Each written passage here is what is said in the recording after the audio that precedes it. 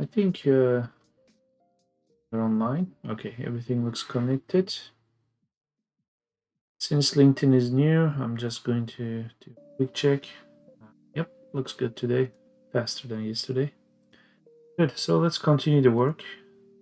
I was not going to stream today, but change of plans, and I do have time today to work on this, so let's continue.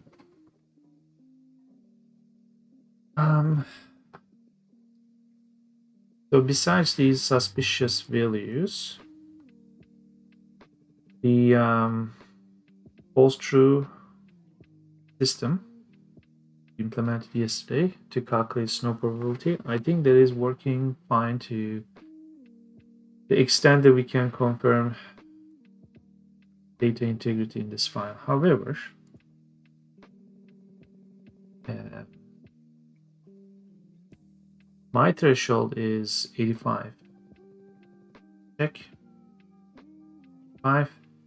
And right now it's snowing out there in Toronto at this humidity level. So here's an important decision to make.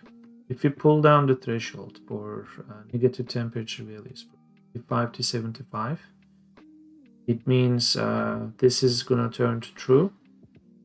So we will have a lot more true values. In fact, like this is going to be true.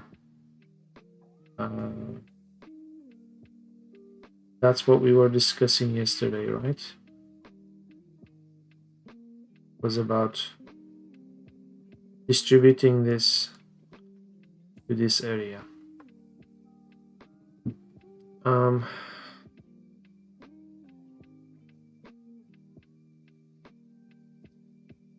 I think if I have to simulate the real life conditions, such as this, I can always write the code to do so. But the rest of the data is gonna start making less sense. And we are gonna end up fixing some other parts. So I'm creating a model here where the data fits or the code fits the model, or I'm creating the model so the data makes sense. So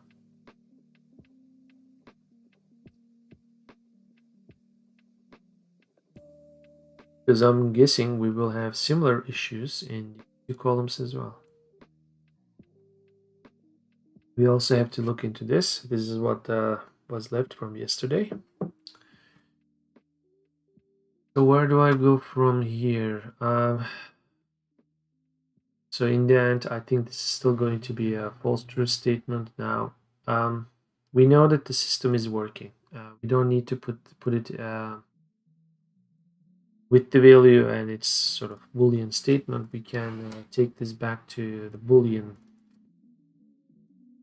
condition. Going to be true. Going to be false.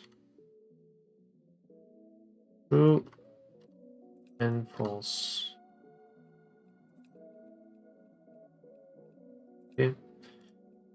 Let's clean this.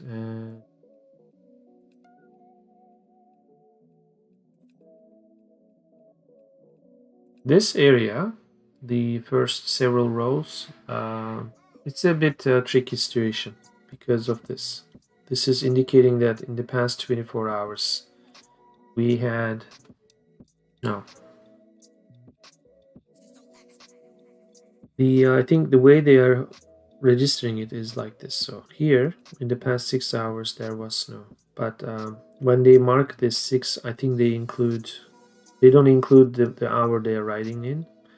They think this is the past 6 hours. And here, this hour is not in the calculation. So it's going to be like 24 into the previous year. This is January 1st, 2008. So we'll figure out edge cases like this and the end of the year. However, we should be able to distribute 3 centimeters of snow to these 6 rows, and we'll do that based on this. So we'll say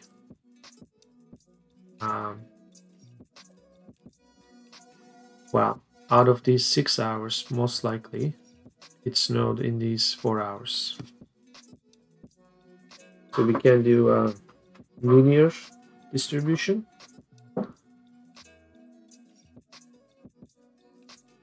That kind of thing. Or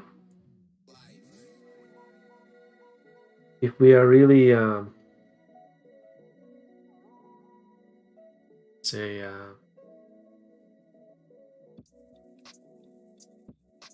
so let's look at those four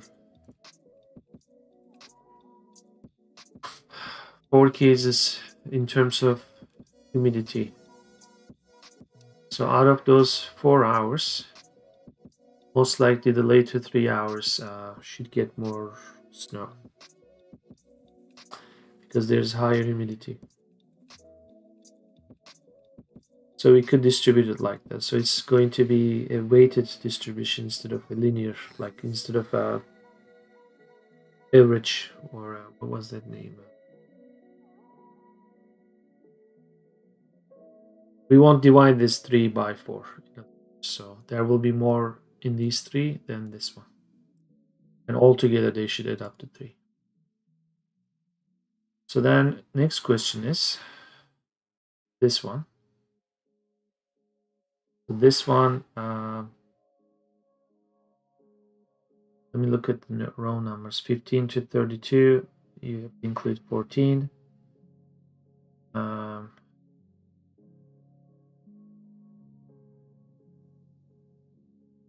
So it's actually 18 here. Okay, so when it says 24,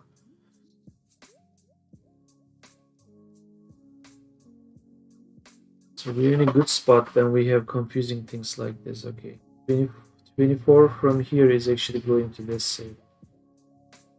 So in this 9 centimeters, when it says 24 hours duration, it also includes this 6 hours here too. So either we ignore this, we distribute 9 to this, or we distribute this 3 over 6 hours. Well, I say 6, but I actually mean 4 hours, 4 true values here. And then we have to take the difference here, 9 minus 3, and we have to distribute it to this area. Interesting. Interesting indeed. This requires a bit of careful planning.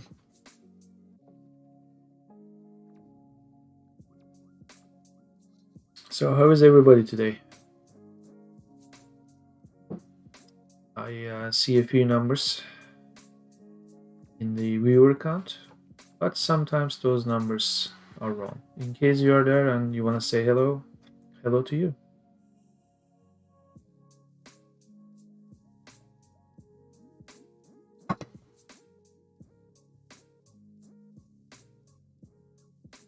Let's find the next value. 24, 24, 24. Those 6 hours are weird.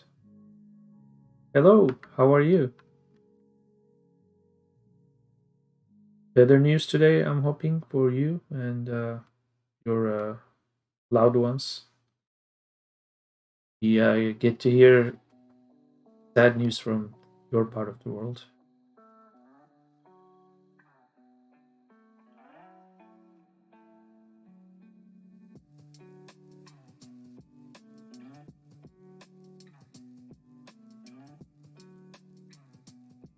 So I remember that you were from Kharkiv, if I recall it correctly, and was listening to the news from that region. Yeah, you're okay. Well, be okay, stay okay for now. That's the best wish I can give you. It's sad, really.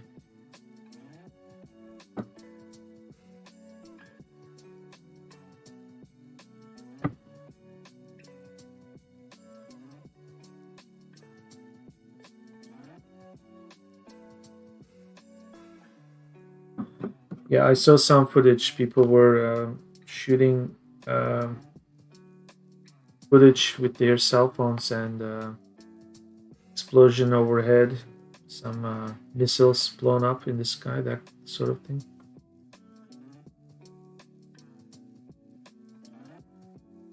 Yeah, that's very close. 300 meters is very close for something that loud. That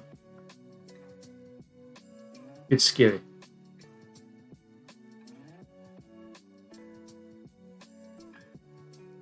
$300 is like, I think, in terms of perspective, it's like you just look out the window and sort of looking at the corner of the neighborhood, like just the end of the street. It could be that close for people who want to visualize 300 meters.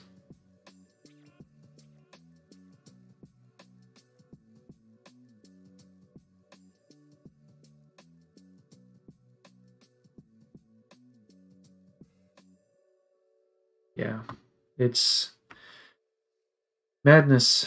I hope it resolves quickly and soon.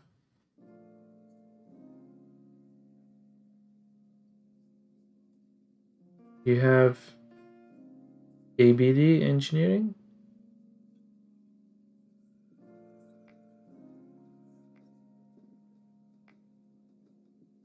I'm guessing ENG is. Oh, you have bad English. Okay, so I think ABD is probably bad. I think you explained it well, so I understood it. So I've seen some footage of parts of Rocket in neighborhood, so I think I know exactly what you mean. Well, I hope people smarten up and end this madness. Terrible stuff. At times like this, it sort of feels weird to keep doing what I'm doing, but I kind of have to keep my own sanity, unfortunately. But I wish you the best of luck. Because my concern right now is to fill in some data, and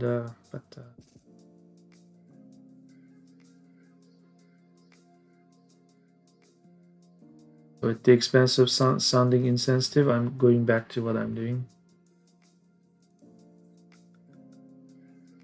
2010. So the 2008 file had the 24 hours intervals. This one has a lot of missing parts, but it's also 6 hours. I don't recall seeing 24 hours here. It's either 99, which is missing, or 6. Now in 2008, they did the 24-hour notation. So I'm also going to look at another city, most likely Istanbul. Because the third city that I have, Bangkok, they don't have snow, I think. Or Tokyo, they don't have snow.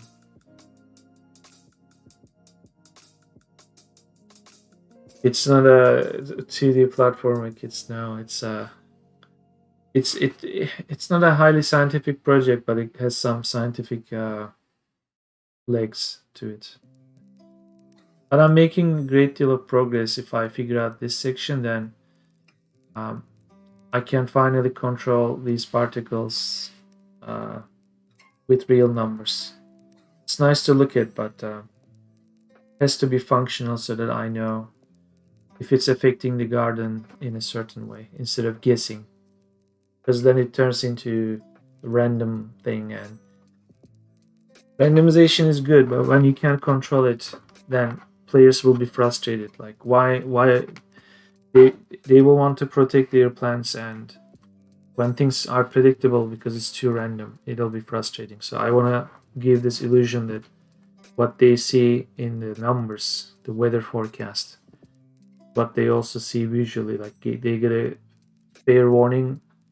Oh look, it starts to rain, and maybe a month later it's turning into snow. So maybe they harvest the last plants in their garden. If it snows right away and everything is dead, it's going to be frustrating. So let's look at Istanbul. Fortunately, which year was it in Istanbul that was really snowy? 2001 or 2? I remember even like almost breaking my arm. I fell. Let's look. AL1 6. Okay, I think I guessed it right. 2002. Yeah, we had 7 centimeters of snow in January, which is a lot for us. So let's look at the next possible value. 0, 10. Yeah, see, this is a lot. And then another 8. Okay, so we cannot ignore 0.6 possibility. These guys go with the 0.6 notation. Godot okay with so many particles? I think so. I think this one has 10,000 right now. Let me double check. 20,000. So this 20,000 gives you this result. I think it's running fine. I will exaggerate it and I'll make it 50,000. How about that?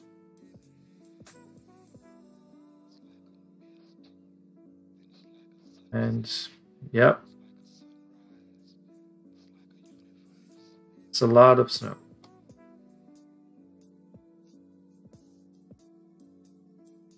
Now I'm going to really exaggerate it. 500,000. How about that?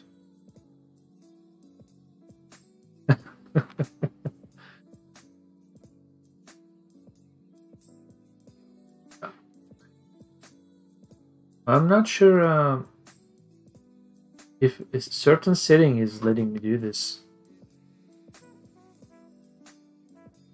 This is crazy to look at, and 500,000 I think what you're referring to is if you have the number of objects, like physical objects. This is done at the GPU level. Maybe people mean like they create objects in the scene, that many. I'm sure 500,000 you wouldn't be able to render it. But this is GPU, so yeah, I think this looks nice. And I'm going to run it. I mean, this is insane. I'll never have this many particles, but I can actually hear my GPU sort of crying right now. Like, what are you doing? I'm going to run it in the render engine. Because I have the code not tied to the snow on and off. Initially, I have the snow kick in, but I didn't see any lag. This was okay. So that's good news. You just show when make empty scene. Yeah, well, I don't know if I did anything special here.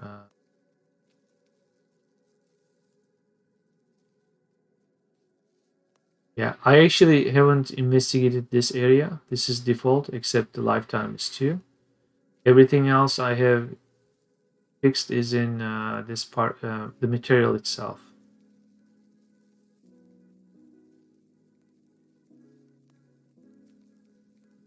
Who knows?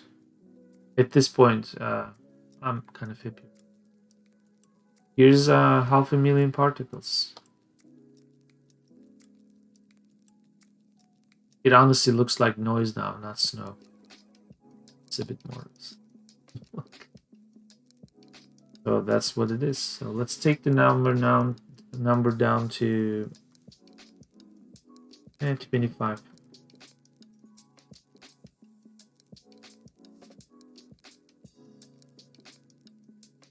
So according to the documentation,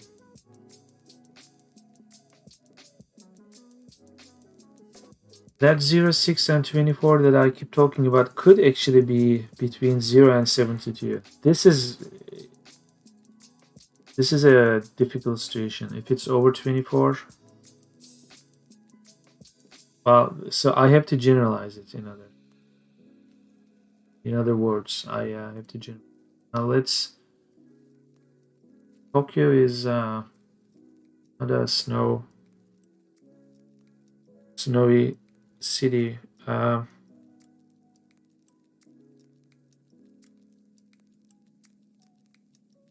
we have maybe they typed it like this. Let's see if this data file has, no, not this one, has a city from your country. Let's see. Which file would I be looking for? I'm looking for this one. This one. This one. I'm looking for cities over 1 million population with a nearby station.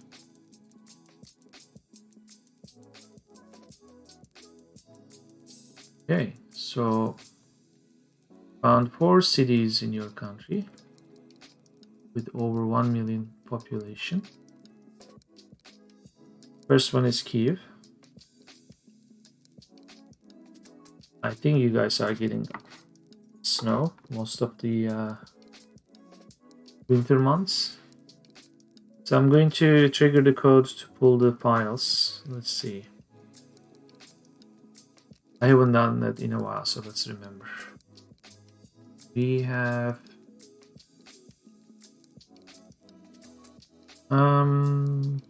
data, geography matters, collect city data. Let's open this. I think this is what I do.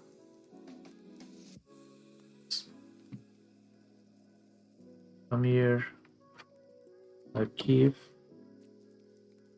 and this is going to stick it in the right folder. Except, oh,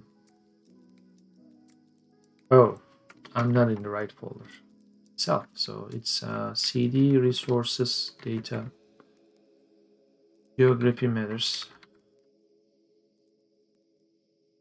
which is there. All this. Okay, it's pulling the data. So we'll look at Kiev, and should be here.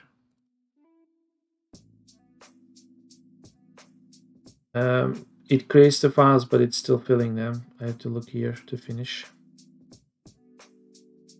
Okay, now it's finished. This whole folder is, there are a lot of files. The file sizes are around 5-6 megabytes. So let's look at 2010.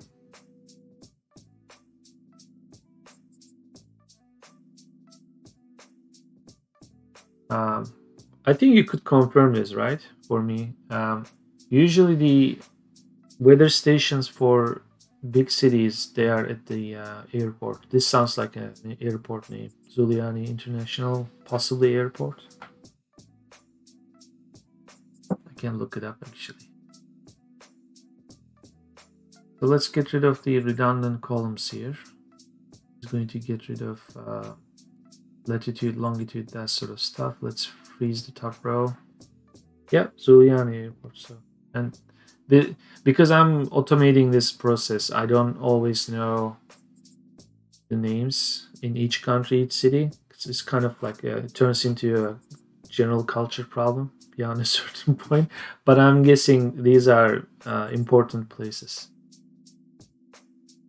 because I have a whole automation tool here that is doing a lot of lookups, determining geographical closeness of weather station to the city center. AL1 is the one we are. Oh, there is no AL1 here. Oh boy. Wow, that changes everything.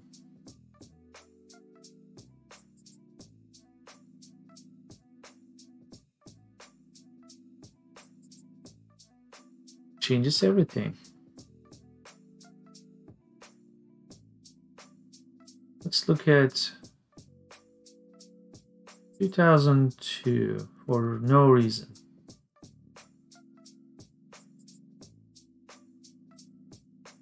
No AL1 either. Oh boy. Okay, so they are using AJ1, which is something that I was trying to take into account with AL1. but for a different reason. Now, AL1 is missing here.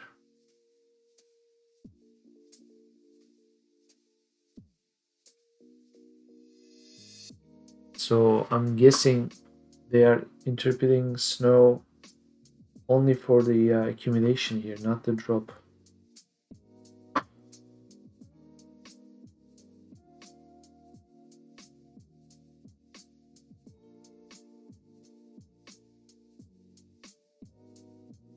Let's think of a different part of the world where there's snow. Norway. Let's look up Norway. Because I'm guessing, I'm seeing a pattern in some countries, the way they measure things. Oh, Norway doesn't have big cities. Sure, if I go for population 500k, I'll find something. Finland? Nope. I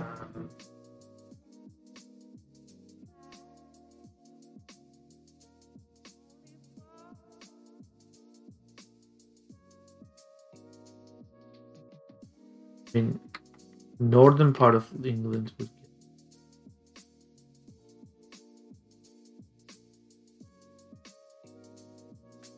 get. Kingdom 35. London. Let's get London too. Why not?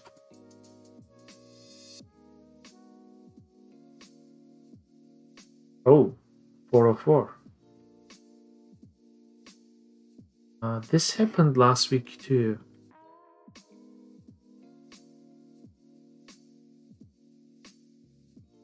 Oh, I actually have to fix my script at some point. I know why this is happening. This USAF code, this has to be padded with 0. That's what's happening. Okay, let's go find a station where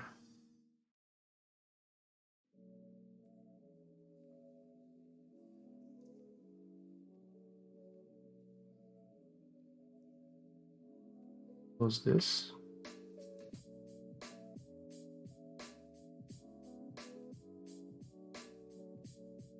Oh, we have Kharkiv here too. Okay. Burstall. What's the station? This has to be padded to. I think in the same country, it's always something like this plus a different code. So I think all England ones will have to be padded, which needs some more work here, and I don't want to get into that today. Iceland, man, Iceland. Place. Iceland doesn't have a big enough population for certain cities. Iceland,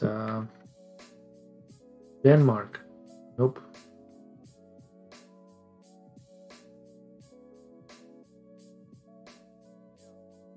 But since we are doing this as a general exercise right now, maybe I'll lower my expectations. 750k. Let's call Denmark.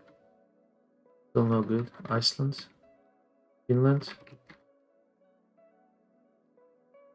Norway. Sweden.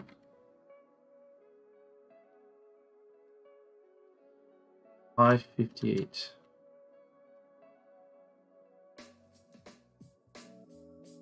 This is not zero padded either. What can I do to quickly fix this?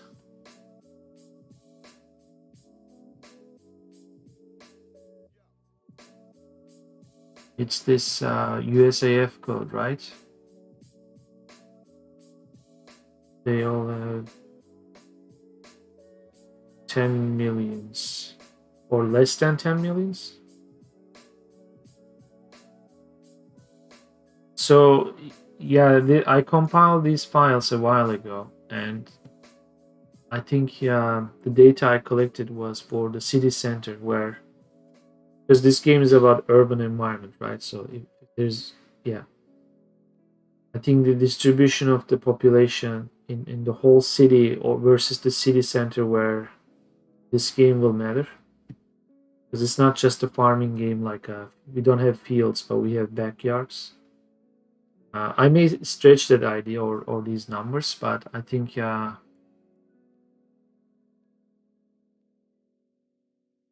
could go as low as 500k because or two yeah 500k, because here's what's happening. Cities that have 500k, I have almost 1000 cities. That's a lot of cities for a game. I'm pretty sure here I'll find Norway. Yeah. It could be this too, to be honest.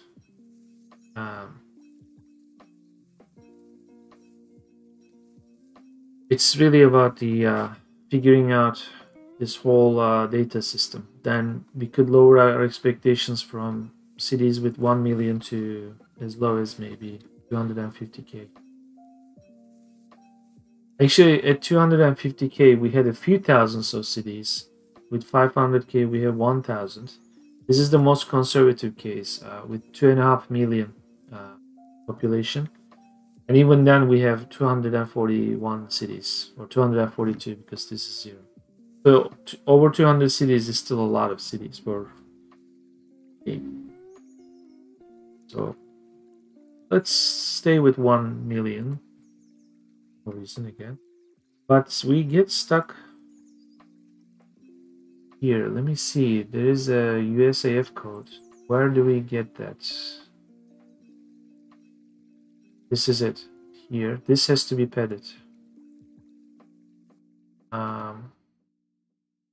I'm just going to write a dumb code here, like a dumb piece of code. Function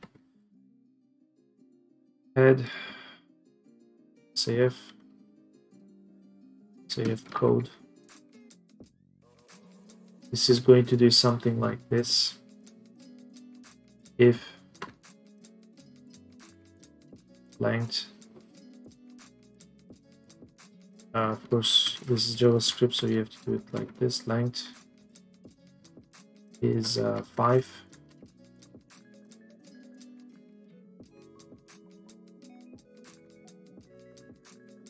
Something. Why is this red here? Turn 0 plus USAF code. Else turn USAF code. I have no shame. This function looks very lazy, but it's going to do its job. Do it like this. So now we should be able to get London. Should have. Yeah, I don't see the 0 here. I should have. What is it doing?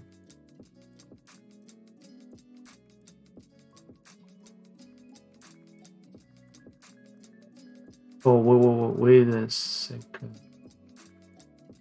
Yeah, this is correct because the one that I'm sending to the server is padded. When I'm writing it, file system,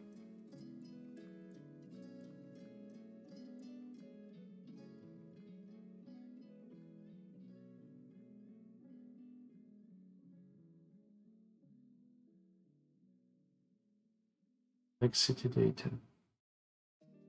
I am running and outputting this, which is this.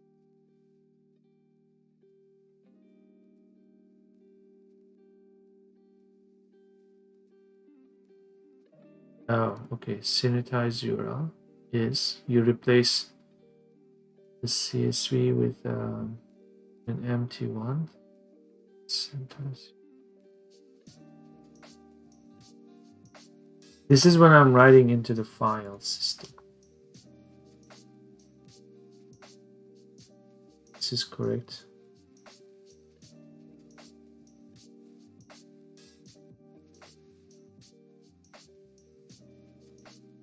URL. The URL is coming in wrong. URL is coming from. This has been constructed wrong. There you go. So okay, London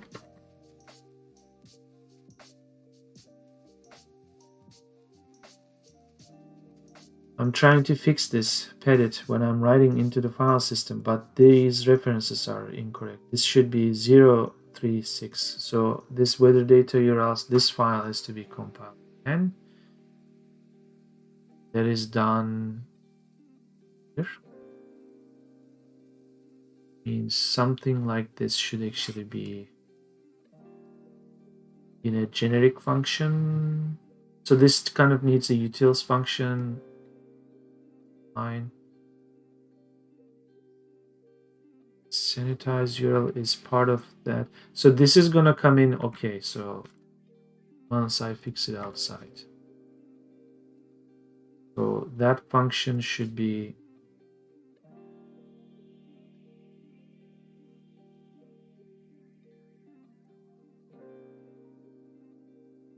however,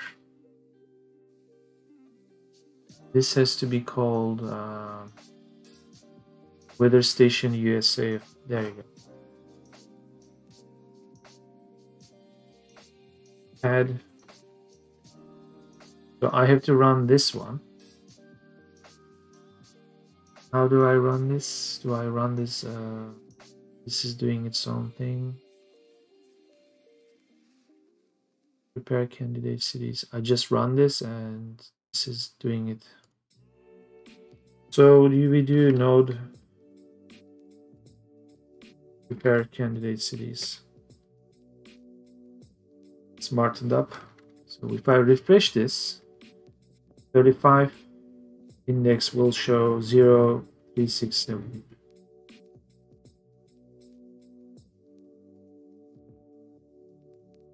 So this, damn it. Where did I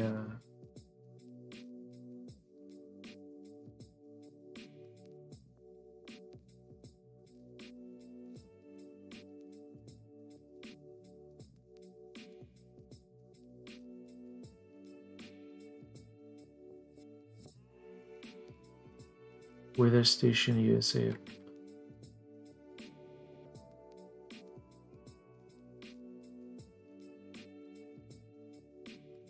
This is 5 characters. Okay, then this is not working.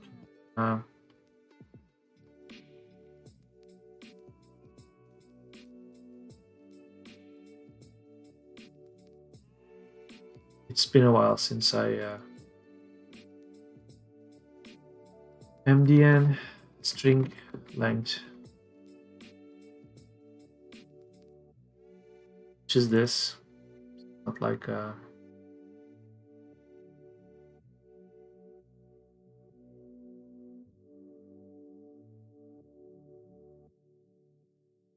yeah.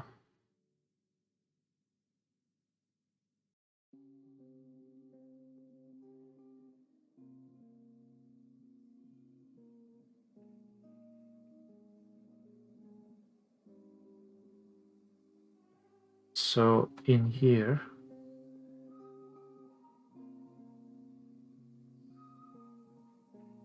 okay.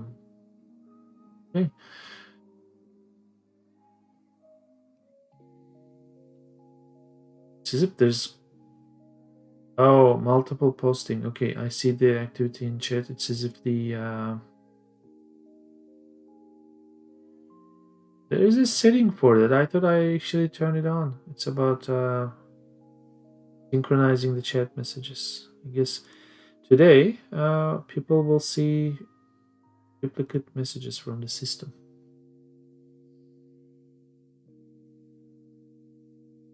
Okay, let's do a dumb change here. Let's say access. We'll put no access here. Okay. When I run this file, run this again. Could be any one of these. Doesn't matter.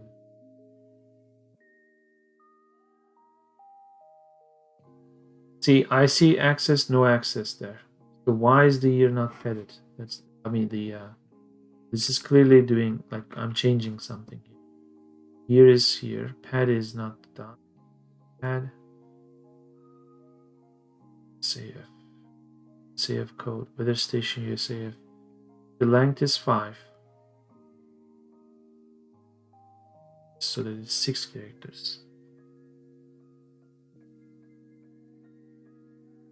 because in this folder, copy link, delete this in here, we will find something but 0 pedit. Yeah. This is, for example, London. It should be 0 pedit.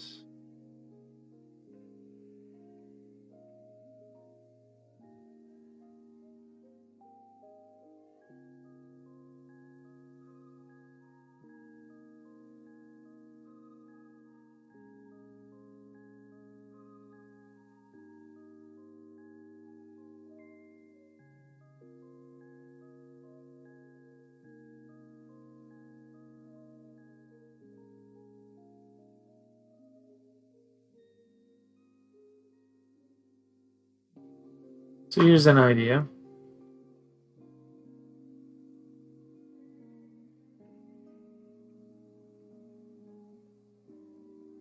I bet we'll get a lot of console logs here. Say WTF, and we'll do log. We'll do like pedit. We should see, I don't know,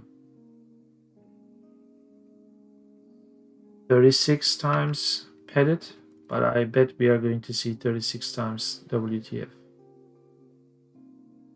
We run this. Yeah. So clearly this length is not 5.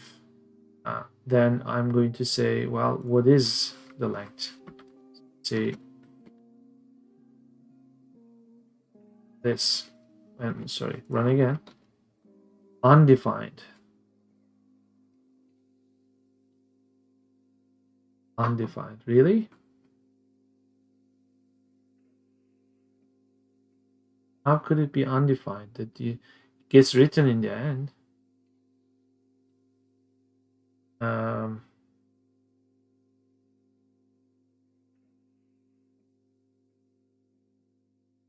And how is the length undefined when you can output this?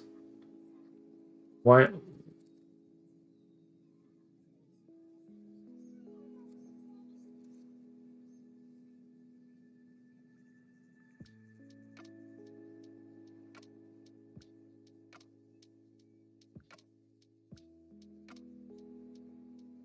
So you know what it is, you just don't know the length. What?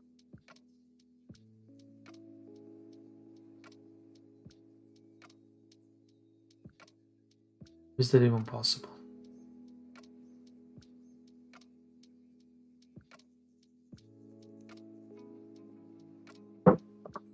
Here's a off.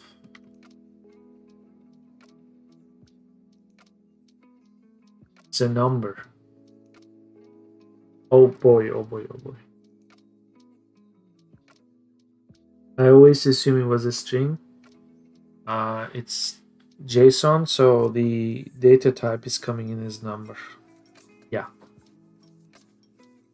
I was fooled by this representation. But then again, this is string, this is number. So that was a silly mistake. So instead of length, we kind of need to know the digits. For some reason, I feel extremely tired of like writing JavaScript right now. I'm going to, normally I would be able to write this. I'm going to look up something like JavaScript pad number with leading zeros, and we'll grab one of those ready-made for us. Something like this. We could actually just convert it to string too, to be honest, just on the fly. Something like this, right? Could do it. So it's like pad, here's the number. Say here's how many digits I want, so it actually puts this. So we could do that. We could put pad our USAF number and we say 6. So it makes sure that it's 6. So let's just shamelessly take this. And this is going to do its job. We just say, where are you? Head, weather station, and we want you to be 6. Gonna smarten up. So fish, 5, still London. This is the number we want to pad, and it's padded. Now, if I call this guy, now we'll have 200 instead of 404. Still collecting. These are just calls made. The data is pulled synchronously. So when everything is finished, we'll have the... it's going to release the command line. So we would be able to type another command, and I'm waiting for it.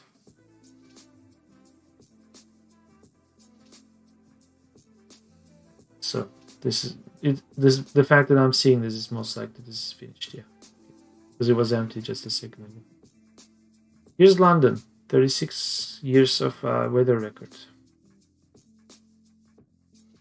Here we come, London.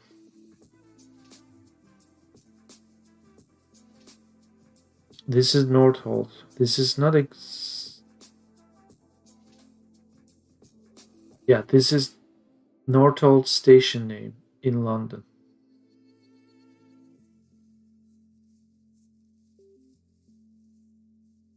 Yeah. Interestingly enough, this is not Heathrow. But maybe it's close enough, and I don't know. It's a town in West London. Well, I trust my process so far.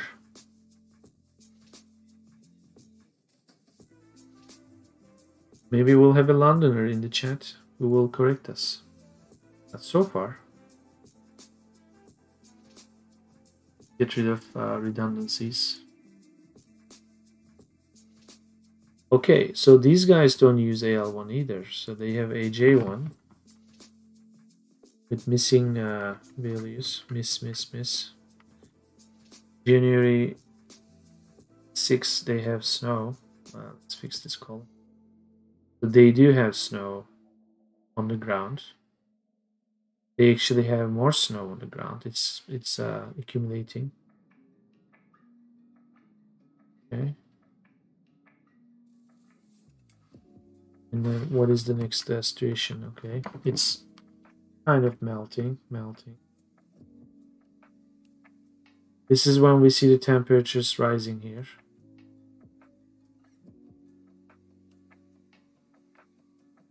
You can see the temperature almost hitting 0, so it's melting.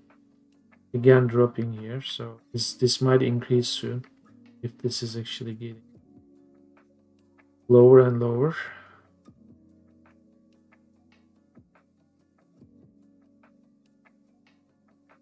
Okay, we have an interesting problem now. So we have no AL1 in some cities.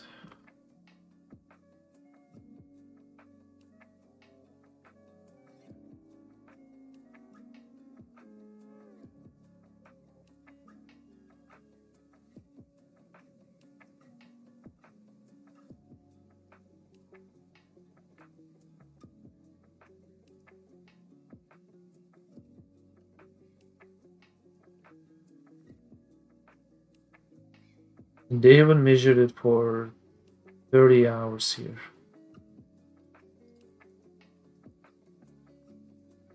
Not exactly 30 hours, but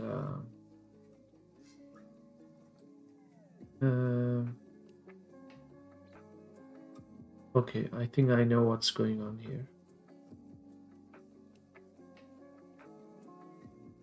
In other words, they are not measuring the snowfall, but they record the snow accumulation. There's AL1 missing here.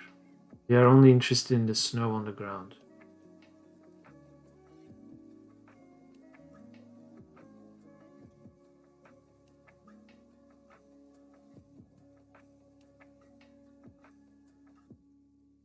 Interesting. So I have to make a decision.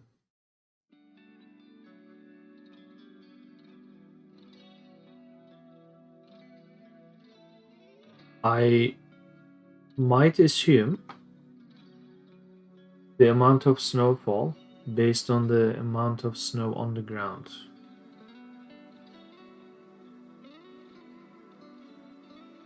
With one potential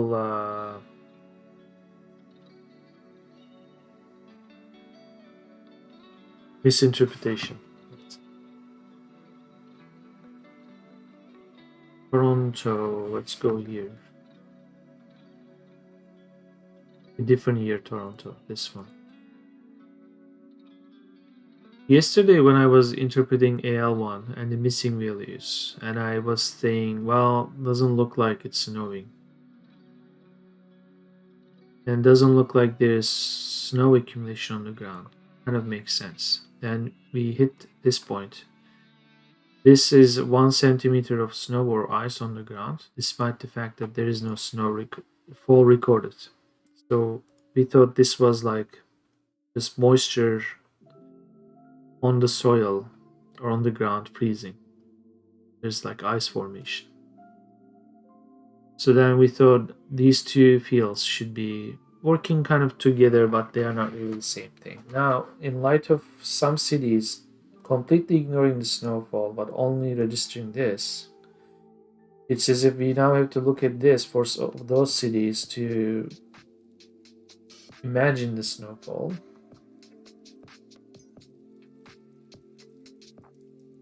Being said, is a good thing.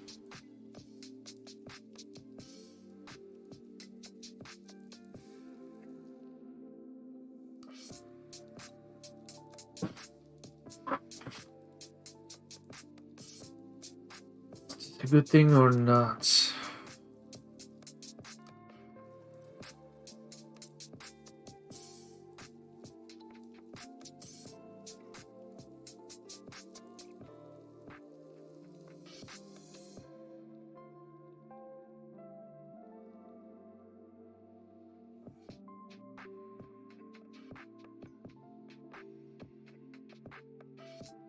Just to feel good, I'm going to do this in snow module.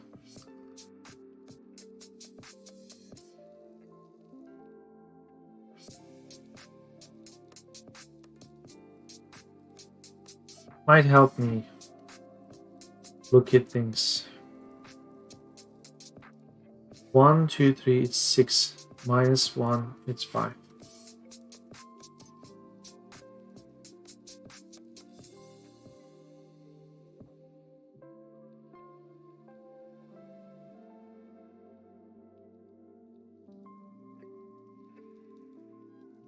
The first one is snow accumulation. Second field is your guess, your assume. Condition code, is this important?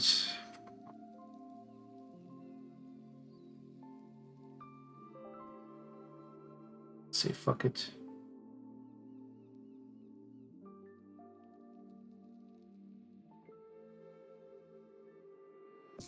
Okay, for now I'll keep this. I think there's something that this ignore. This is most often ignored in Toronto. Let's look at London. What have you guys done? Ignored, mostly ignored. Let's expand. Ignored, ignored, ignored. So the last 3 fields have been ignored mostly. What is this? Eve? Yes. It's ignored there as well. So third one is 1 here. Here the third one is still 1. And the third one being is quality code. So we will ignore the last 4. The second field though, if we are taking it, it is the condition. So it is snow condition. It's sort of the condition of the accumulation at this point. So what we will do is we will delete 4 columns. So this is done. So what I'm going to do next is this. Go to any one of these because it doesn't customize. Split snow accumulation stuff. Let's pick a. I think this is still a split operation, so it makes sense to have this. And okay, rename.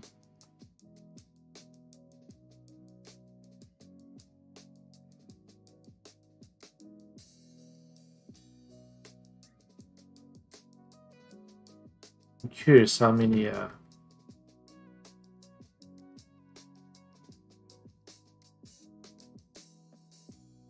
split snow accumulation bits. Do it. Uh-oh.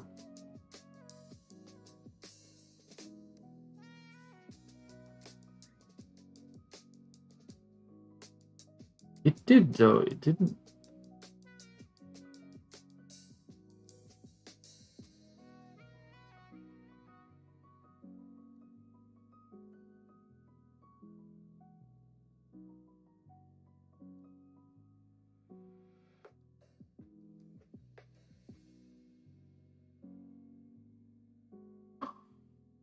So let's look at another record here.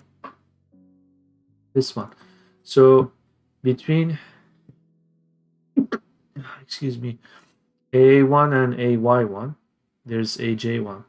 This should disappear and we should have 27 and 9 distributed.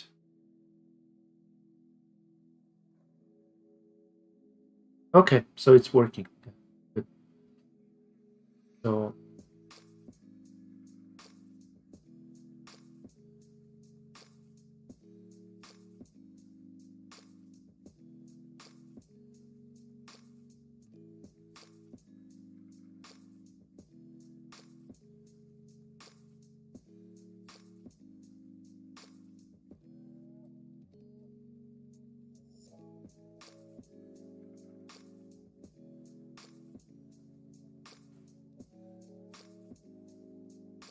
So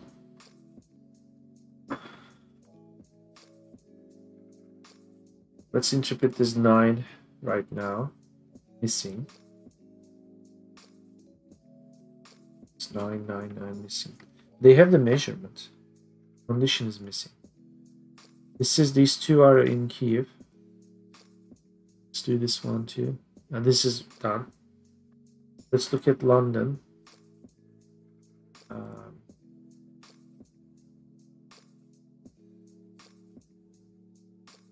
They have 2 and then 9s here. Actually, that was weird. When this was 9, this is 2. No cover, not continuous. Then they have 9 when they have the real value. I think I'm going to ignore this too, to be honest. So here we go. We say, well, distribute it, then you kind of delete those columns. This looks sort of weird, but it is what it is. Which means we have to reopen those files and redistribute, or for now, we could actually get away with this right? Yeah. Now this is for AL1, just losing its meaning or importance.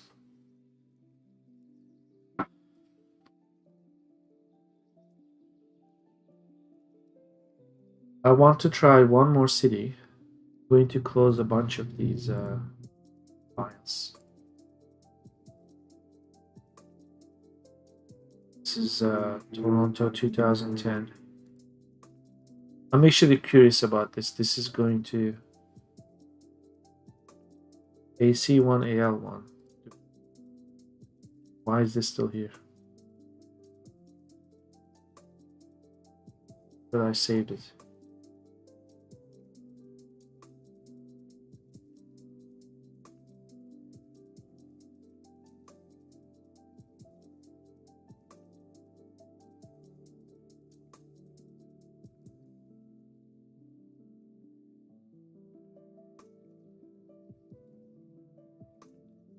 Okay, I think I corrupted this file, to be honest. 2010 Toronto. I just noticed something horrible there. Hope I haven't messed it up. Remove redundancies.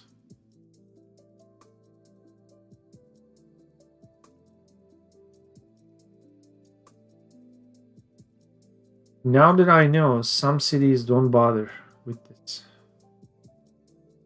What is Toronto doing for AJ1?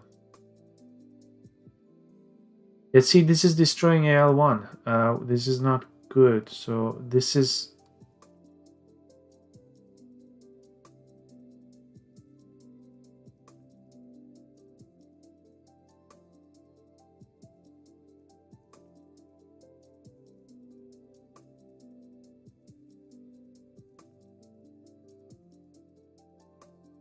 I don't need this anymore. Oh, it's actually, this is correct. This should not happen.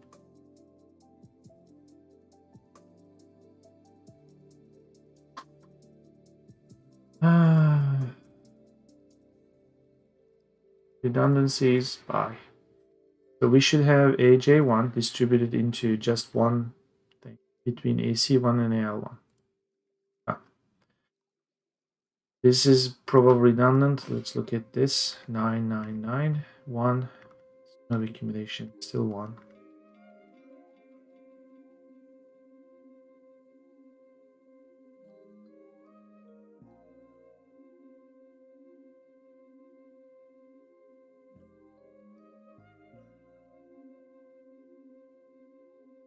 It's sort of making sense. Get it?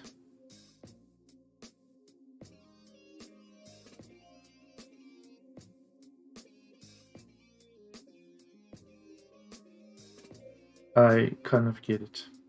Let me get rid of FM16 once.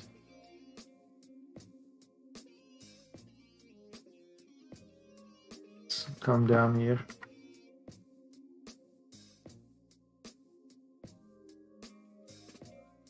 Okay, I think I understand the method to this madness. Why are certain countries or cities ignoring the AL1 field? If you don't ignore it, if you take this into account, this one in this case, say this is saying in the past 6 hours, 2 centimeters of snow will fall. So when you look at 6 hours ago, the accumulation was 3 centimeters. So if it's going to snow 2 centimeters, you have 5 centimeters of accumulation. And then you keep the accumulation on the ground and it's not snowing anymore. And occasionally when there's moisture on the ground, it will be sort of one added or not, or it's going to go down if it's going to melt if the temperature is rising.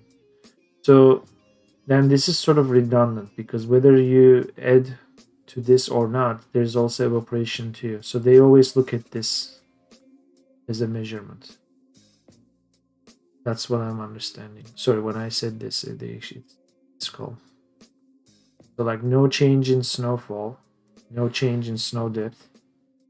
Here, I bet the temperatures are, yeah, when it takes this long, eventually stuff will melt slowly. And here is from 4 to 5, 1 centimeter edit, that checks out. Then there is no new snow. This 5 will continue until you hit a certain temperature that maybe it'll melt some. Okay, this is making much more sense now. I was worried with this missing that we wouldn't be able to make sense of this. So the new plan is to pretend we have a column here. But we determine the values in this column by interpreting the values from this column. Something like, well, and also was that other thing we did? I think this has the most pic. Yes. Here we go. AJ1. This is a much better picture. Ah. It's all coming now. So look here, 2 centimeters accumulation. In the next 6 hours, it's going to snow 3 centimeters. There you go, 2 to 5. And we know that that's going to snow during these hours because of this. So this is no longer going to affect this, because in most cases this isn't going to exist. But we have to distribute the difference here. Let me rephrase it. When we don't have a column like this in most cities, we will introduce a column to indicate that, because we want to know how much snow we have to trigger here, right? This amount here, that kind of thing. So to determine the amount, we are not going to look at the records.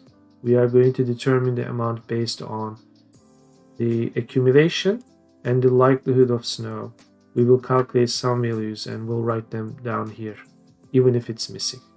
We are not going to interpret the existing data. This is a moot point. It's already doing its job, but it's already factored in.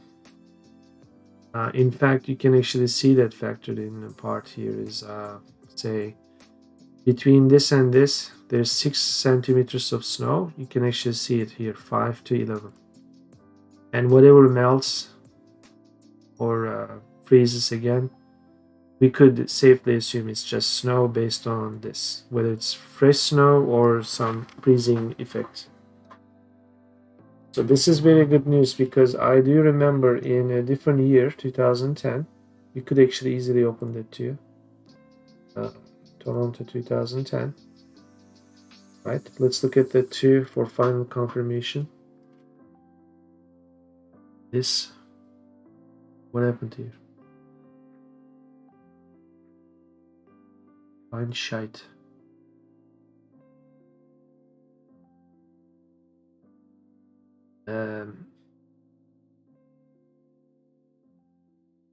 I fucked up something.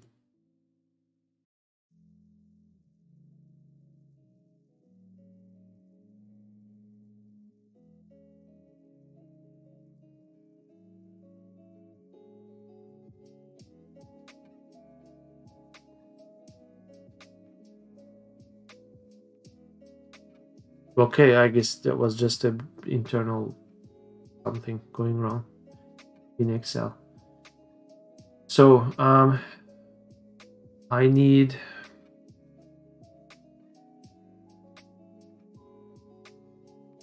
sort of this. I need this, and then this. Okay, perfect. Okay, so no snow ish, but based on this, we have to assume there is going to be snow. And also this is still including the M16 ones, so get rid of those. Good. So during these 2 hours, we will show snow. We have to map this 1 centimeter to some amount here. Okay, which is good. Then, perfect news. There is no new snow added to the ground because this is all false. And although the values stay the same, briefly here it snowed. And then this is gonna go down. And there is no change in accumulation. Good news, it's all false. And let's never forget that there's always evaporation in basically every temperature. At any level you have evaporation. And here, and when they say 1, this is sort of fractions too, I bet. This is probably 1.2 or something like that. It sort of goes around 1, right? So as it's sort of melting, 2 hours of snow, it's still around 1. So that's all fine. And from 111, we go here. This is a problem case where I was not expecting this to be.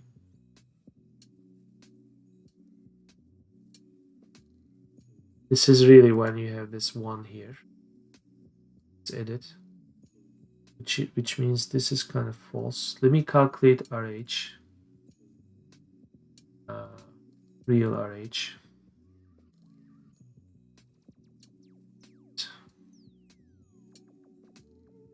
This one, right?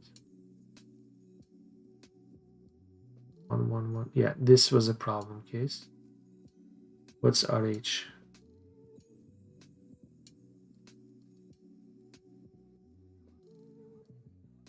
Interesting.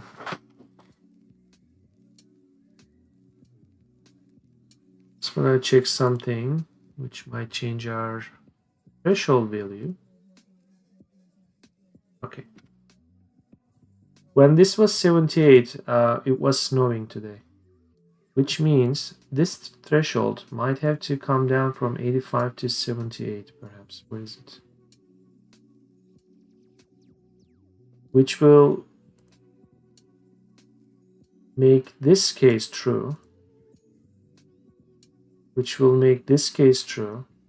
Actually, it will make all this true, which is good news, because this being false is not entirely correct. However,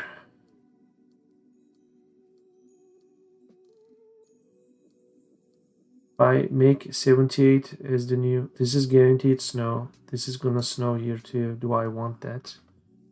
No snow, no snow. I don't want to screw up the, I don't want to push too many of the falses to the true zone, because all this is gonna turn into true as well.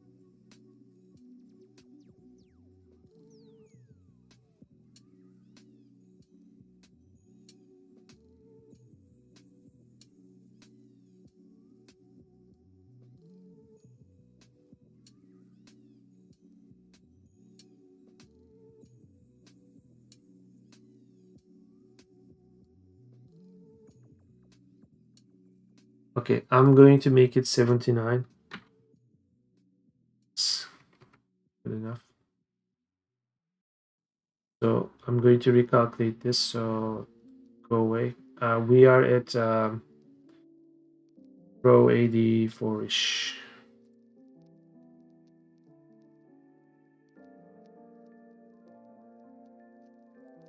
So 2 hours of snow, still 1. A lot of snow here, I guess. Yeah, okay, let's make it 78. Just gonna do this, but then it's also screwing up this. That's why I did 79. Okay, 78.5 is what it is.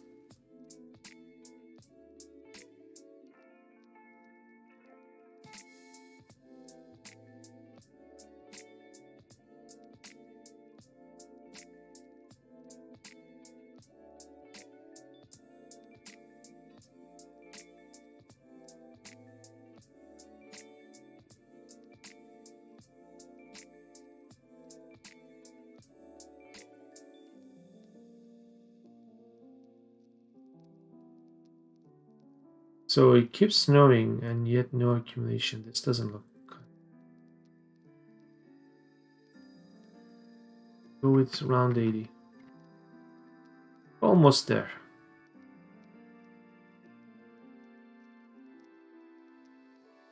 Or not. From 1 to 2 with 1 hour of snow. Okay. This, perhaps. Okay. This checks out in my mind. This checks out. 2. And remember, One of these might go away. Yeah, this is gonna go away, this one. Because this is an odd hour. That should not be there. Okay, that checks out too. And then this being all false, also perfect scenario. And here, despite some snow, looking at the hours, continuous. Okay. This is okay too. This is an odd case.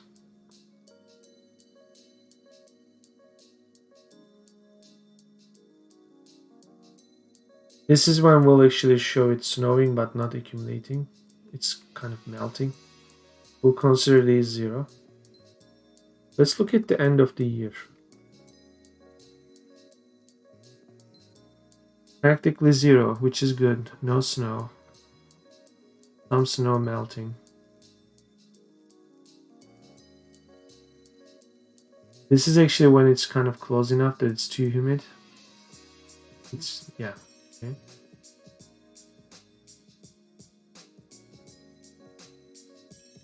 I'm gonna look at the accumulation in December. 1, 1. No snow. So it's a clear sky day. See? Yeah, when it's this cold, it's usually clear sky.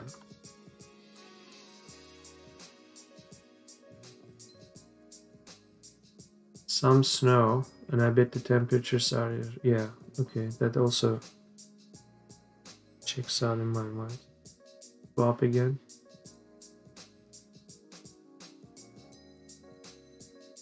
True. Some snowfall, but mostly clear. No change at all.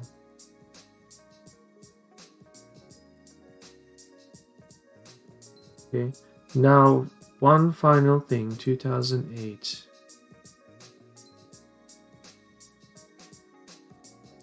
Clear this, recalculated.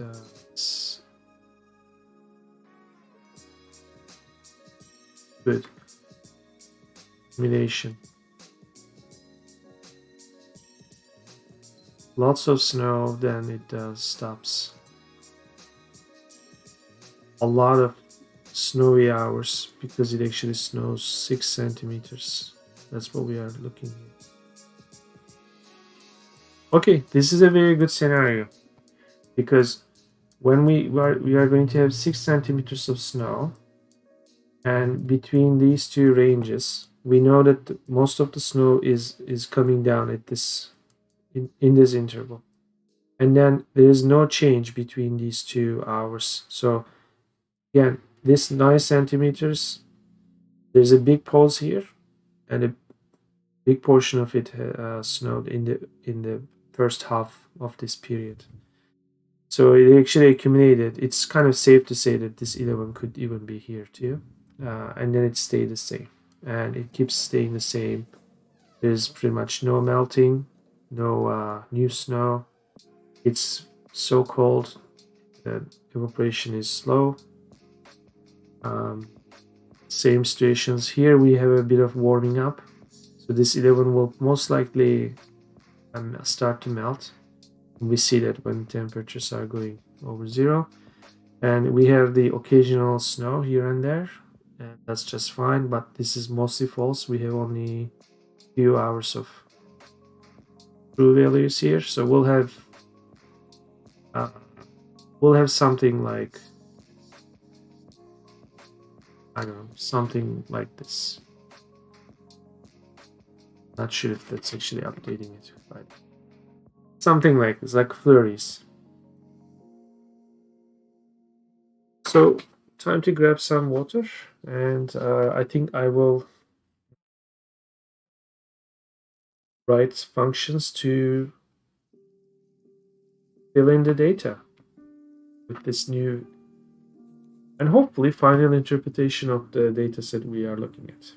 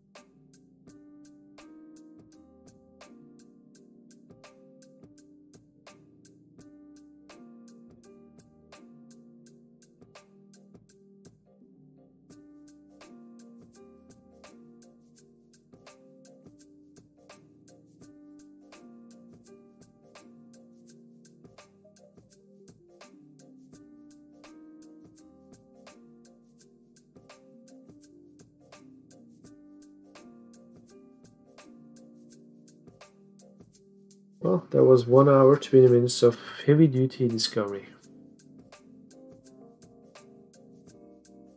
But a much better grasp of this thing.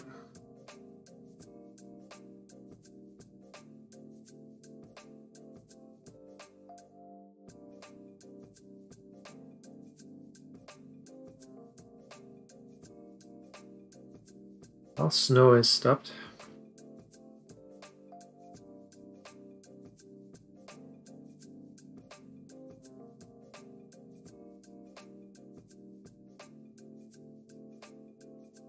Yeah, this was high this morning.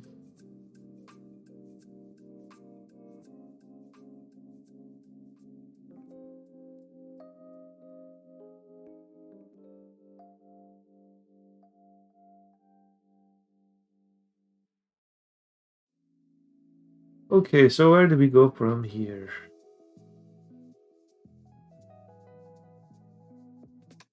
So let's look at the headers.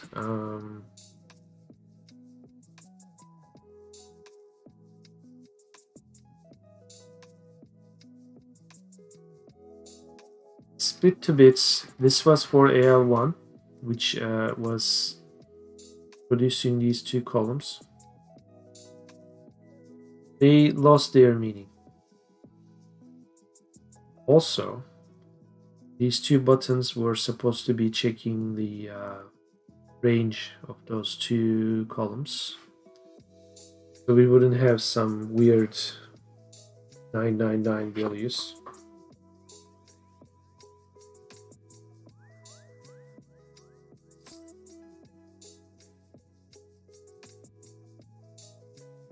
We could keep this split to bits. Well, we could rename this to split to bits. We already have this working. Calculate snow probability depends on snow duration column name. You get rid of all these three. This is not going to do its job. Instead,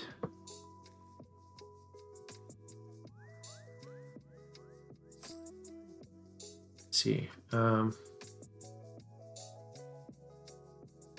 Let's do it this way. Where are we?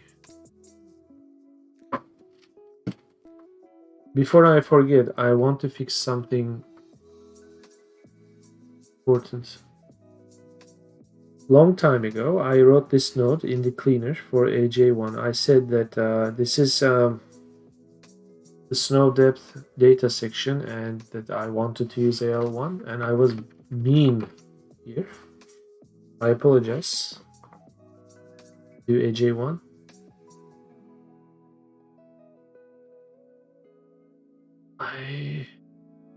I do this now. Excellent. We're going to use this in lieu of AL1 because so few people give a fuck about AL1. So Jessica Nyman, also known as a bot, has been blocked. If you are a Jessica Nyman, in person you are welcome, but not as a bot. The identifier that denotes the start of a snow data section. All this also is redundant now because this was the process, Node.js, that was processing this file, but we needed a better process to make smarter decisions instead of recursive data correction. There's something helpful here, but we have to fine tune it. So that's why we are doing this Excel work. So that is done. Similarly, AL1, we need to go in here and say This now deserves to be bullshit.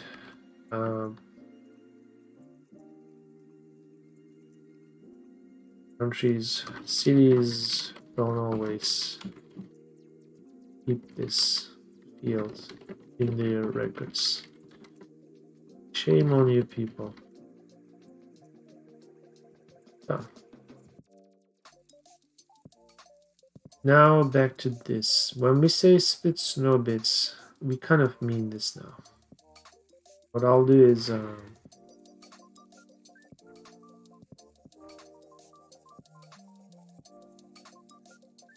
will just do this.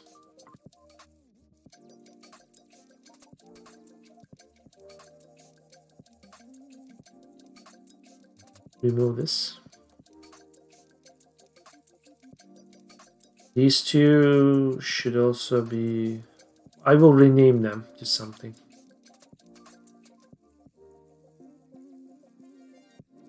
Amount will stay there. Or do I do it as snow accumulation?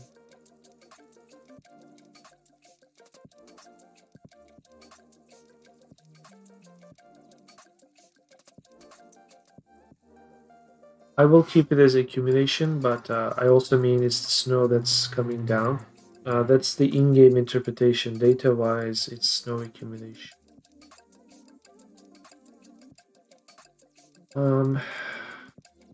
Therefore, I should be checking that field, which means if this is the snow accumulation, it can only be 0 or 1200. This is correct. Duration no longer matters because that's what we are trying to calculate. This is something we have to look into. There is no duration. This column name is going to be the new stuff. This is a function, so it's only taking in some values. This is the same thing. So as far as our buttons go, splitting is fine, validating amount is fine. We have to look into this soon after I validate if this is working. What's happening? Okay, snow amount range. I will call this, you know, we go with the amount even in the names. I'm going to actually do it this way. Let's call it amount.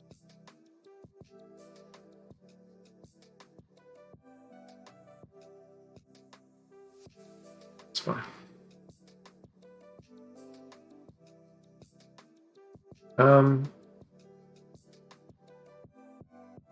This could very well be amount 2. I think this is going to fix some stuff.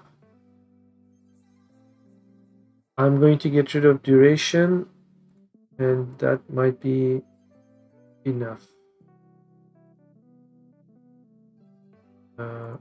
Remove.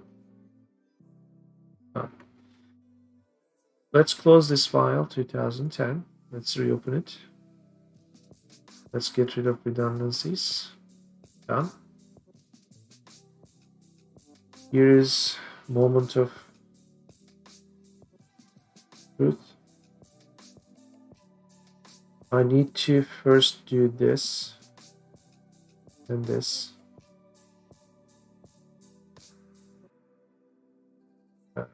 Calculate RH just for argument's sake. This is sort of ignored. Let's do AJ1 split to bits. So we'll have AC1, AL1. Perfect. Snow amount. Amount range. Where is it? I'm already checking it. So I don't even need to be here. I can just click here. It's going to check this. And right away it should say, well, look, you have out of bounds values. So like this. Good. Imagine we fixed all this. But regardless of fixing it or not, based on this and this, we also need to calculate this. So that's working fine. I may have to push this to the right. We'll see. Doesn't matter. Then yeah, this is going to be 0, 0, 0, and this is also false. 0, but it's snowing but melting, that kind of thing, especially at the temperature like this. Then finally, as the temperatures are dropping, the snow is stronger. This is 0, but from 0 you come to accumulation 1. So things are checking out. So we are going in the right direction. That is good news.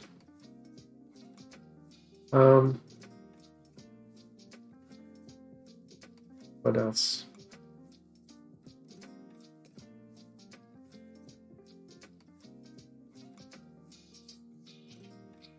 This is not going to be export, but it is not going to be used in the game. Could be. But we are going to use the value of this column to see, to distribute the accumulation or the amount to the snowfall. So I think we will introduce another column here.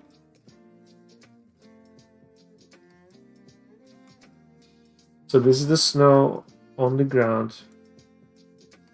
We need a snowfall sort of value.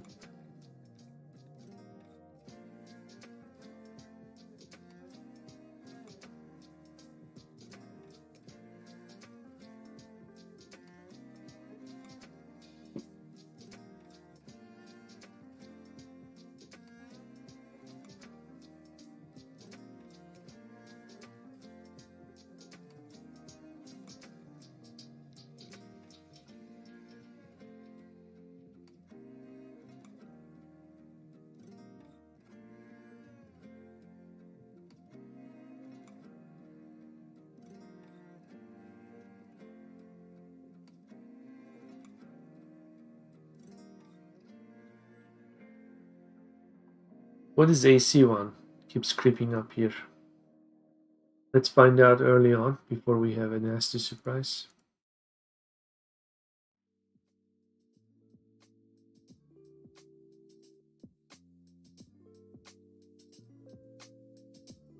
Identifier that indicates the occurrence of precipitation history information.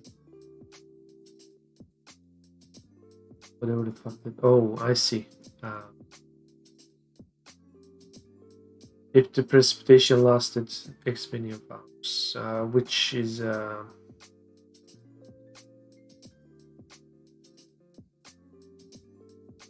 this is what city? Istanbul. No AC1.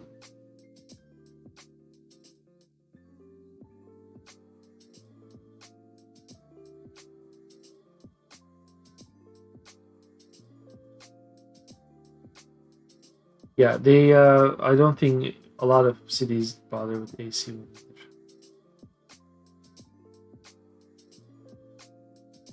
So A1 and AJ1 will be the rain and snow, and I think most places will do that for us, which is good. Let's check another year from or for Kiev, and same deal. Another city, London, 1990. This is good.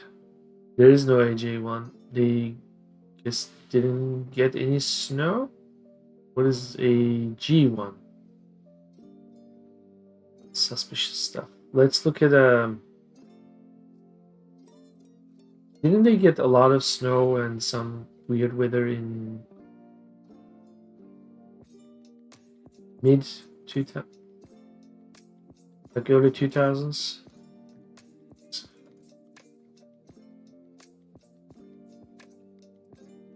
Yeah, there you go. That's more like it.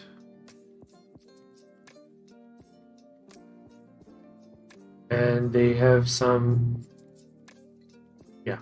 So for example, this row is gonna go. So then this is going to be continuous.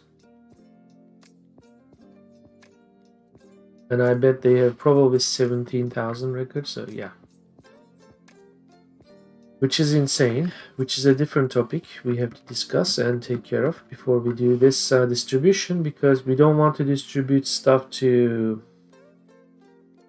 hours or rows where the rows will not exist in the end, right? But this is good news for London, or for us about London. Mostly zero. But they did have some snow that year that they actually measured. Now, for the other year in London, 1992, I think this is the one. Let's just check one of them. Yeah, this year they didn't measure snow. That's what they did. That's the interpretation. There's AG1, which is 1,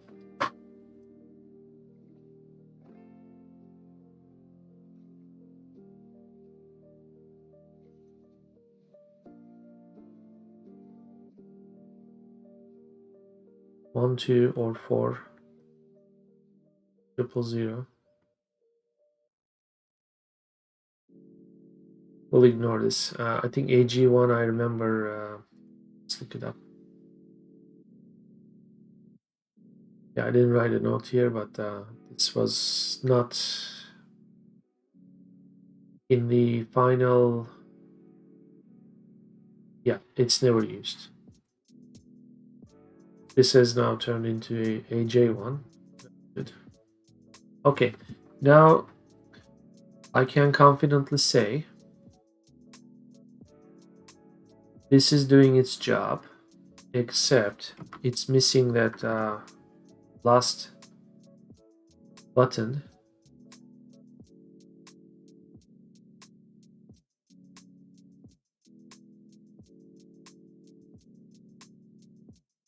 Which might do one of the two things. And as I'm formulating what to say, I'm already diminishing those two things to one. Let's not touch this. This is the snow accumulation on the ground, right? This is the kind of thing a shader in Godot will determine how much snow is accumulating on surfaces. We'll get into the whole madness of that later, like whether it's a flat surface or a vertical surface, that kind of thing, right? That's that. But how much snow there should be on the ground is determined by how much snow there is like falling in between these two periods. That probably deserves its own column. That's going to determine this one and many other things that are defining the values. So that button will distribute this difference. However, for that to be done, we have to make sure that these values are continuous. And let me talk about that. Now, for Toronto, luckily, they measured, well, whether they measured or not, they recorded it. They recorded things at exact hours. Occasionally, you have this weird measurement, right? Weird record. This has to go away.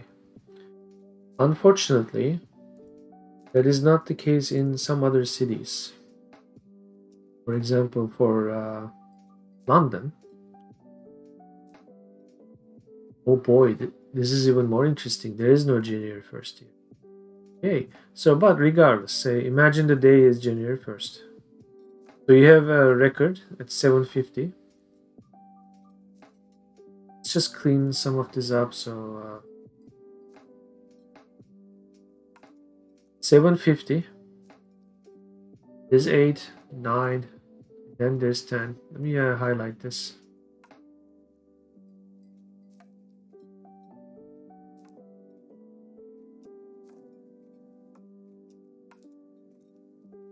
So in my mind, number 10 has to go. Number 8 has to go. Number 5 has to go. So we need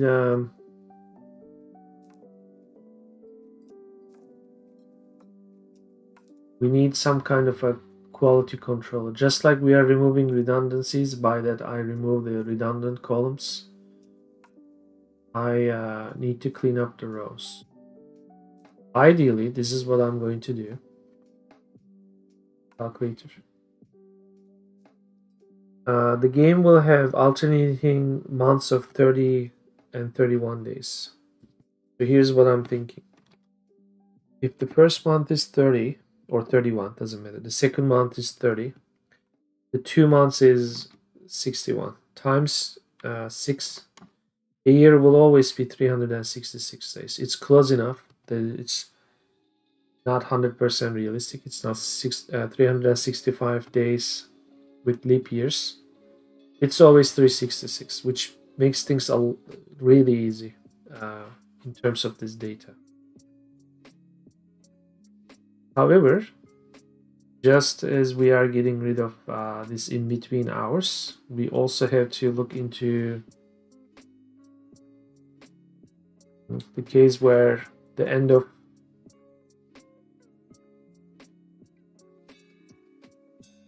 February is in some leap years here, you will have 29, right? And then you will have the 30, 31 missing. So suddenly you are in March 1.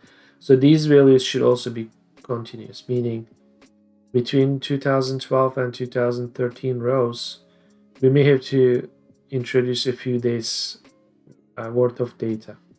Or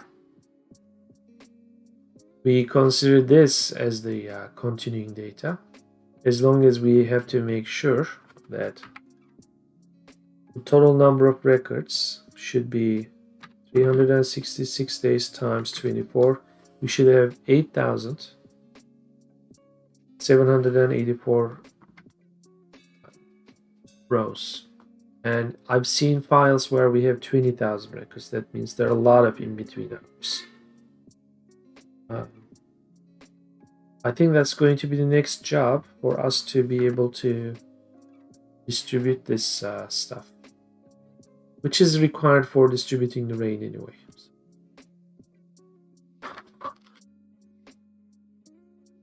So I'm going to update the stream goal.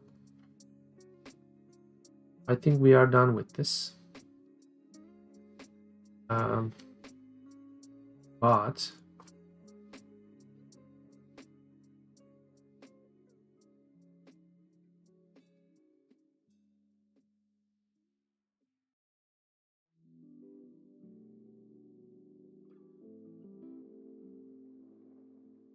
dealing with lawlessness.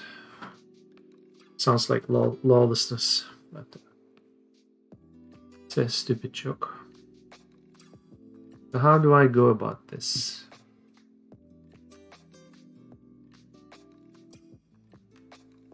I want to feel like I'm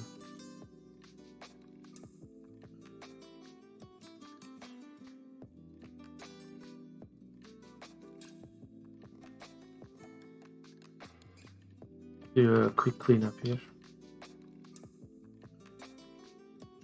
So where would I write the cleaner? Quality control. Remove FM16. Where is this remove FM16? Did I write that in utils? Yeah.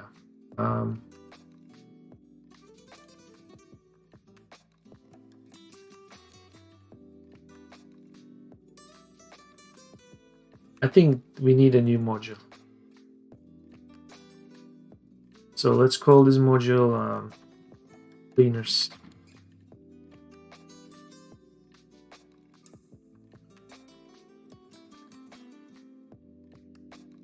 These two deserve to be in cleaners.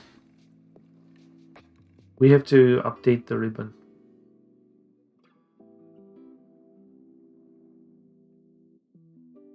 This is more like a util.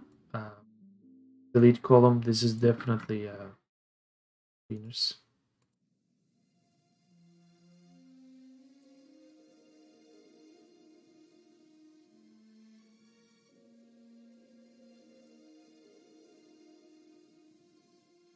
most of this should be function anyway. Split to bits is a utility thing because it's actually taken apart. This is something that is used by most splitters. Temp is a function, all this is a function. This is a generic quality validator that you give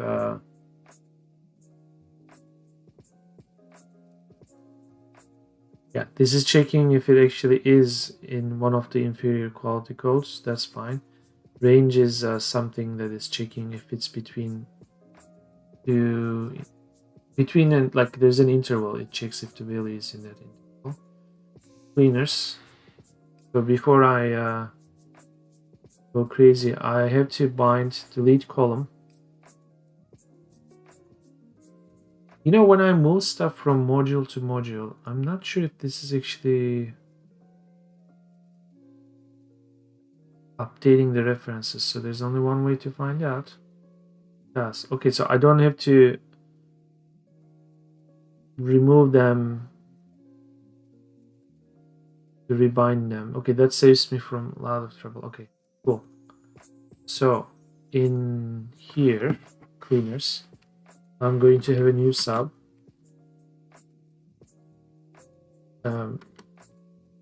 With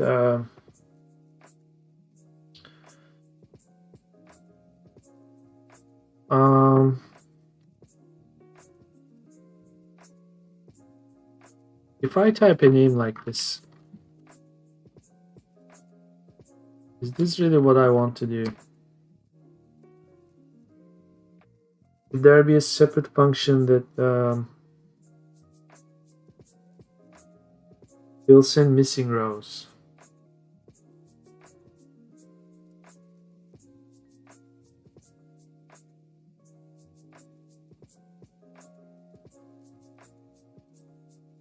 Let's be ambitious. Let's say this is doing something like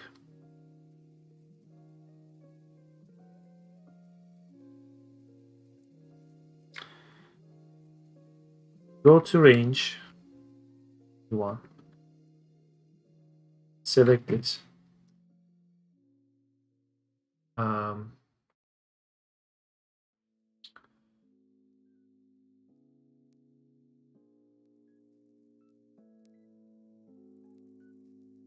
Actually, I'll kind of do it this way. I have an idea. Cells, go to 1, 0, select it. Then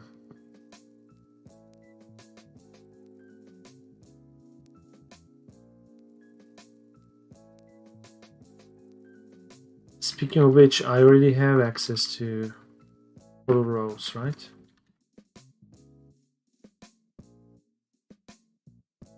This is it.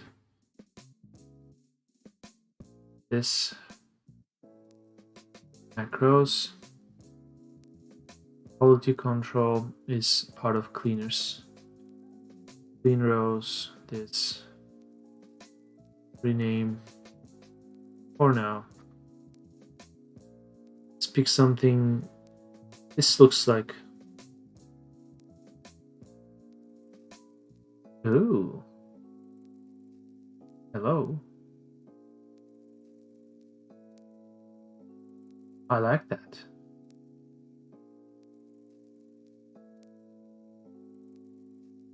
So here we are, clean rows.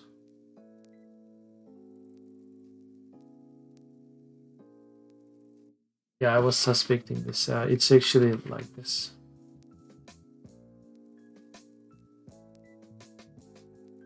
Yeah.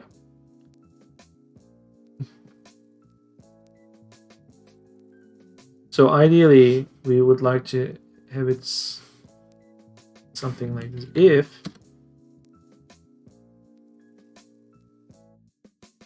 total rows in this document is not 24 times 366 plus 1, then this should say smarten Up. Yes, dude.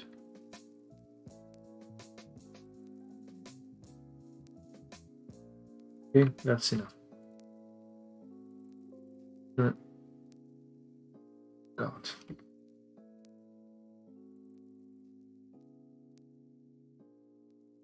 So smarten up. It's going to say something meaningful or do something meaningful.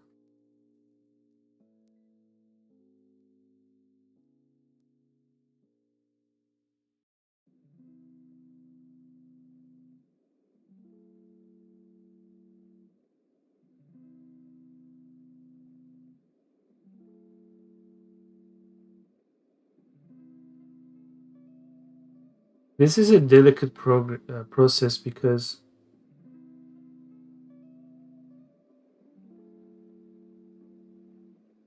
I am totally depending on some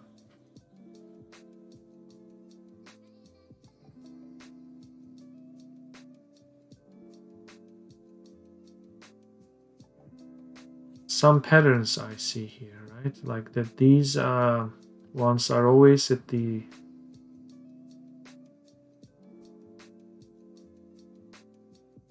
strict hours. These FM16 ones will go away anyway.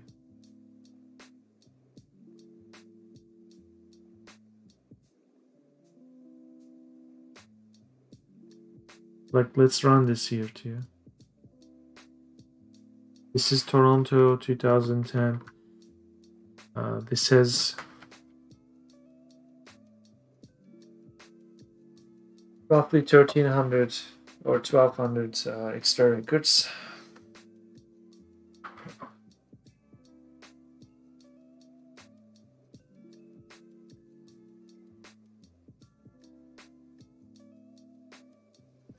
Let's do date time splitter or date splitter.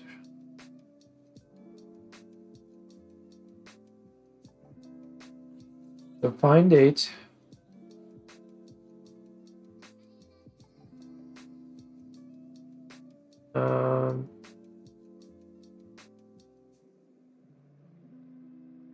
I think Trello bailed out. Nope, it's running, I'm guessing. It's looked off, but I think we are live. Yeah, I think we are okay. Ensure everything is running just fine. Should be okay. So let's do a date splitter.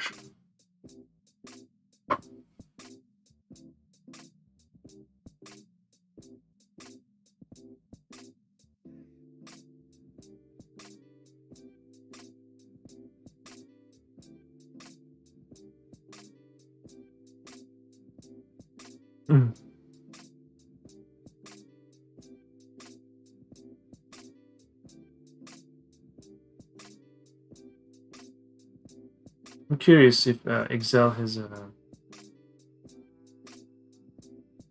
smart way of dealing with this. What are you doing? No. Insert.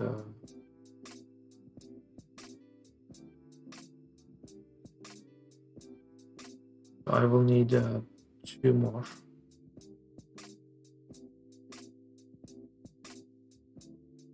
Let's do something like this data.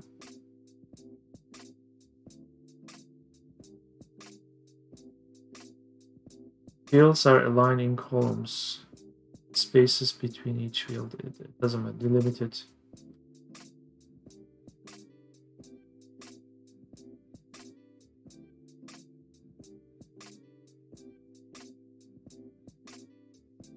So we could do like other T here.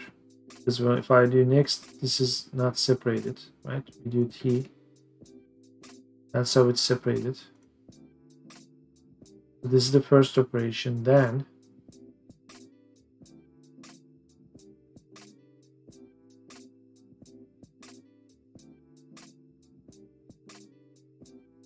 When you do this, it's not going to happen. Okay.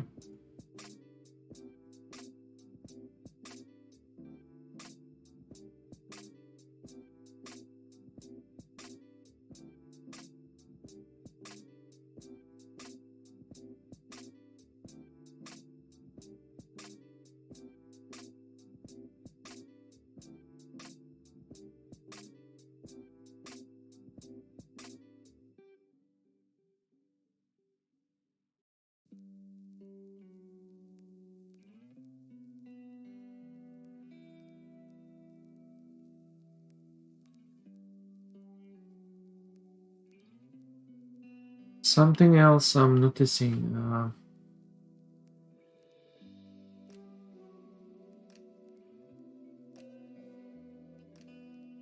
The GMT business. Let me cancel this. What is the first hour? Let's say it's 8 o'clock. What's the last hour? Which is okay.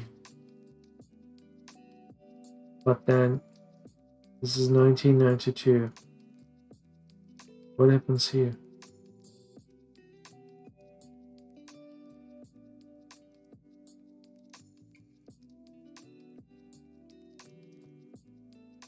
So I'm confused. Okay. Here's the reason why. December 31st. 4 in the afternoon. Where is 5 in the afternoon? Then you go to the next. So you have like 3 days missing.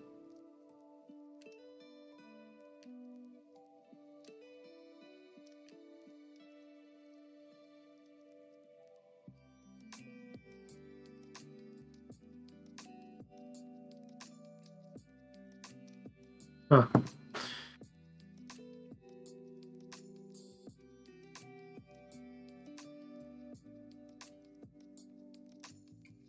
Let's look at another city.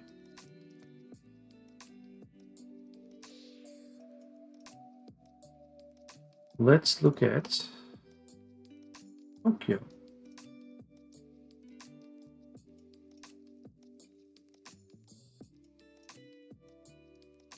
January 1st, midnight. That is good news. This one will go away, but this is okay. That is fine. Let's do another spot check. Tokyo.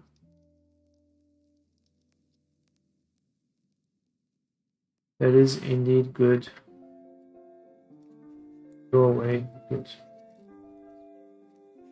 Let's look at Istanbul. 1989.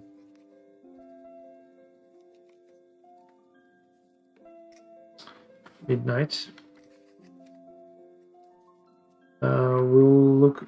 Yeah, see 24,000 records. These guys are measuring sometimes every 20 minutes or 10 minutes, which is nuts.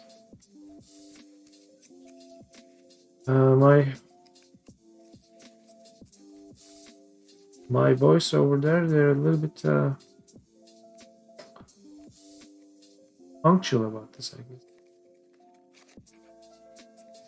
Then we have Kiev, 1999. So, oh.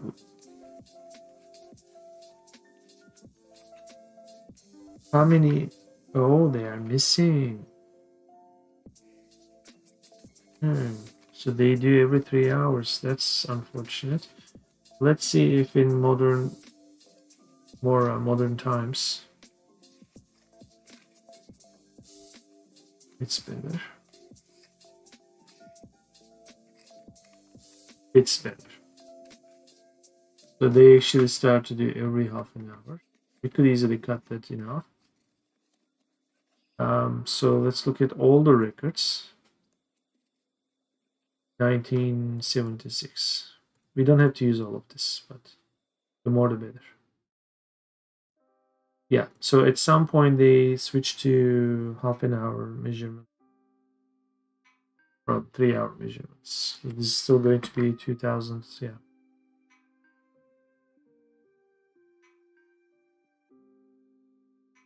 Which makes me think, but the data is not missing. Say, this is good. So the London example is unfortunate. So either this weather station that I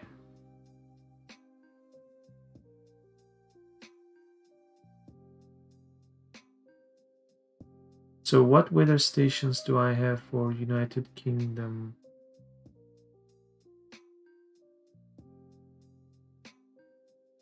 Cities do I have? 208.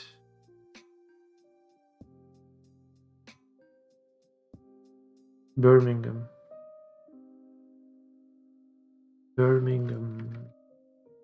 Go here.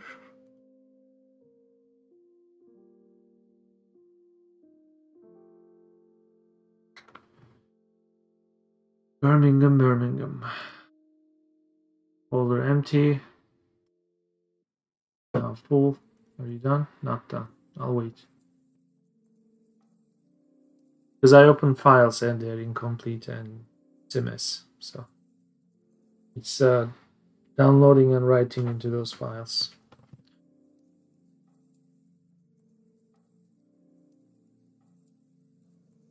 If you think about it, it's downloading sometimes 70 megabytes.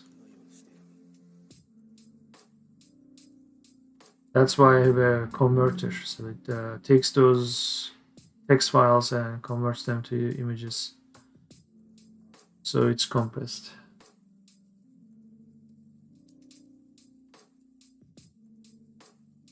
Oh, okay. Done. Whoa. Which means they actually might have a lot of hours like this. I was afraid of that. However, this is January 1st, so good news. And so this is all part of the investigation because there is no strict 23 hours. So in other cases where we have 23 hours, we will assume that is the last hour. And from here, we will go to the next year's 0 hour, January 1st, right? We will actually map this to 00. This will go away. This will sort of be mapped to 1 o'clock. Or this will be 1 o'clock. This will be 2 o'clock because like that, there will be some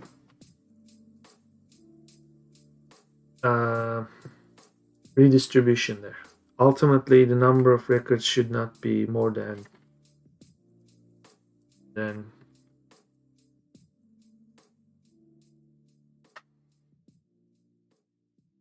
8,700 something. I'm gonna stretch my legs, walk around, possibly pet the cat, and then I'll be back very soon.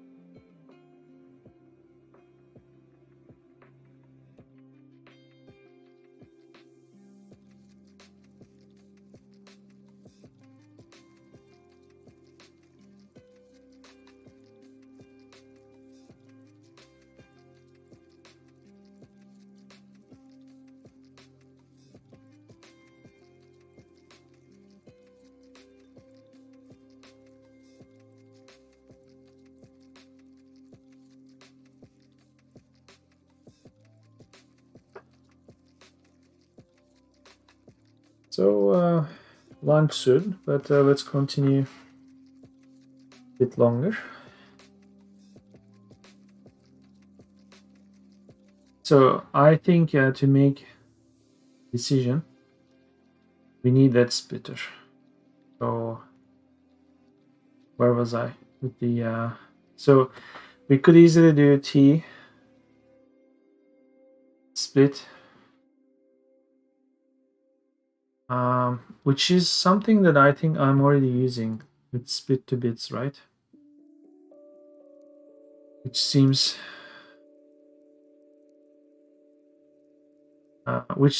now like a cleaner. Sorry, that's actually utils thing. This. Yeah, I'm already using text to columns thing, but I'm doing it with comma. I'm gonna have to do it with custom value, which is going to be T. So in essence, we need a custom. Oh, this is just my personal thing, which is needed to keep this stuff up here.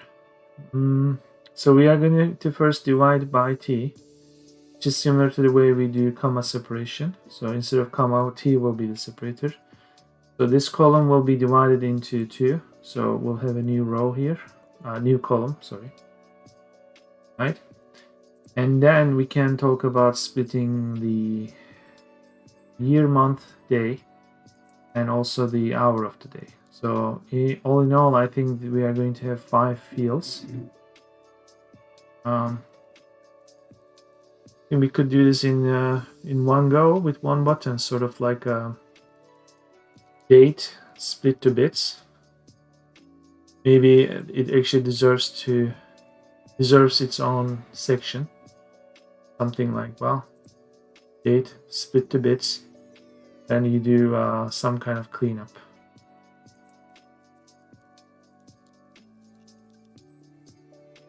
So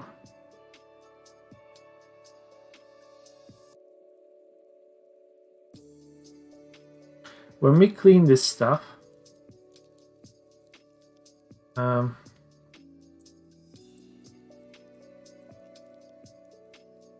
for example, when we split anything, like snow, wind, temperature, this is what we do. We first find the field. Let me pull this here so you can see what I'm doing. We find the column.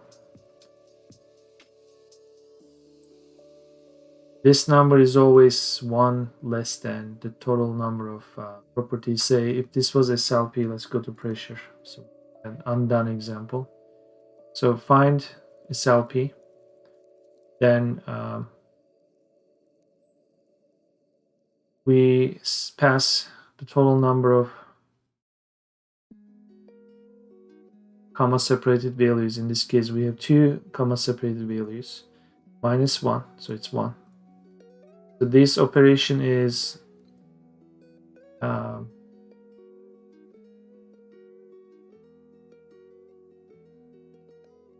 applying the function.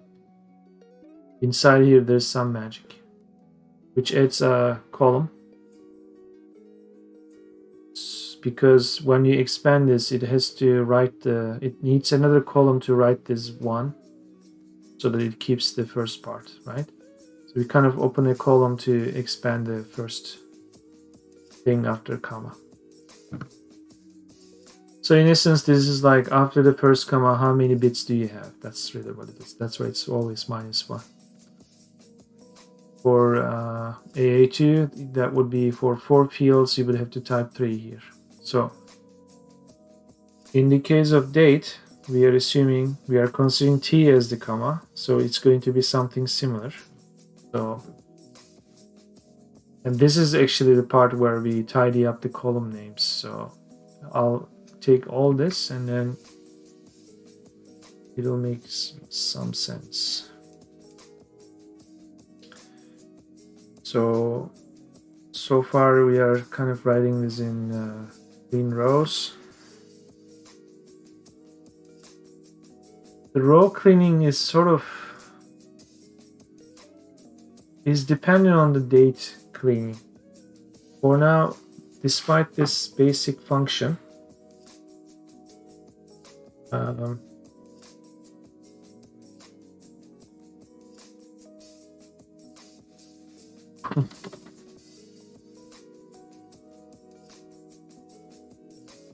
I will keep it here and I will paste this. I will try to do my operation here first because this is already bound to the interface. So split to bits. This is where things happen, but automatically, and that's assuming it's using comma. So we kind of need to take this.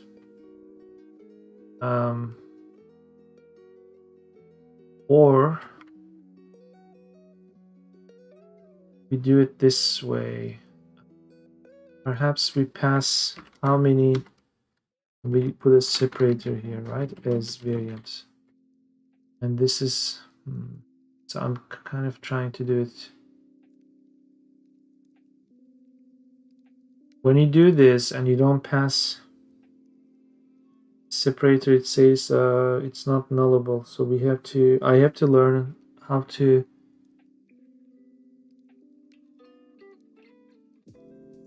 it's like in most programming languages you say the default value is null like this. So how do you do that in VBA?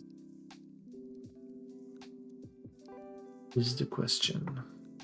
So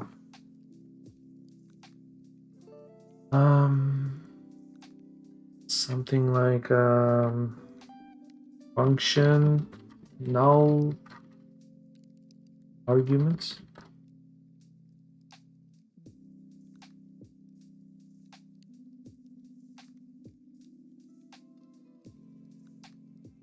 And when you look at a big document like this, VBA function null optional arguments. It's another name. So is it like this?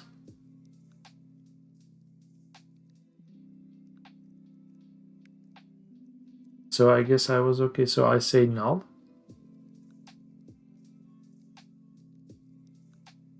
Really, if null.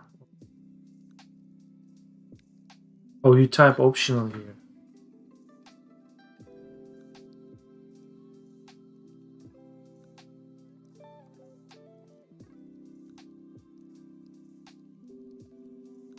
I need functions. Okay, optional C. Gotcha.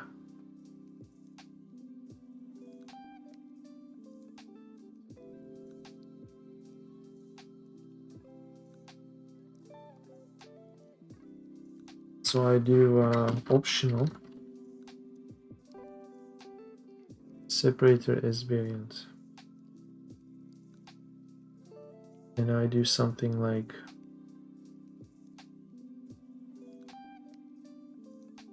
by the way, if I run this on date, it's not going to fail. It's just not going to do its job because it's not comma separated. This is going to run without a mistake, in other words.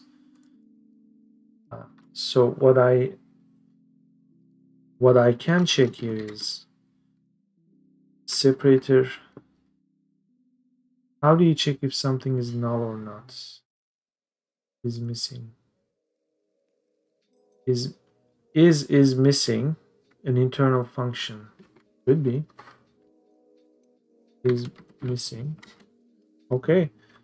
If separator is missing, we'll actually, dude, relax. In the end, this is what we are going to do. If separator is missing, then use this. If not, then get rid of this and then use the thingy. So if it's missing, in this case, we'll say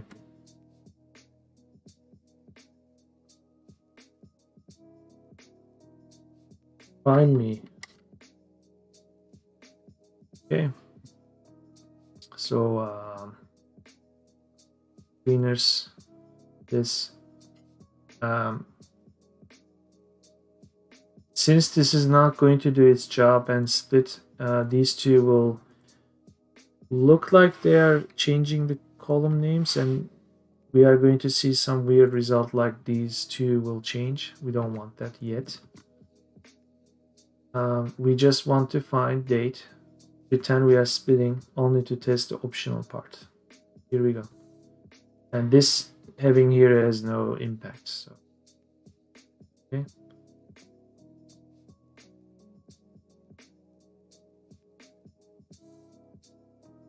Okay, that's unexpected. It's a welcome.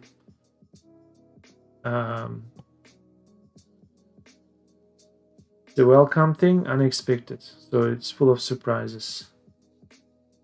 This is expected. Find me.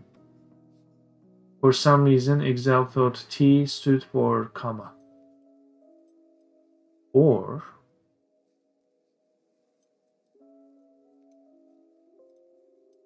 no data was selected to parse. Yeah, it was an empty. Or did you remember this somehow? I'm suspicious.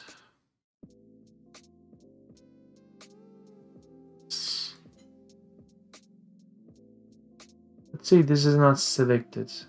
It's not here. Right? Good. We do clean rows.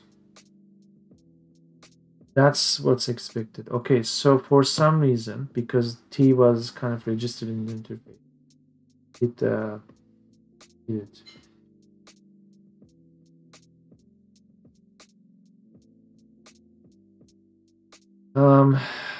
Which is good. Go to this.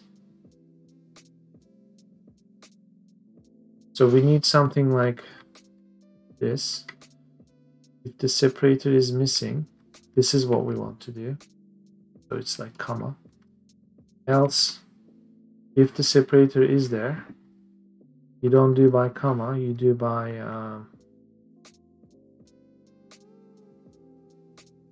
this is my own separator. Now, text to columns. This guy takes properties. I don't remember those properties.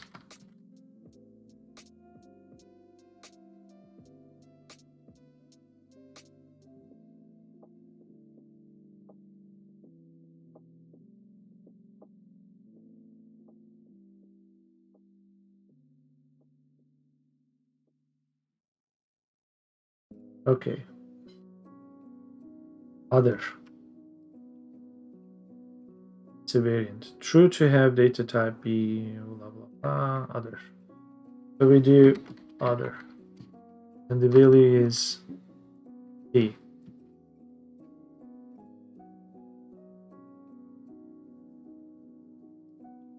Do it. Was I messing up with this? Yes. You should be able to do it now, even here.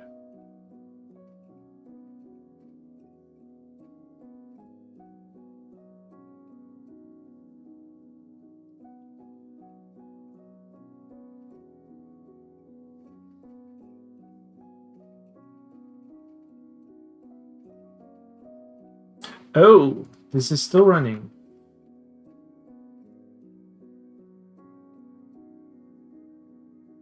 However, even if that ran,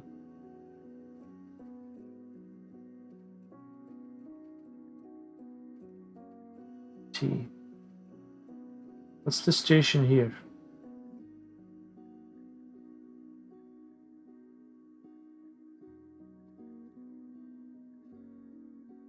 Comma.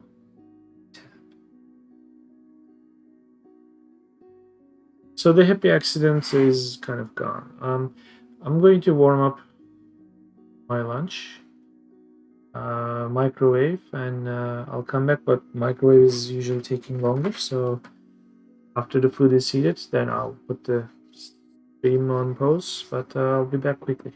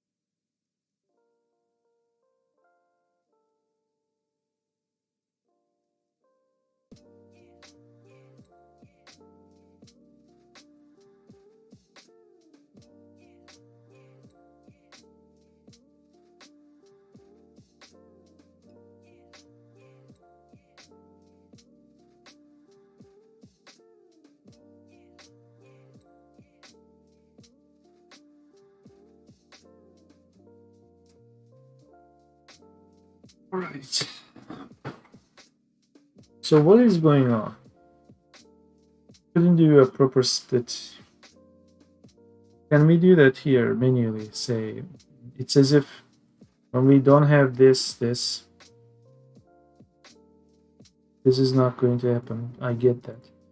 So when this is T, does it? Why can't we have this in?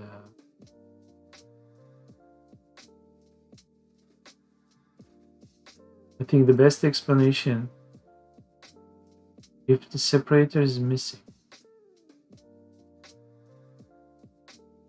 because I'm actually not passing the separator because I'm hungry and I'm not paying enough attention to details right now. Cleaners. So when you do this, you gotta put the T as the separator. That's the whole point. What is going on?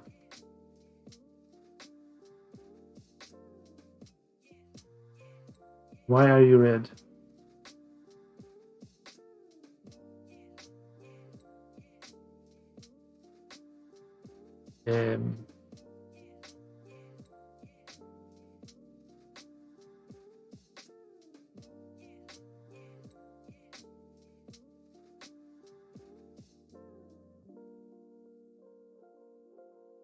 Syntax error. And what is the syntax error? Split to bits. Definition. Split to bits. Optional separator as variant. Call it string. That's not really the reason why.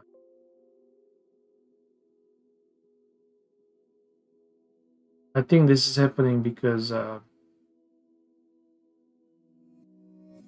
you do something like this. Sorry. That will work. Or not. What is going on?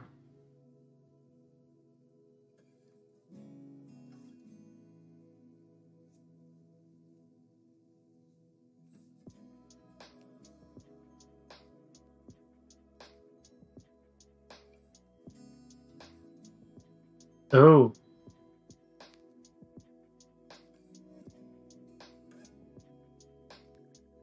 Clean rows.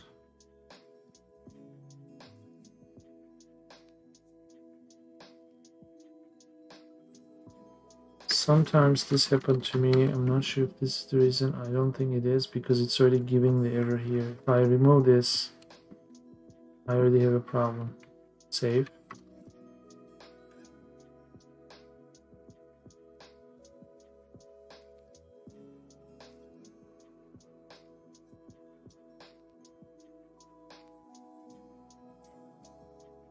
What is going on?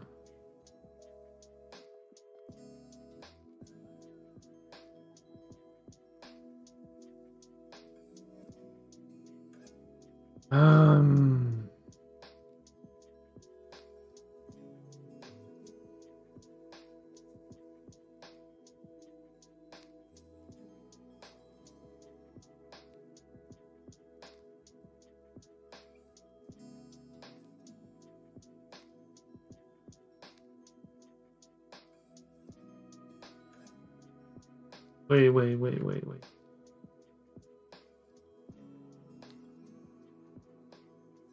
Um,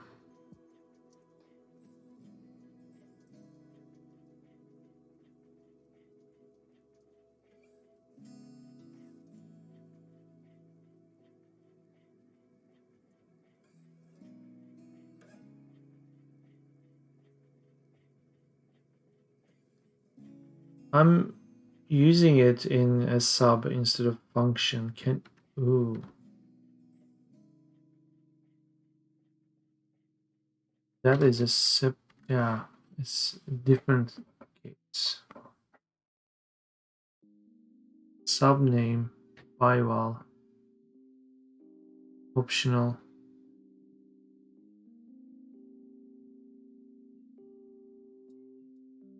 Seems correct. Calling procedures with optional parameters. We say we ignore the second and the third. Okay.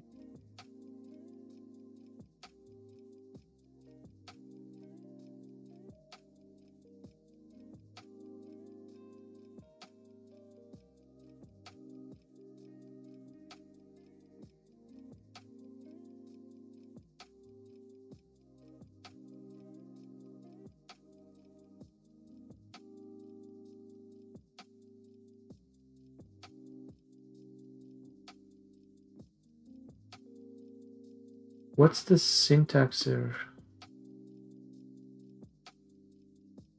I don't think this is a required thing.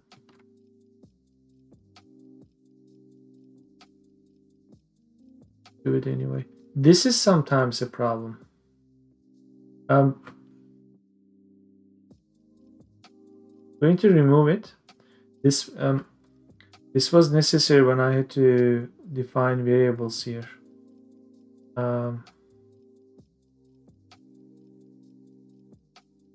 Or like globally accessible variables. That is no longer the case because I'm treating it differently right now this way, because I'm making function calls which kind of acts like properties. This is also leading to different problems, such as you need to do things like this here too. Let's do this. I'm guessing this might be due to that too. It's like, well,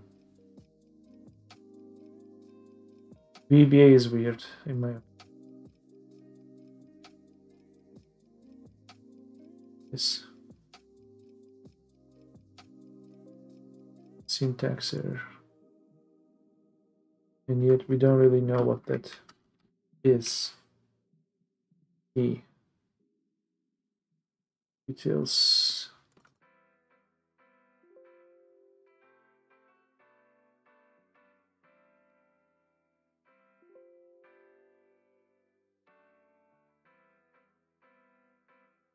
Green rows. Here's what I'm going to do.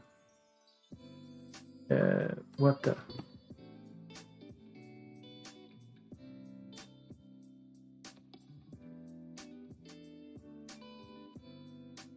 Customize driven. What is going on? Why am I seeing?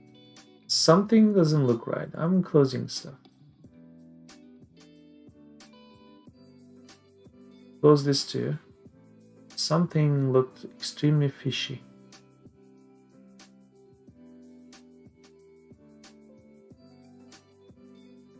Okay.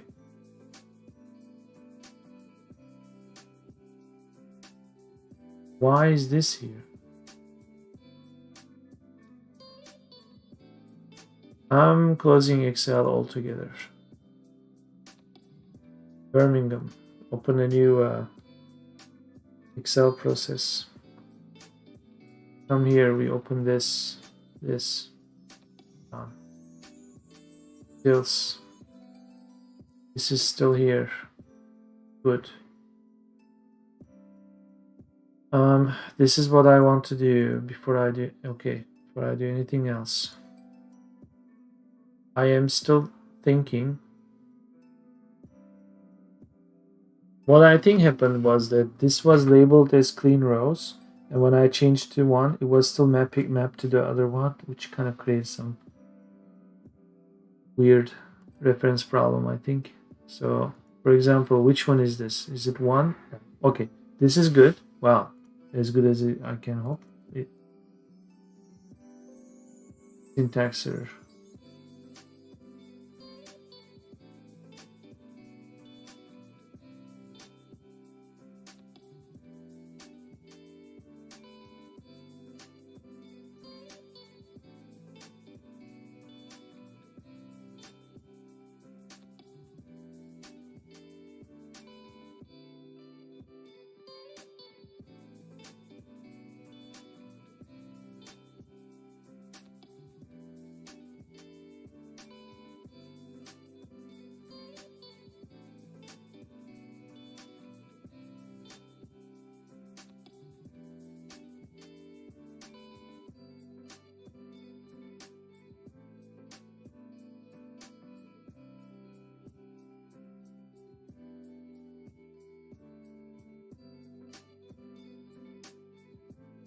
The only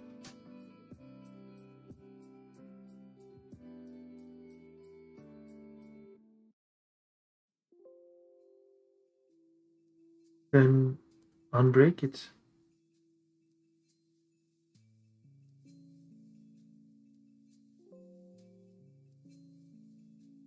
Syntaxer.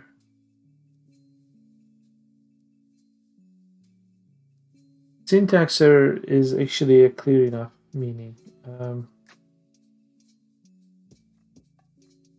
For example, um, you have keywords in programming languages. So instead of typing for, if you type fork, it's going to say, well, what is fork? Is it a variable? No. There's a syntax here. So it's sort of grammatically incorrect. Doesn't get it. So something like, well, are you typing this as subs? Like pubic, whatever, instead of public? Sometimes you will come up with variable names that are clashing with the internal keywords. That's usually what happens. So let's call this a clearly unique name, which may also offend Excel, but maybe it will smarten it up. However, this is where we actually have the highlighted red. And also, coincidentally, I hear the microwave beep. So we'll look into this mess after I eat lunch. We'll see you soon.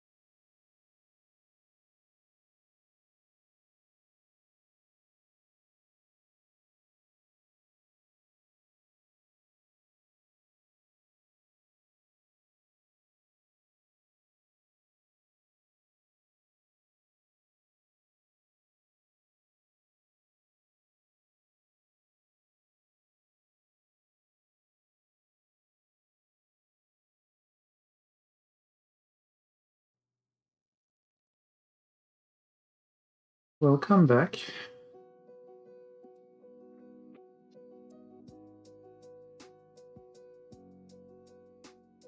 Okay, so let's investigate what that syntax error was. We're doing a quick check on the events. I think, yeah, we are still live. So we have a syntax error in this part.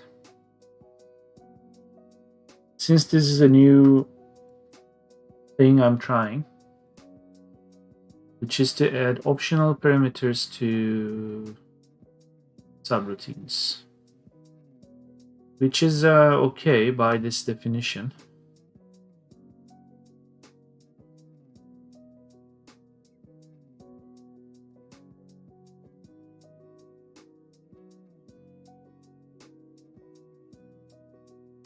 And this is just an if check.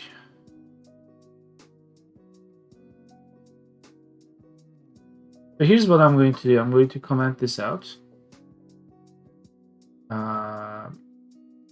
Separator, whether it's coming in or not, let's assume this is still what we are doing. Okay. So from this functions, the functionality in this sub has not changed. This is the only change. We are utilizing that in this fashion, and we still have syntax error. So it's clearly this part, right? Delete this, everything is kosher, and here we expected equal.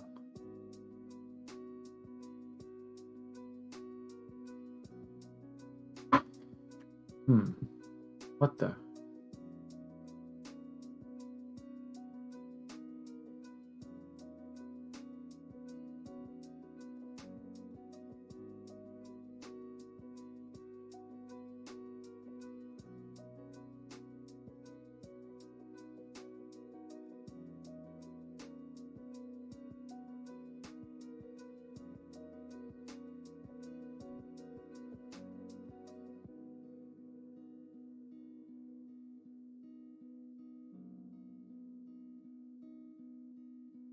Separator is string.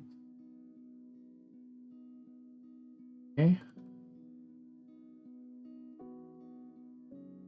Empty here. Expected equal. Oh.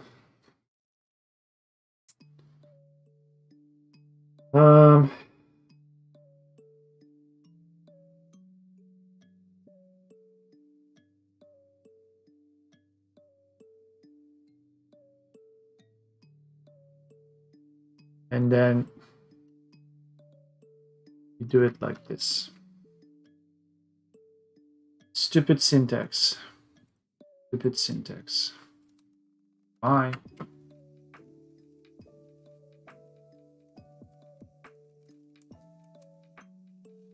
So this should be fine now. This needs to know which part of which argument is assigned the variable or the value. So go here. So hit this. The macro may not be available in this workbook, or all macros may be disabled. Close. You open something, don't save. Let's go to good old Toronto, which is gone away. Let's open this one. Kiev 1976. Date is here, clean rows. Turns out I really corrupted clean rows because it turned into clean shite. So let's switch it back to clean rows. Hit it. Done. Text to method of range class failed. It actually added a column, I think. Let's debug.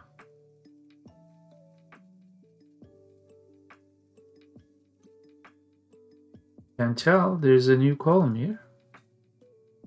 It really failed at this level. That's super clear. I am guessing unless I pass false to some of these text columns, which is where here, I think the default value is true, which is pushing.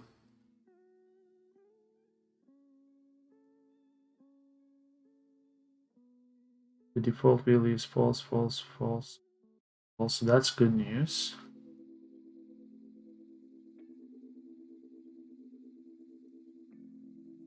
Oh, when I say other, I see. I have to say other is true, and then here's the character. My declaration here is wrong. This should be true, and this should be the separator. And you need a comma. You need to do this. We come here. This column is extra. Kill it. This is here. Clean rows. Done. That's how we do it. Now we are going to do more operations here. Something like this is when we do date and hour. So something like this. Come here. Cleaners. This. Let's call this date still. This is hour. Right. Right. So let's repeat this operation so we see what we are doing. I know what's going to happen, but for viewers who are just joining, or when you're writing the code, you're familiar with what's going to happen, but it's not always easy for viewers who are seeing it on screen. So now after we split this column will be labeled as date and the new column will be named hour. That's done. Then we will do something similar. This. We will still find date, but we will separate it dash. We will then we have to split it into 3 parts, minus 1, 2. So in other words, keep 1976 and then split this into 2 more bits. So we are going to preserve the parts separated by dashes. So this is going to put 3 columns. And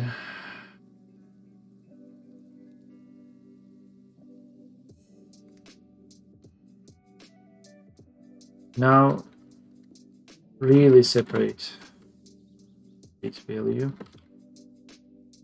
into year, month, and day. So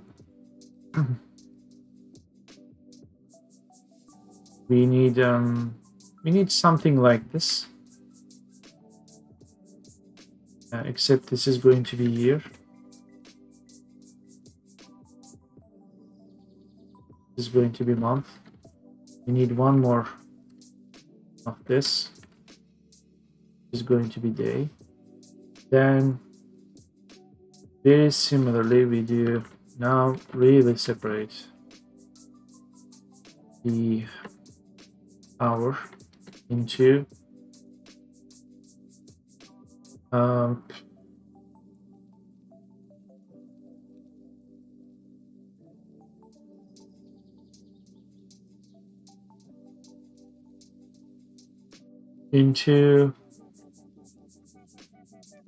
hour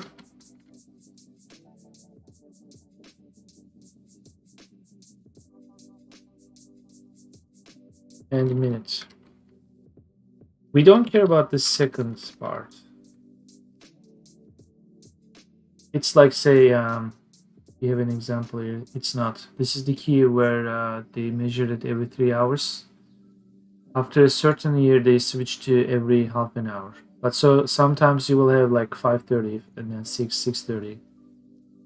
So they do the minute, but not the seconds. So we'll split this field of 3 bits into 2 bits.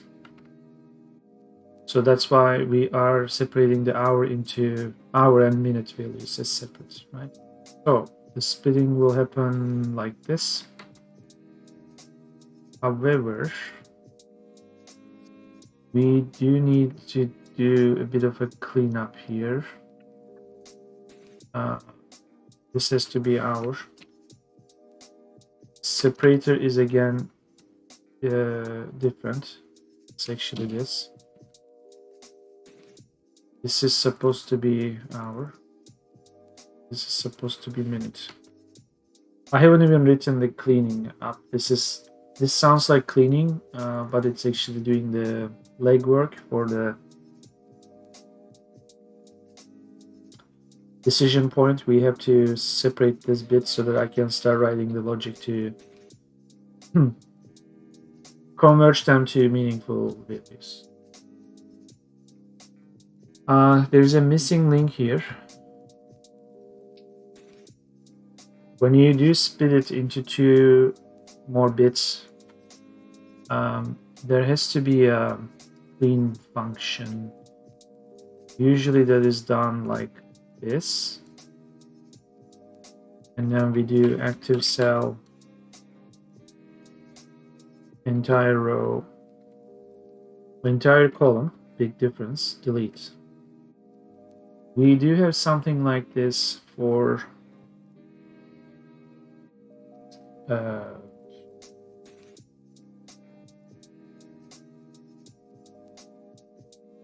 AJ1, which is snow. Something like this. Okay. And you divide it into bits, but you don't need some of the later bits. As soon as you are done renaming some of them, you select the column you want to delete it, which pushes the next column to the left, so the cursor is kind of in the next column. You keep deleting the column that you are finding. So you don't push the cursor ahead. The columns, once they are deleted, they come towards you. So we are doing something like that to get rid of the second value in here. This should work. Knock on wood. So let's delete this from this. So with the click of a button, we are expecting to see this turn into 5 columns: day, year, month, day, hour, and minutes. Year, month, day, hour, and minutes. I want to confirm whether it fucked something up here. I don't think so. But why is this empty?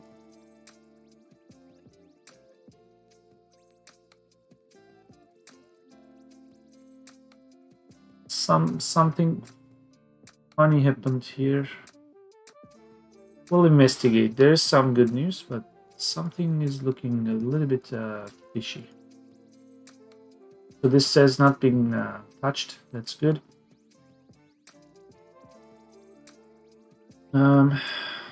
Separator is this.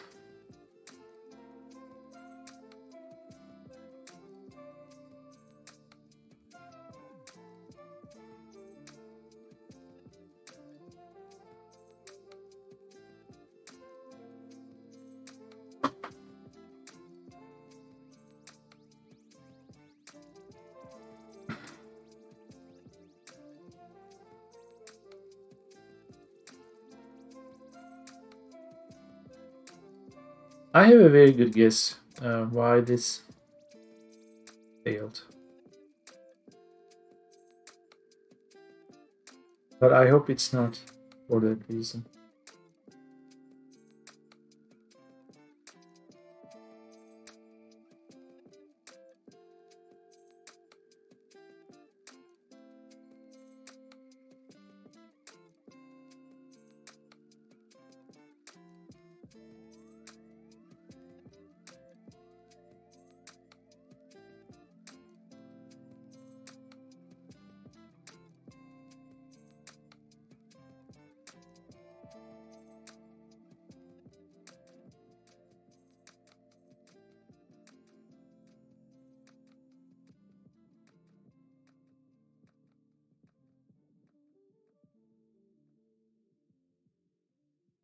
Let's run it again. Something concerning here.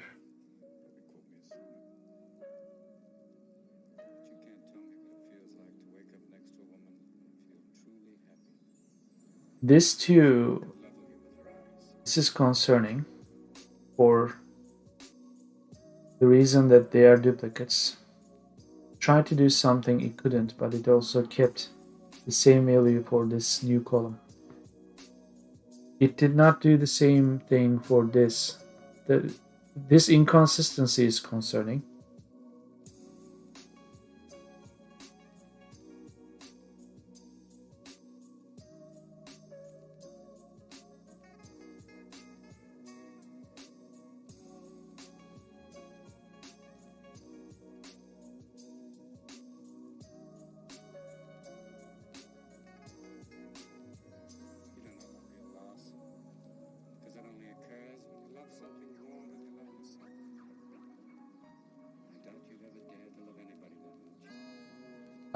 I have another guess. Is a different concern. For the sake of helping us, what if Excel thinks of this as a date field instead of a string field, so it doesn't do text to columns because there is no text. It's date object. Similarly, this is sort of like a date field too, but it displays hours. So usually you do this by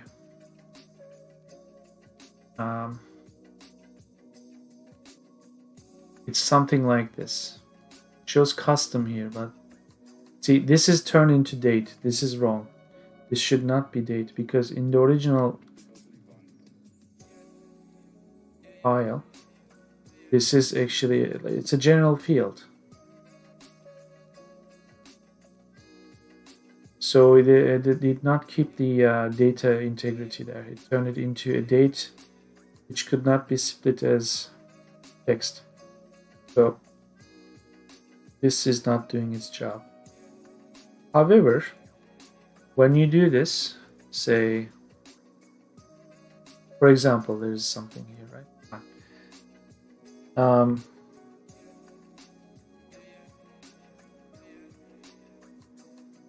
What is the column data format? This has to be kept general. It converts numeric values to numbers, date values to date. So don't do this. Always keep it as text. Okay. See, here's the, I think,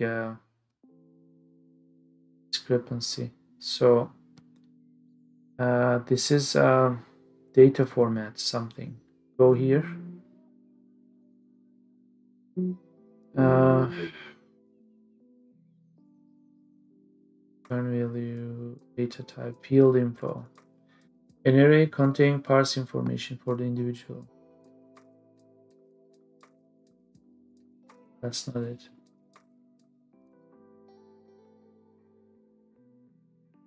The format of the text to be split into columns. Text parsing type. This sounds like data type. Where is it? Where are you? Here. The comma case is okay because those things are safe enough data types, right? Here we have a different case. We do need data type. We have to find Excel. What was it? Data field. Excel text parsing type. Text parsing type.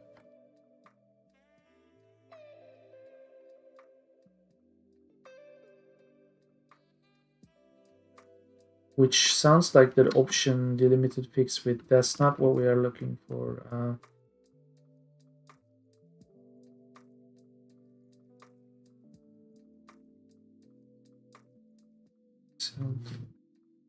Field info.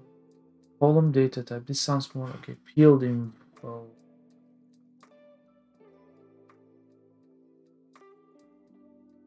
Excel column type. Column data type. Jesus.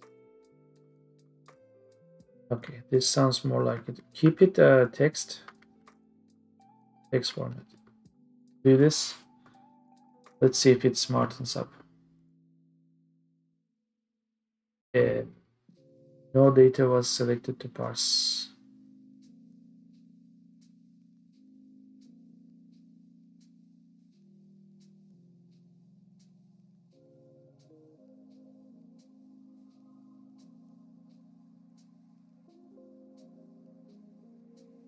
Well, then unbreak it.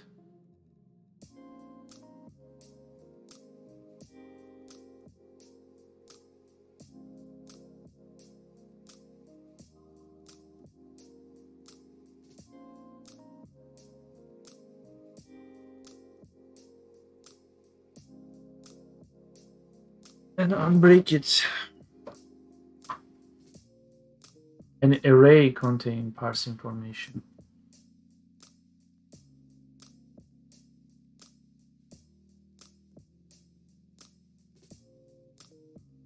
When the data is delimited, which is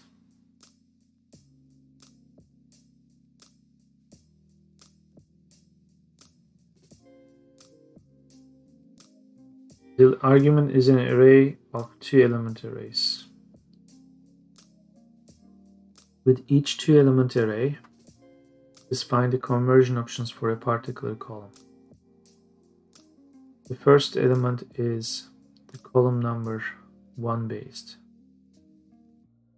The second element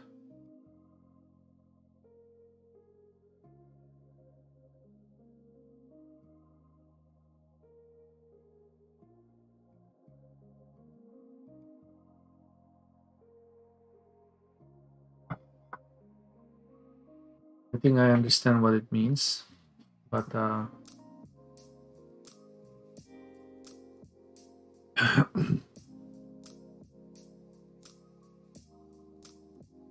this is what I mean here.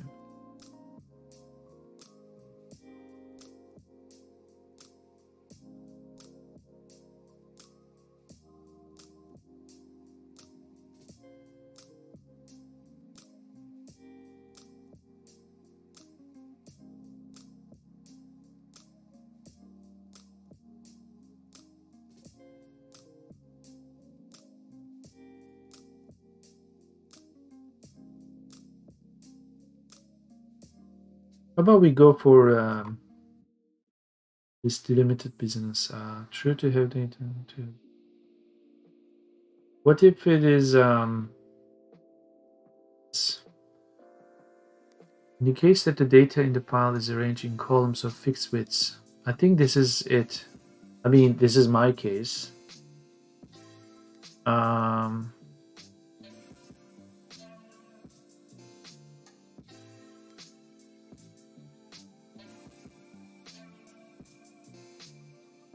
It might automatically think fixed width as the text of doing this kind of conversion. So since I'm only applying this to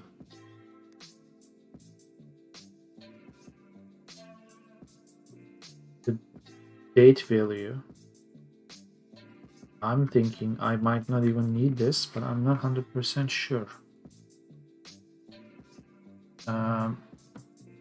Close. Don't.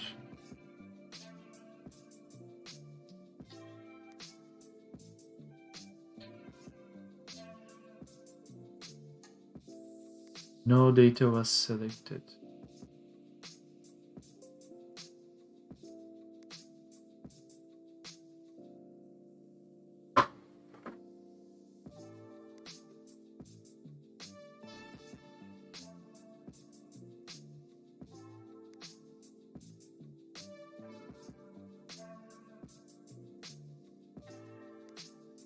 Okay, do it again.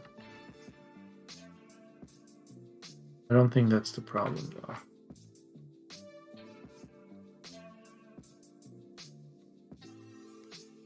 This was doing something until I changed.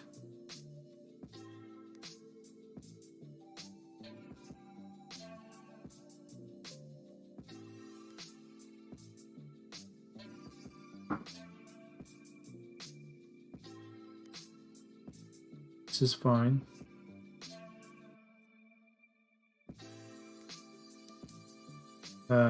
Yeah, we're here. Let's put this back in. So this is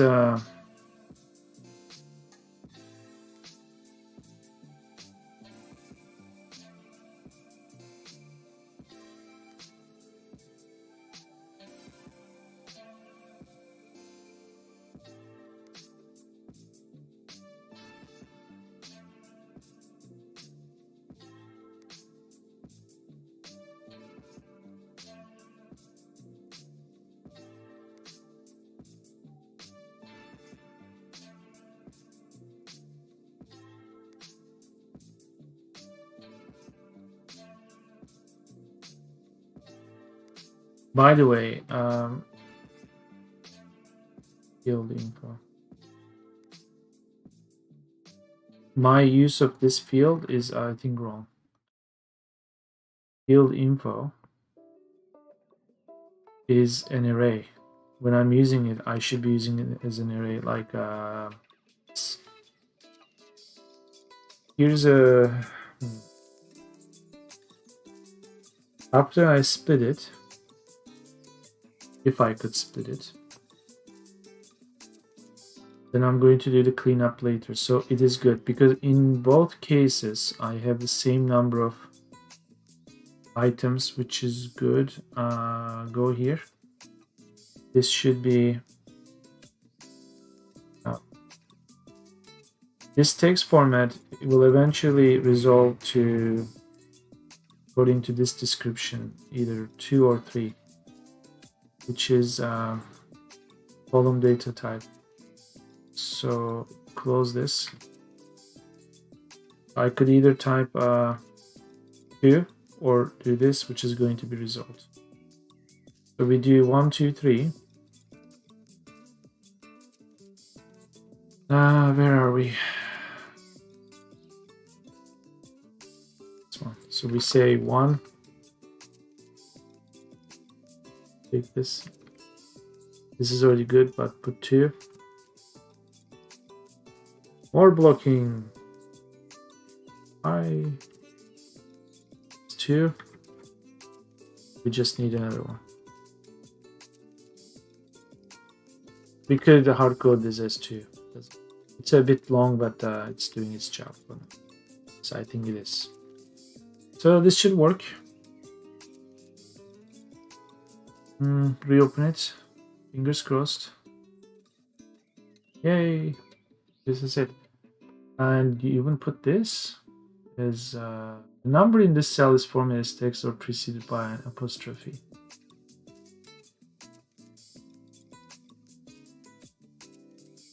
Well, we kind of got what we wanted, didn't we?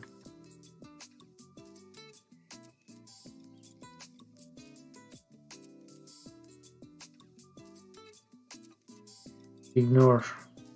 Number stored as text. Yeah, it recognizes a number. That's why cleaning.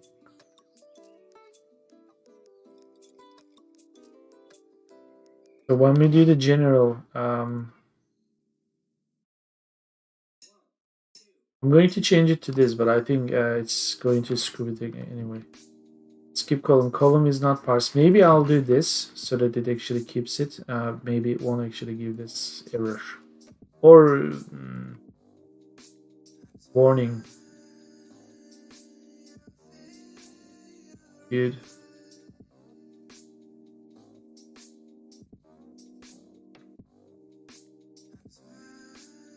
Here we go.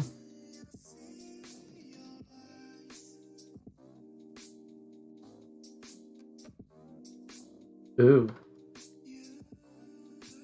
Skip column did. Oh, I specifically say don't parse it. Kind of want you to be parsed, to be honest.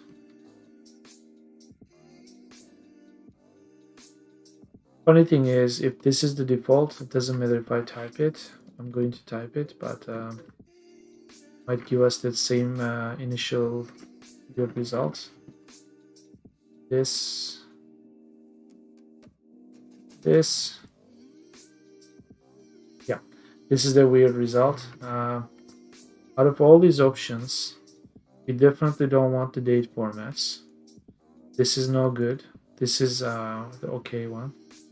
We just need to do the without warning part. How do we do that? Is there something like...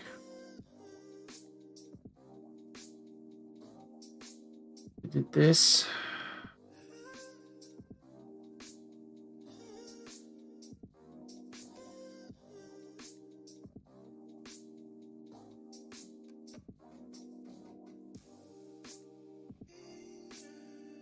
What is this? True? We have Excel. Zero consecutive delimiters as one delimiter. Consecutive delimiters.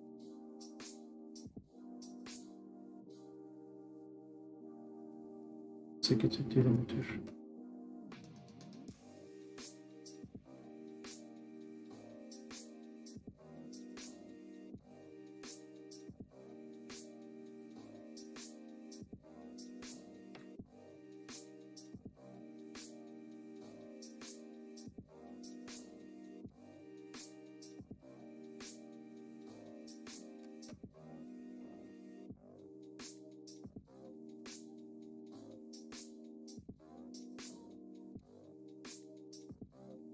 Let me undo this.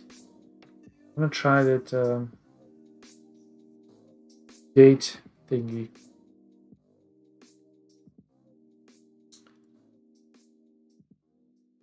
First of all, this.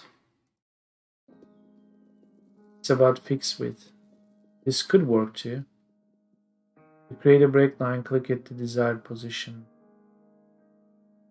You do like this.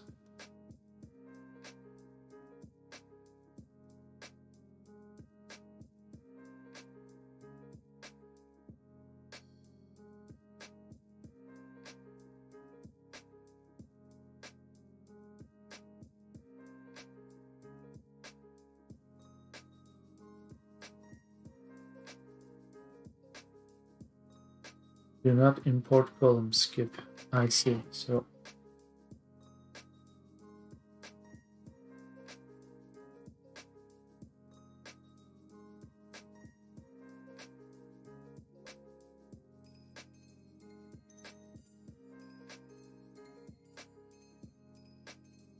this was interesting.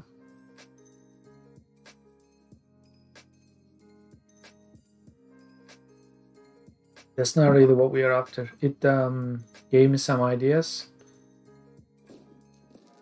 Imagine it's T. Treat consecutive delimiters as one. Problem with this is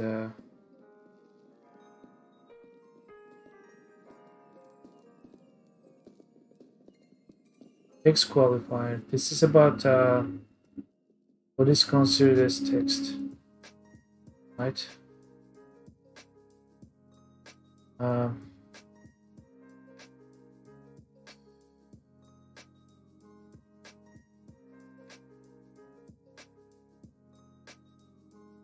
So then you skip this column or this IC. You do it individually, which is that.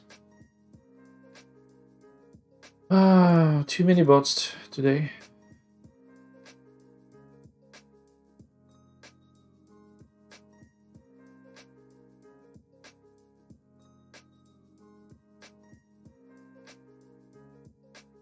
Okay, everything looks fine there.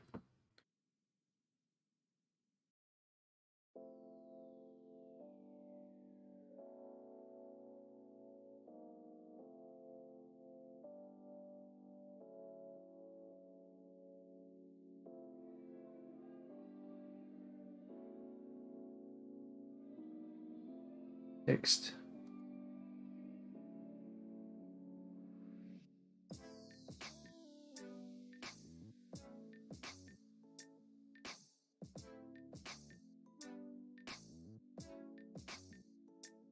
Data type.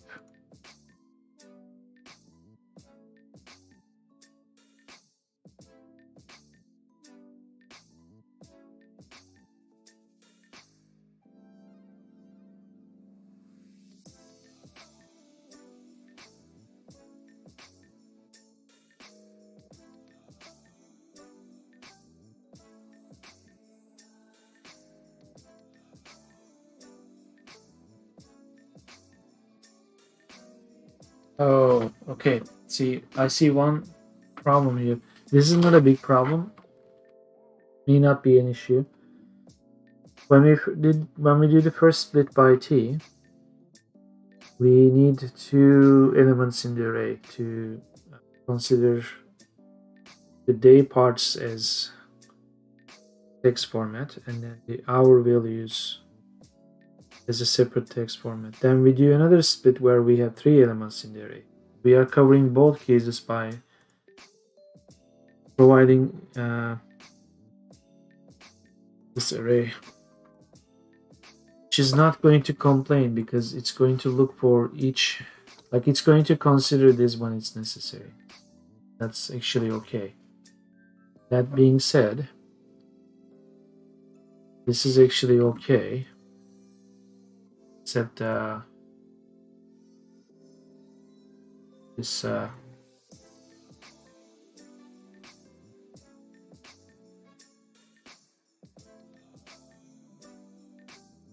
reset ignorers. No, let's see.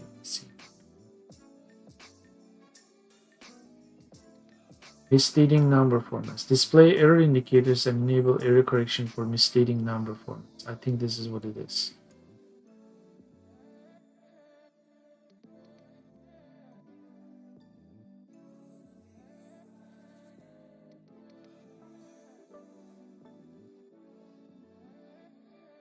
Because inconsistent calculated column formula. That's not it. Cells contain years. No. Numbers formatted as text or preceded by an apostrophe. That's what the. Yeah.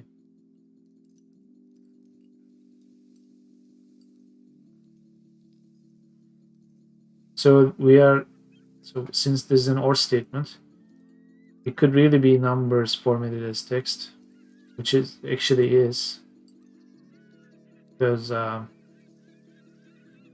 should all be numbers in the end. It's text. It's right. So when I go here and look, it's going to be marked as text, not general. And that's happening because of that nonsense. So it's as if we have to select all this, change the type to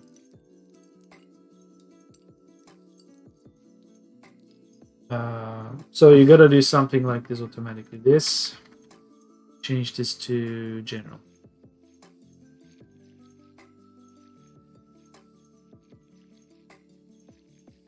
There is still the apostrophe madness, and that might be because there is really this delimiter here, which is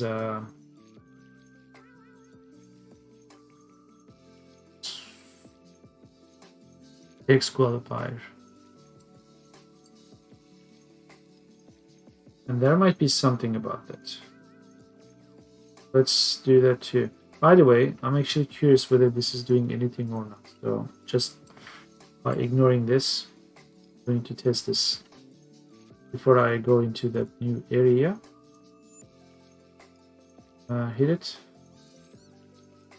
It's doing its job. So now let's add that new variable, which also means this can go. This is the default value. Text qualifier is, how do you type none there?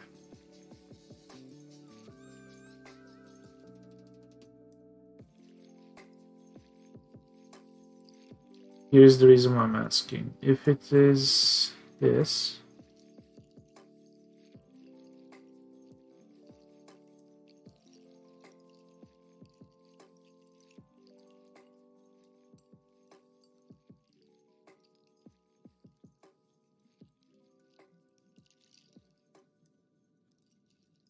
single, double, or no quotes as the text qualifier. Text qualifier, which is going to be IC. None is like this, so we need to use this here. None.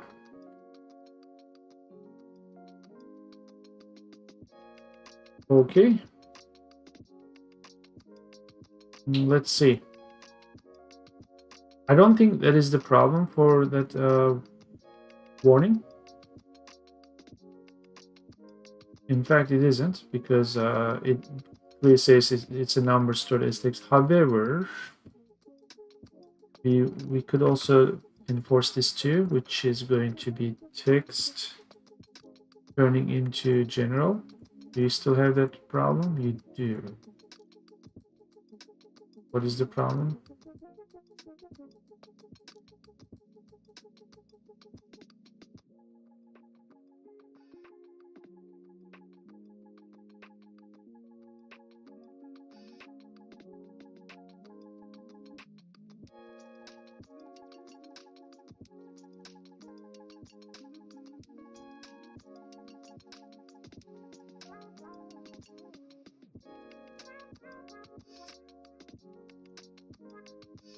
Yeah, this is why it's happening.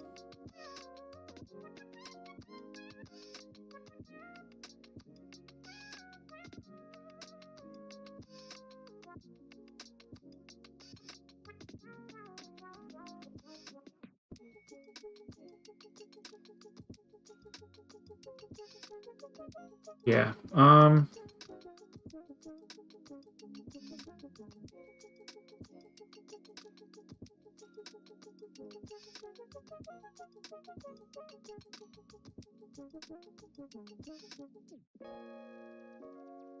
This is not it.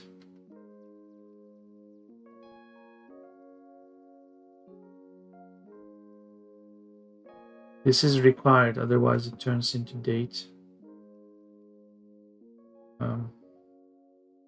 We could honestly get rid of one of these, because once it's text, it's still going to be split as text. That's my educated guess. In fact, that is true. So we could get away without one. So then next thing is we have to convert all this, which I'm going to do something like this. Let's find a way to do this automatically. So we turn all this into numbers. Okay. Are you still complaining? Number stored as text, convert to number. I thought I just did. Oh, okay. So it actually converted this, but see, I don't want this to be.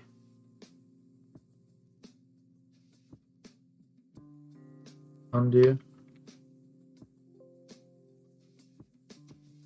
This is fine. Let me do this again, because I think sometimes the undo doesn't quite work with macros. This. Okay, this is fine. Month is a problem, which is funny because in the original format, when everything is 0101 anyway, so why would it do this but not this?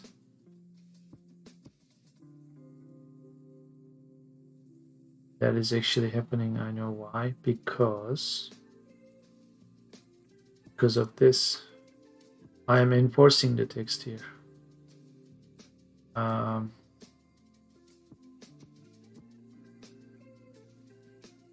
You know what? This is actually funny. Just understanding the date, keeping everything, keeping the date part intact might just be enough. Because when the T is separating, the first chunk, the date, the text that looks like date turns into the cell with the date type. We don't want that because we couldn't separate that. We want to keep it as a text. This part, I'm guessing it's not going to be converted to date automatically. So then we might actually have those decimal values calculated. Here we go. So, which is good. So we have one less thing to do. This is good. This is suffering from the same problem this one is suffering from. And yes, it did actually keep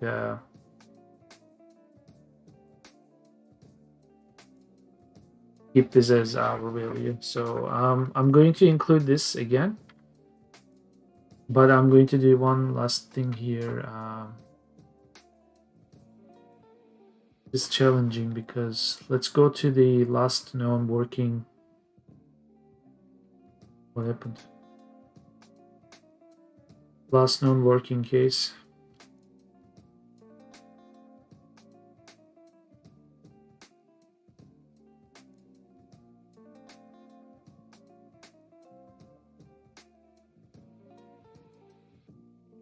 Okay. So we know this is good.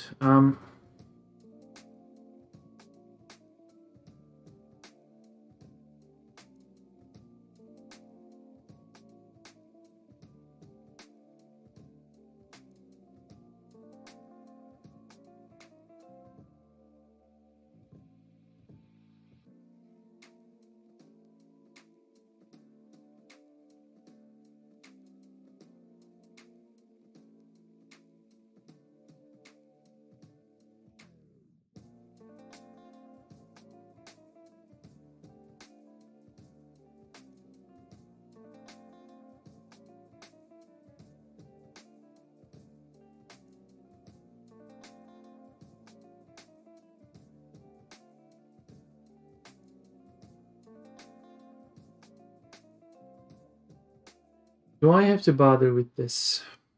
Let's ignore this. Can we fix this? This is also okay.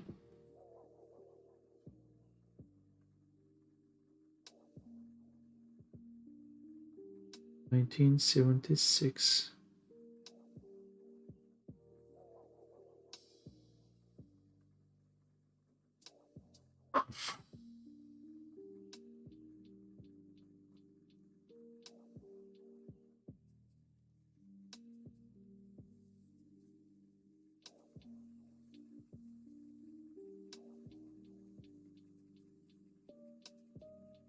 Dash.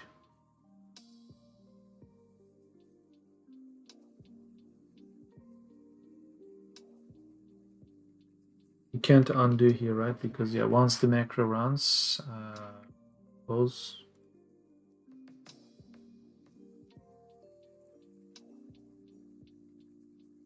So if we split the date by dash, we want to take the second and the third value.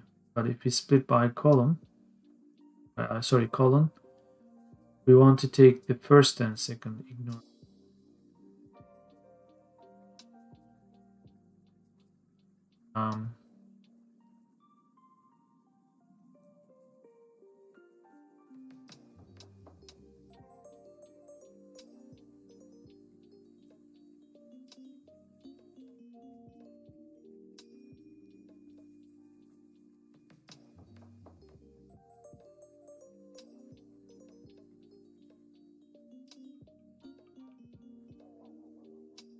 Here's a radical idea.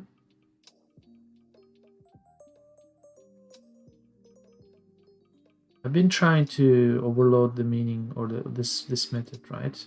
Split.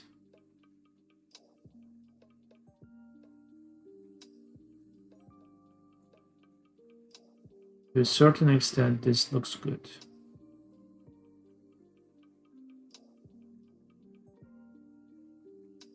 By the way, if we are forcing the text format, why don't we force?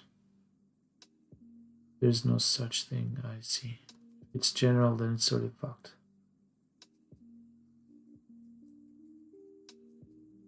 So we kind of want to do this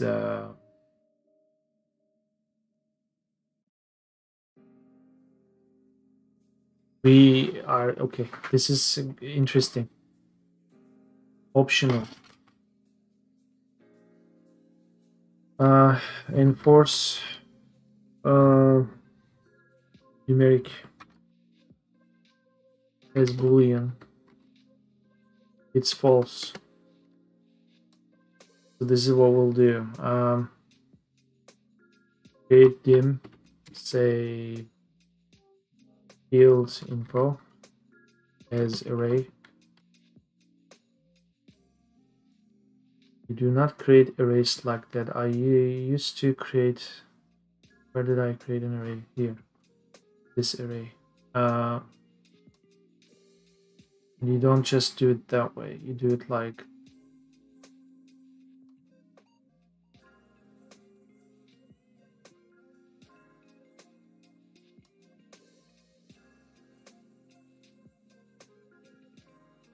it was like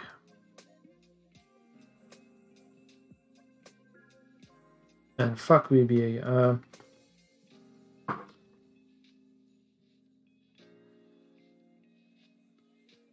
Was it like 1 to something?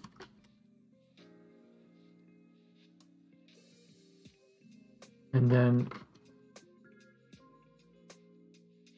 let me just do variant and then I treat this as I need an if statement here. That's really what it is. So if is missing, enforce numeric. Or actually, since it's default false, right? If it is there, if enforce numeric, then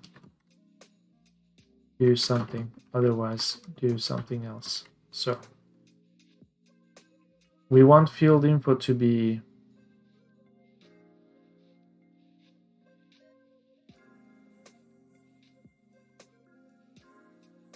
this is going to be this field info. Yeah, I'm writing it. Relax. It's either this array, list separator, or what are you talking about? So in this is here we want to keep it as text format, and here we want to keep it as a generic format. What is it happening?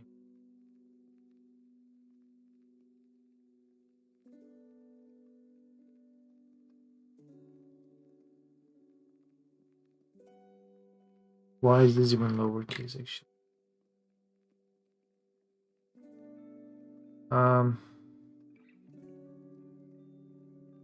Call it fields.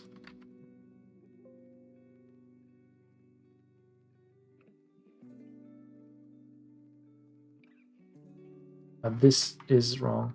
Oh, I see. Because of that.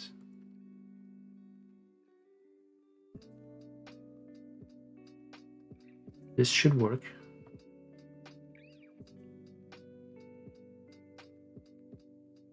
So here's a crazy idea. Command mini.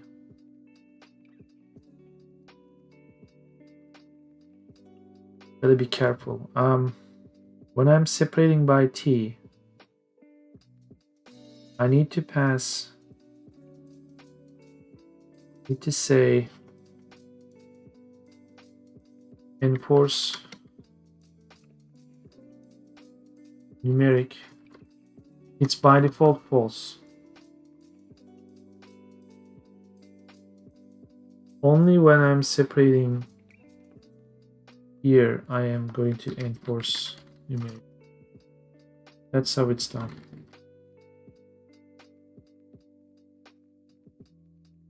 Well, if this game doesn't sell, I can have a VBA carrier.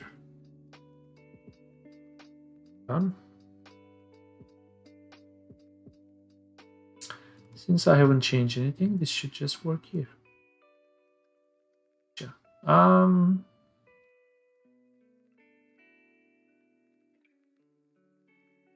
Close but no cigar. Check our madness. This.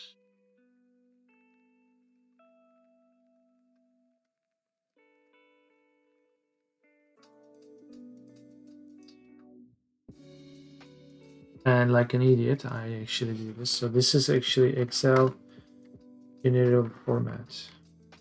Supposed to.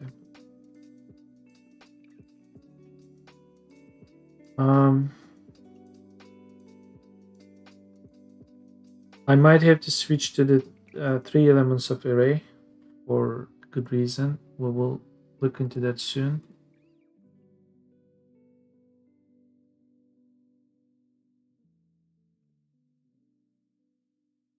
wrong. If you want to enforce it to general. Otherwise, keep it as text, because then you do it like this.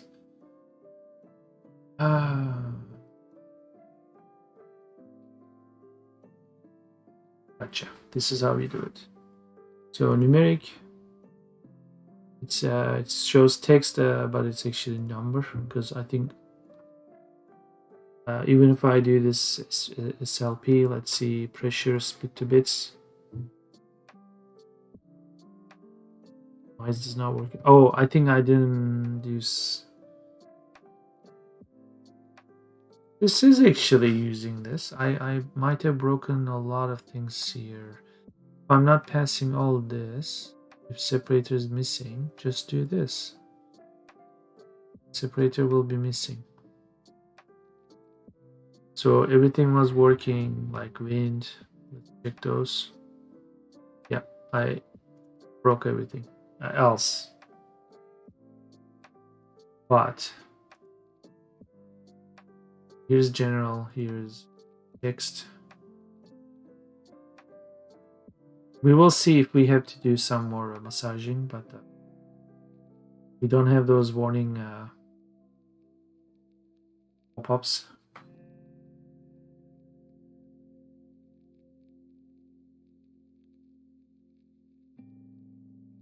We're approaching the 4-hour mark, which was an interesting moment for LinkedIn to drop the stream yesterday. I'll double check that. Around 4 hours. Actually check it now. It's going okay. I'll check in several minutes to see if 4 hours is enforced or not.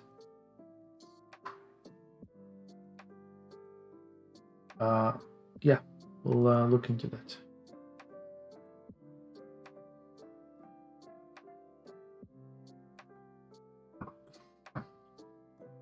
So what did I do to break the other splitters? So it's essentially this, because all the other ones are missing separator. It's missing. You get a help for this? Let's see.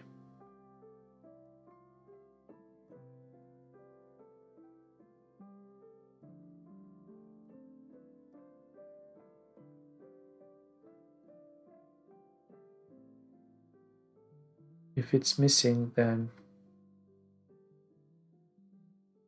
sure. But by missing, you say null. Here's probably what I'm doing. Yeah. This is wrong.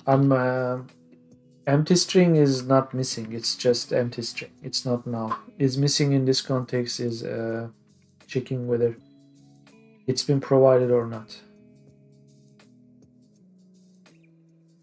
This might yield better results for us. So close this. Reopen it. Let's first check wind. Split to bits. Still wrong. Date. That is correct. Let's do pressure. Still not correct. So for example, for wind, we go here. Do this. Split to bits. We're not passing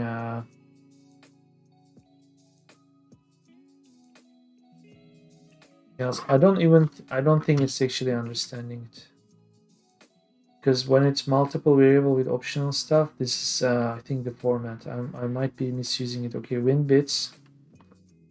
It's actually looking for WND, right? If I run this, it's going to fail. So let's reopen it. Wind. Still no good. Do I have to name how many? Do I really have to do this now?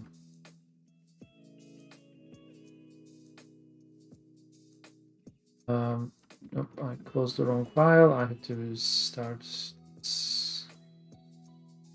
And if I run things, it's going to say security warning or something, right? Well, this one. Not correct. Can do a quick check here. Yes.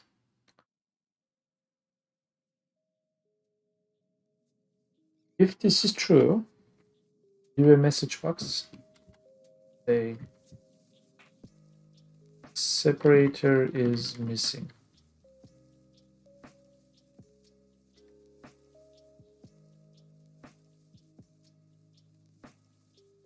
Let's reopen it. In fact, yeah, we are not getting in here. So it's actually doing this. So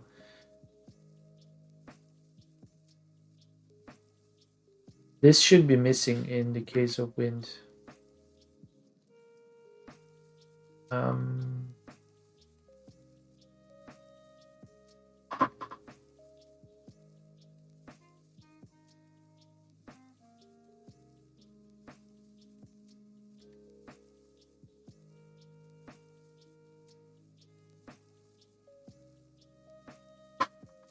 I trusted you, but maybe I shouldn't have.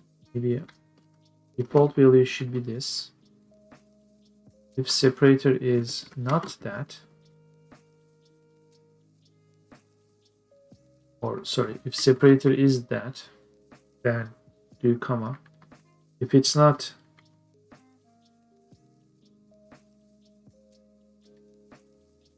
well, if the person provides it, it's not going to be this. Therefore, use whatever is provided to you. Now we should have this.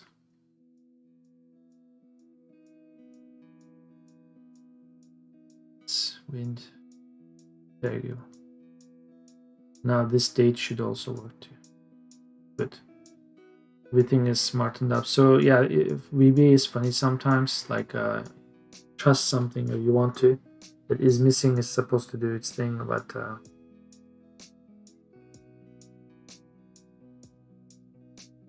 now I believe I can go and have my beautiful looking function call like this.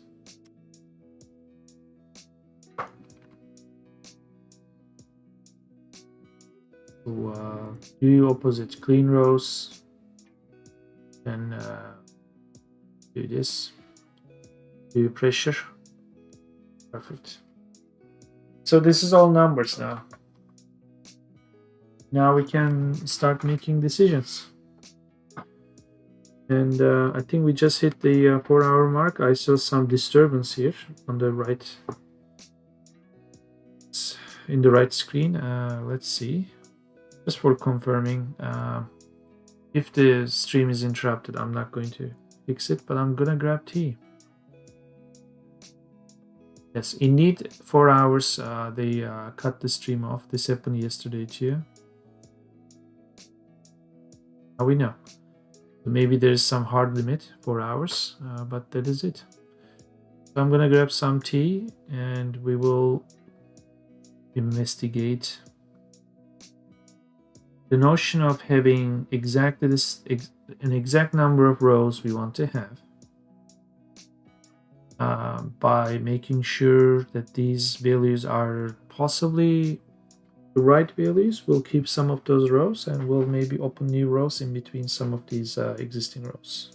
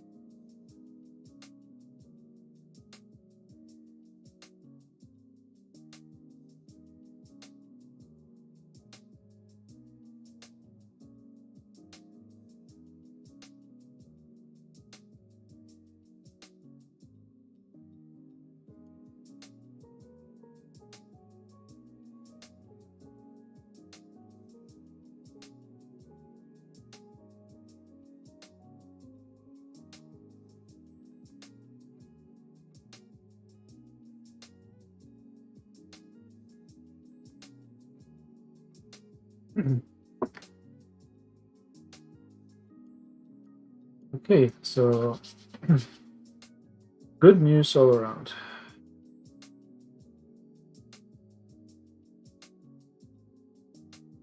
Let's get rid of the redundancies.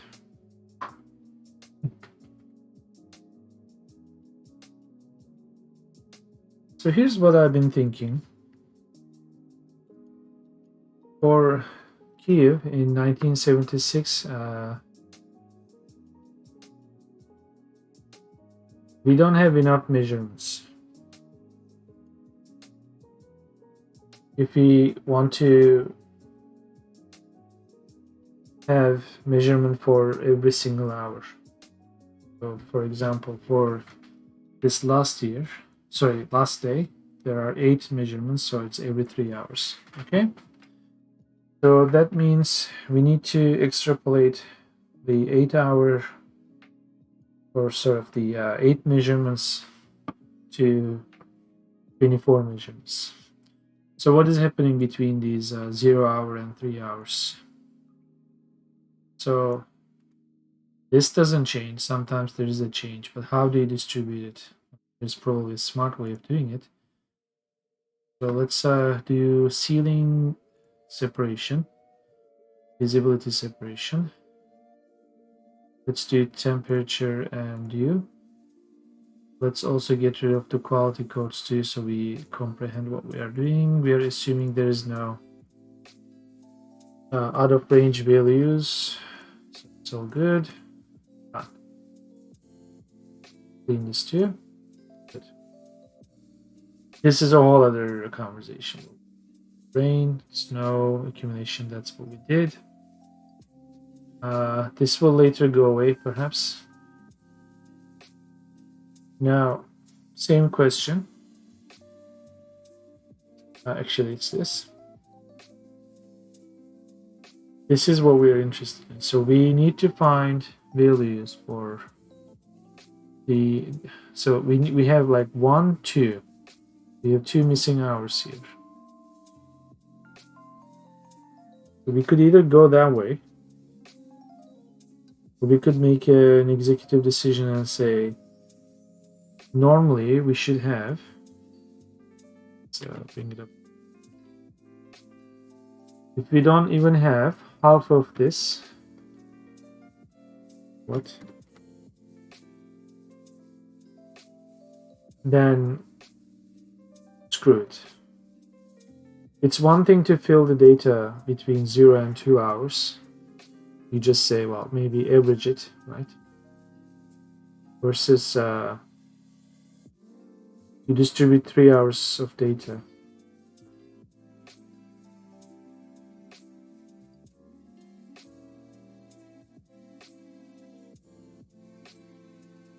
Let me also look at this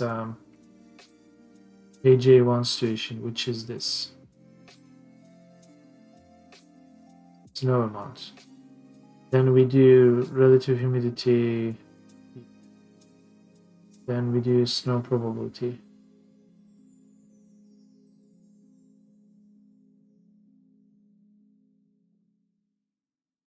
This is also concerning. Don't know why I didn't do this, but yeah, I didn't do it here either.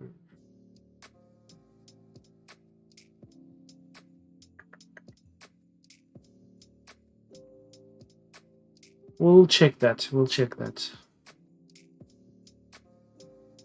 The 3 centimeters of. Let's go to the top.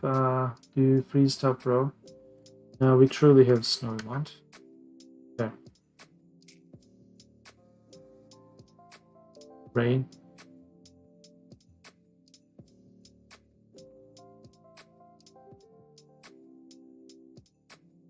What's the previous value? 3. So it's snowing somewhat for 4 days. No accumulation. Sure.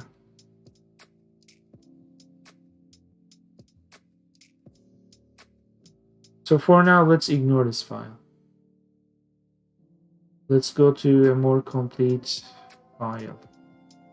This is Birmingham, by the way. I want to go to a city where I know there's a lot of snow. Sometimes Toronto, but let's go to Kiev and later years.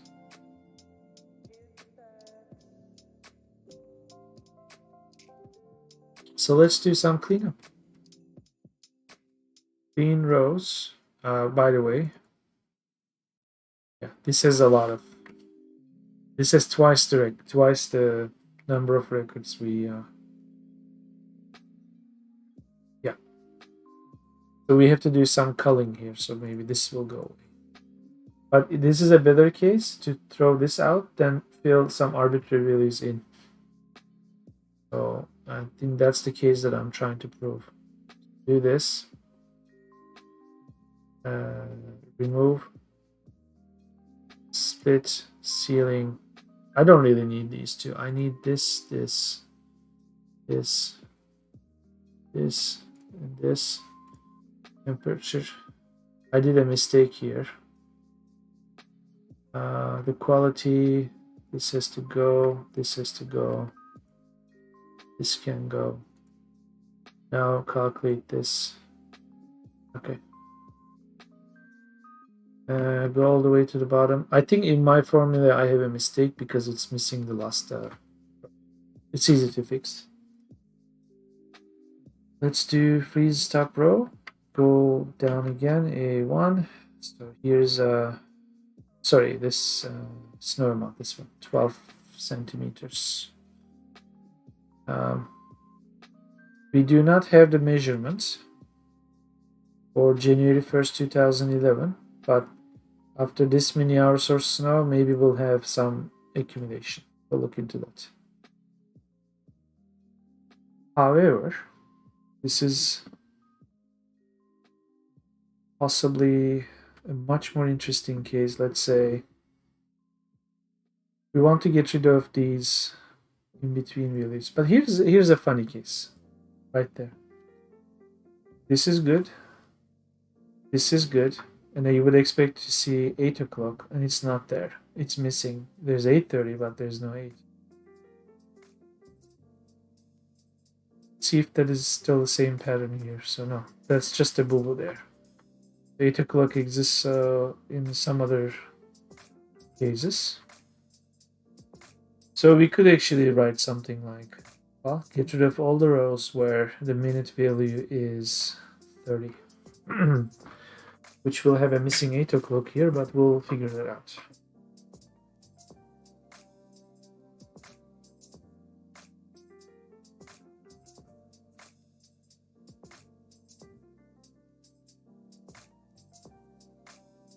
I did something similar when I wrote this remove FM16, which takes a long time to run. So I'm afraid if I do it here for 30-minute case, it might actually crash.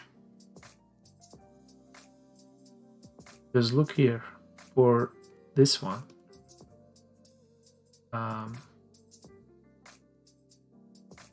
Out of 10,000 records, it removes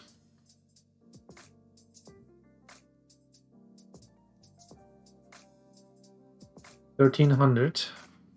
Took that long, we just saw.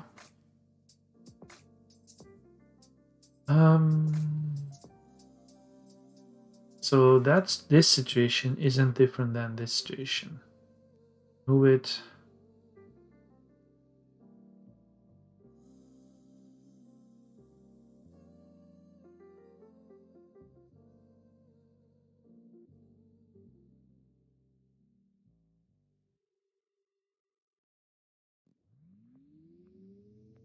How do I do remove FM16?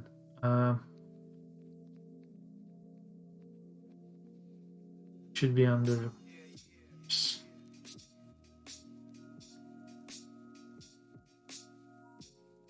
find the report type.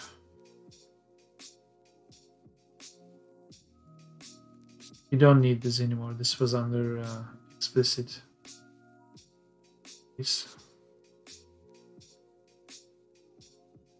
So start at end. go to the beginning. If the cell has FM16, then delete the row.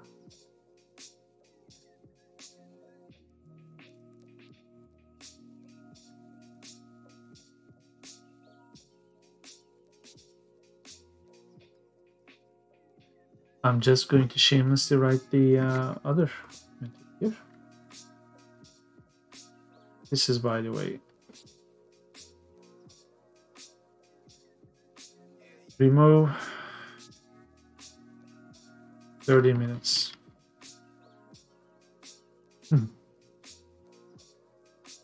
Find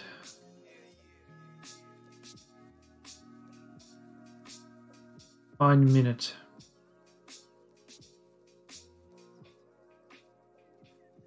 Actually, the rule is if the minute is not 0, remove it. That being said, that is definitely going to be a problem for Istanbul.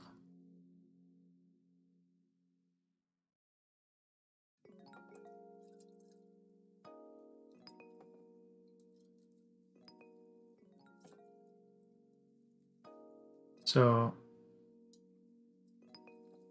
keep this. So what happened to second hour? The way we talked about this was consider this 0. Consider this as 1 o'clock, and one of these is 2 o'clock because 2 is missing. Or since this is here, one of these is 2, one of these is 1. Remove this. So it's like, well, as long as you have 1 0 hour, then these two are not needed. Oh.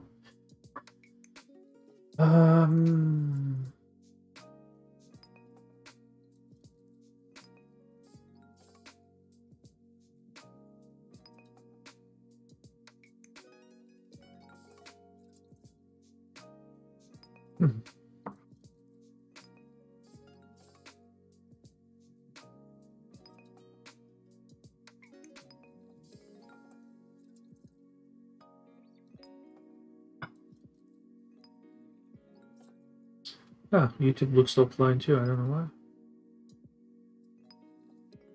It?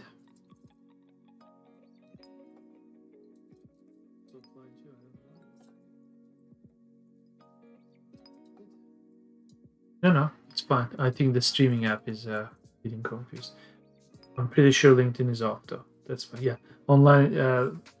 YouTube now looks online in the app here. Just making sure I'm not missing anything in the chat either. So we need an even smarter mechanism now.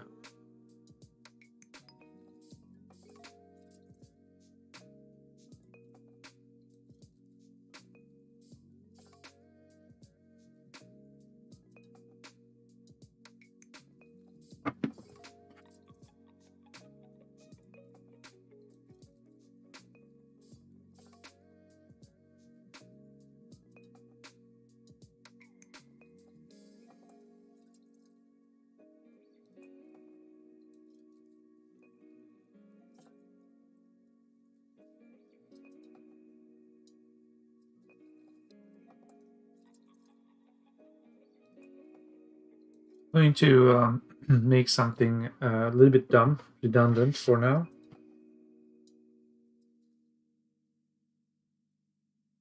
For the sake of seeing it.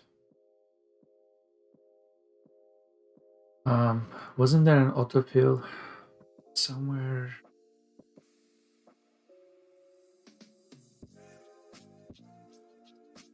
Flash fill?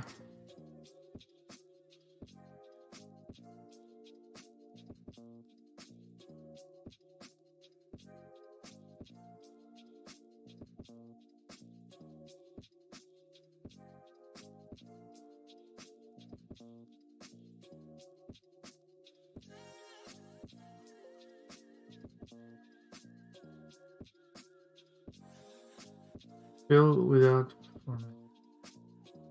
Fill series, yeah, do that.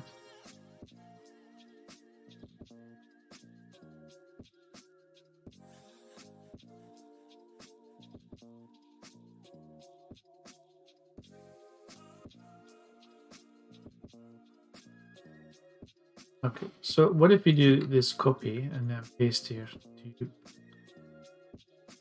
You don't start from, you start from scratch, in other words. Just want to do this, say,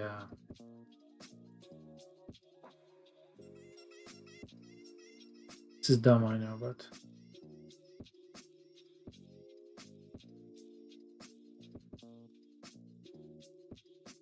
it's enough.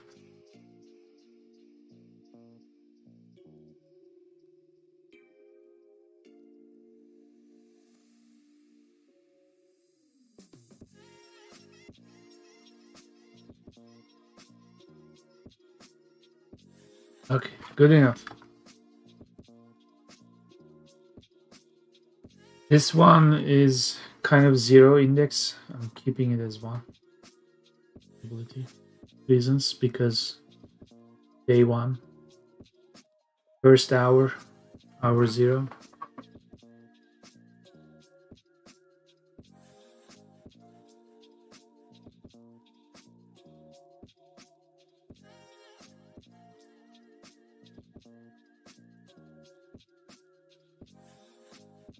In fact, I'm going to make it zero for a good reason.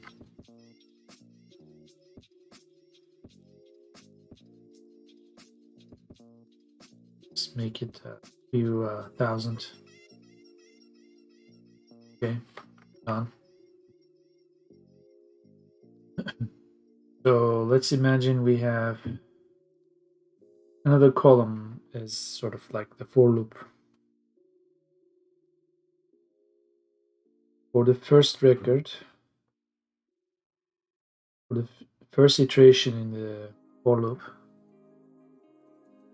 imagine we look at this value. Say, what do you see here? Zero.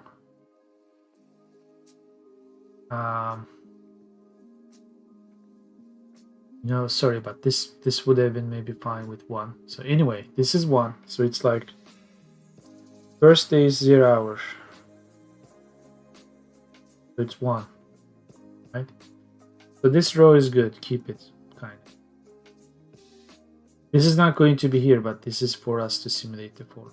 Then in the next iteration, we come and look at the second row and we say, imagine we are doing something like this. We will take this value and say times 24. Sorry, take this value minus 1 times 24. In this case, this is going to give us 0. Okay, plus 0, which is this. Okay, next iteration, this is all going to give us 0. But normally, when these two should not be here, you will come here and you're always adding hour to day value minus 1 times 24. So 0 plus 1. Now that's a new index. Okay, so the for loop runs 3 times. It actually kept this. It should remove these two. Then it should come across this and say, you know, this is good. Keep it. So then it's going to look, I already processed something with hour value 1 for the same day. So get rid of it. To keep it, get rid of it. Sorry, keep it, get rid of it, keep it, get rid of it.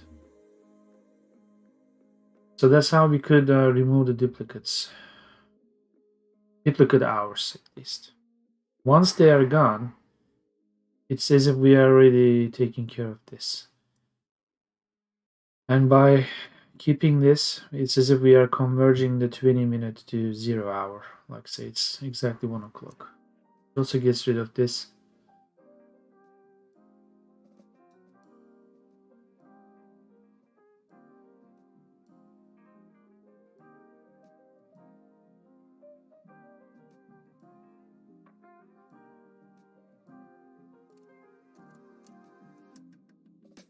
This is when you have more records. You have fewer records, that's a different problem.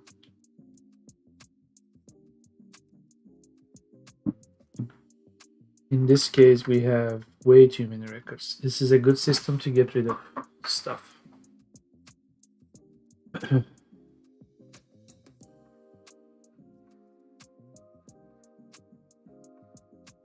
think it's going to be an expensive run though.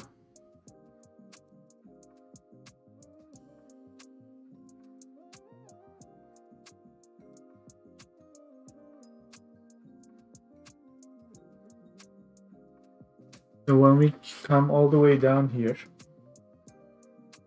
get rid of it, get rid of it. No, no. Come down. No, no. Oh. And then we'll just assume this is all 0. Unimportant.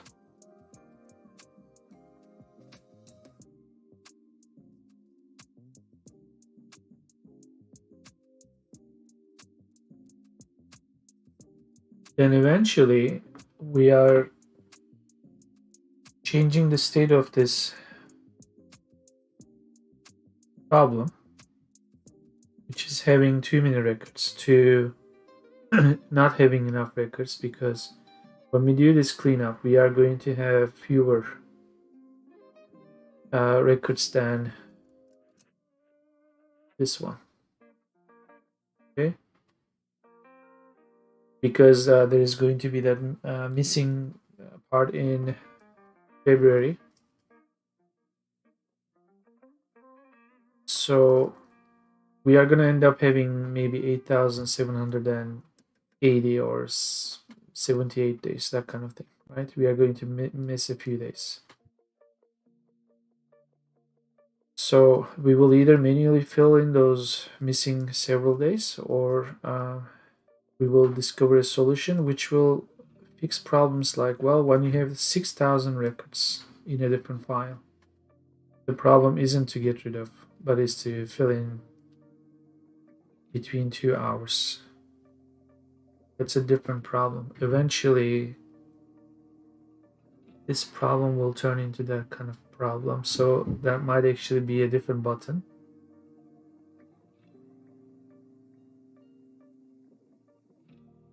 So right now, clean rows is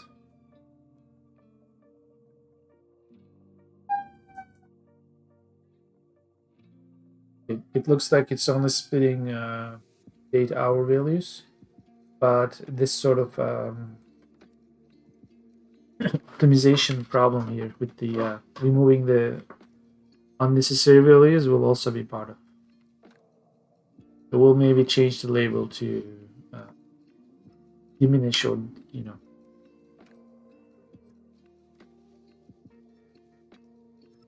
reduce the number of rows, that kind of.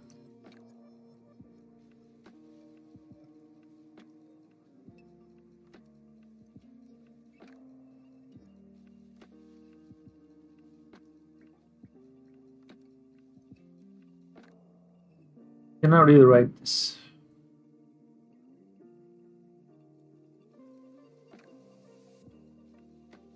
What I'm going to do is, first of all, this looks like such a delicate function.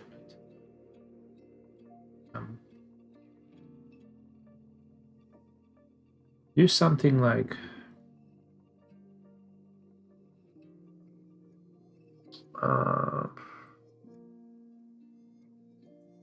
bit date to bits. We will actually have sub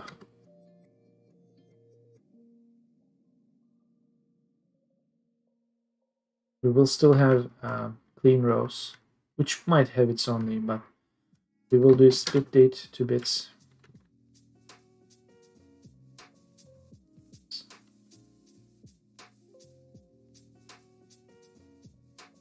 When you call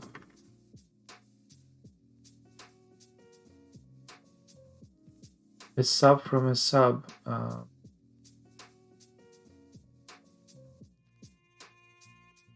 was the complaining? Sometimes you gotta do this. Okay. I think sometimes it's allergic to this split date to bits. So if I actually run this, it should do something. Here's a proof message box. The proof. Okay, so close this. open this clean rows approve. So it's doing it. So this is safe.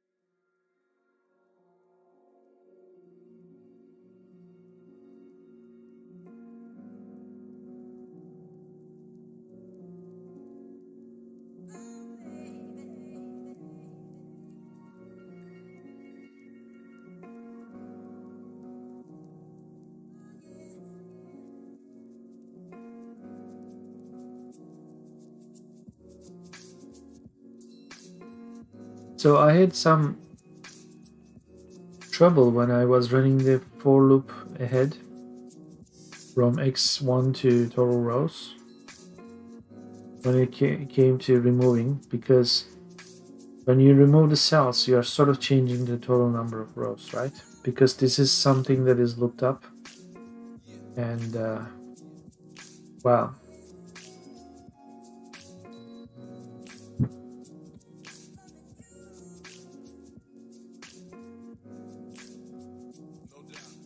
so this is what I know what happens in JavaScript, which didn't turn out to be the case in VBA. If this was a normal for loop from like 1 to 1, from 1 to total rows, at each iteration the total rows value would be recalculated.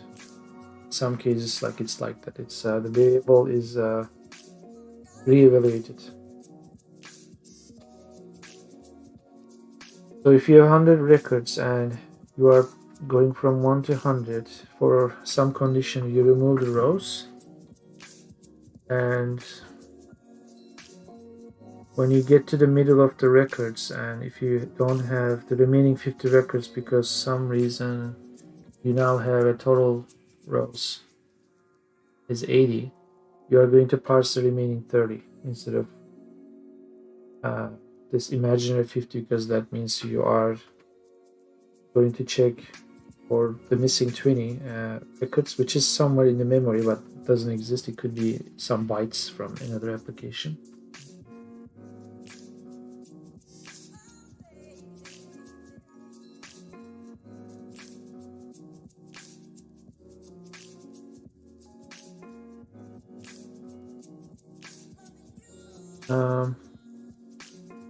I don't think that is the case here. So they fix the number of rows. So doing it that way, we are going into this sort of unknown area in the memory, right? To try, but I think it won't work. So after we split the date to bits, we'll do something like this for mini test case. So we'll say row equals 1 to total rows,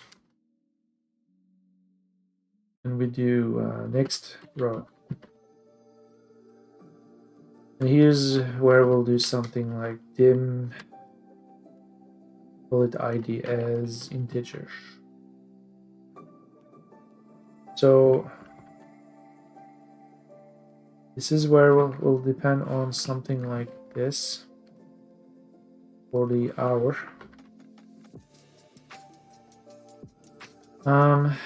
What else? Let's freeze the top row. Day. We need day.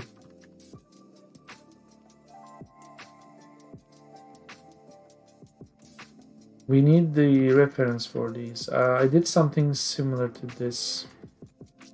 Dim hour column, right? And then we did day column. Let's type day here. It's conceptually more important, right? So then turn this into a day. You did this once, by the way. So day column. When you do this, actually you find this anyway. Find this. Then the active column is actually active cells column is that. And you do something like this for our column, but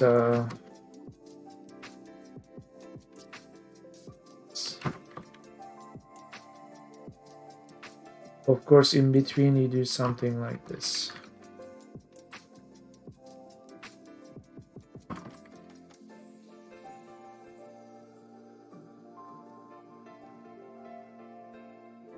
Oops.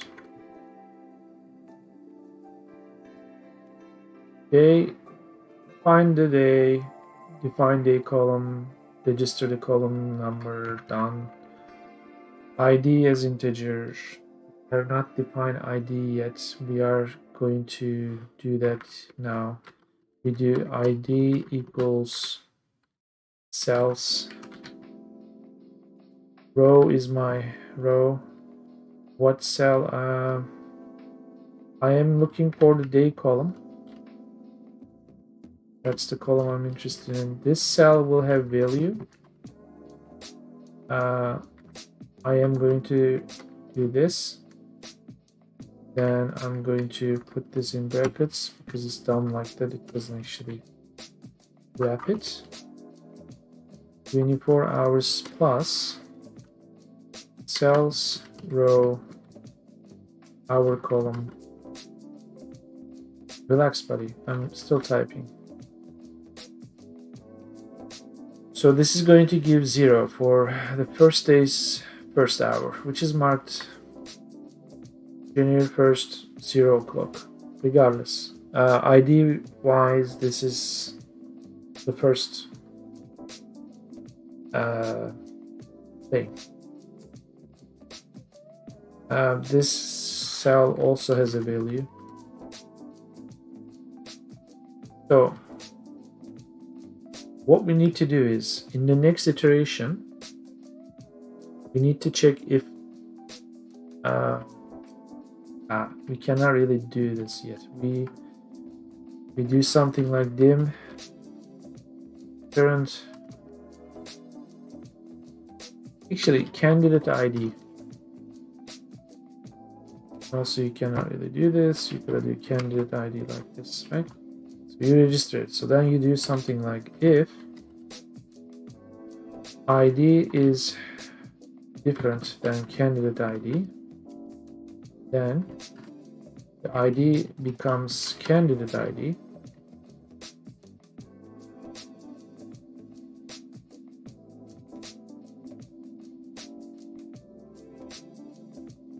If it's not, you just go ahead, which is going to jump to the next 4 iteration.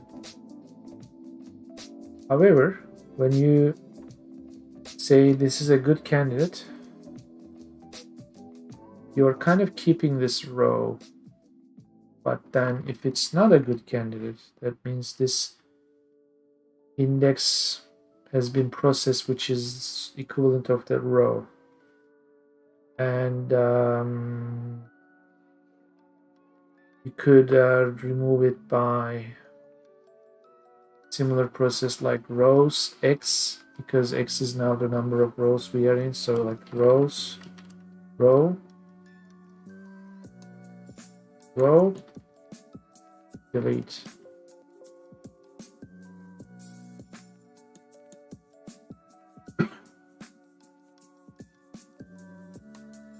We could technically do like a cells row, either one of these entire row delete too. Row day column, it's about selecting it really. Entire does this, and it's about bringing the help, which is not help. So fuck it. Here goes nothing. This is probably going to take a while. Syntax looks correct to my eye. This is already done, so we cannot really run it over here. This is what city? This is Istanbul. We have too many records, so this is the goal. That when we split this, we are going to keep 0, and we'll get rid of these two and get rid of this. It's as if this 120 will be converted to 1. So let's go. Type mismatch. That's noble. Candidate ID is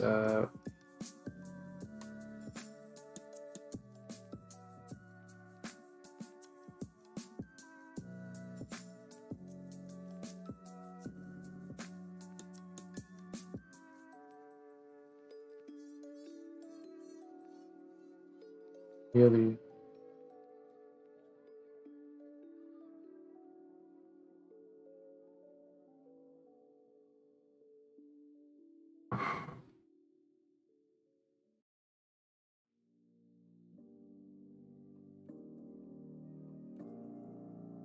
So when you are debugging empty, the column is 4, row is 1. Can we head watch? Nope, that's not the one.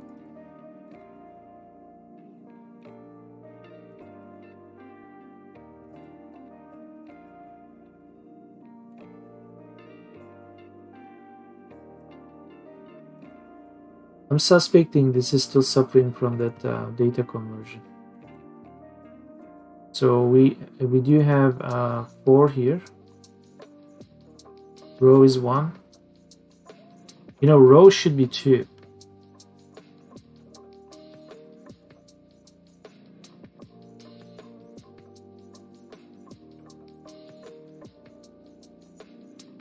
Yeah, this is dumb. This should be 2. That was my mistake. Do it again, please. This.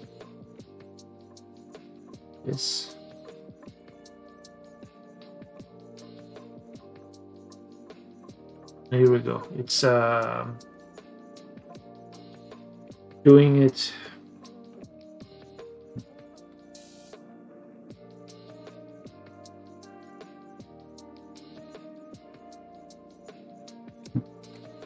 Considering removing FM16 was taking a few seconds, which was 1300 records.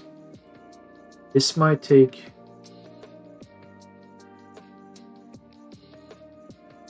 we're kind of looking at 13,000, 10 times longer. So if we waited like 4 or 5 seconds, it should be a minute. So around 5:05. I'll see what's going on. Okay, done. So roughly 40. Somewhat good news. Okay, this is the kind of problem that I faced. The total rows. It's like it was supposed to remove 13,000-ish. It kind of removed half of it. It's because of that issue. So it's like I do remember having 2 extra here. It removed 1. As it removes, the total rows is getting smaller and smaller. So I think to remedy that, this is what I'm going to do, if it's going to make any difference. After each iteration, I'm going to call total rows function again, which is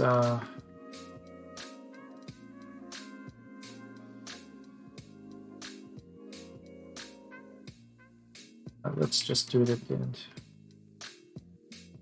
Because with the FM16, I remember hitting it multiple times to finish it.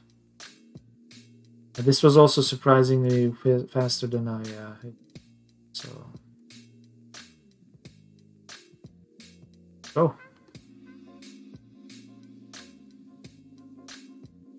It's 5:05, around 5:06.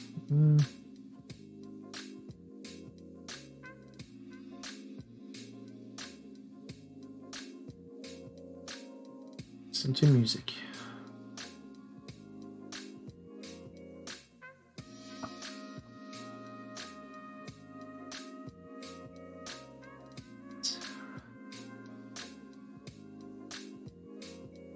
Wow, it was 5:05.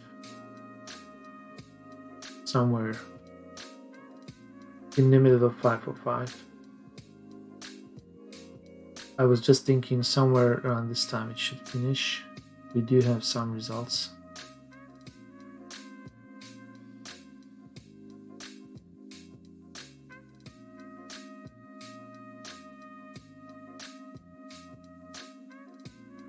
Still spinning, that's concerning, but it did stuff. Kinda.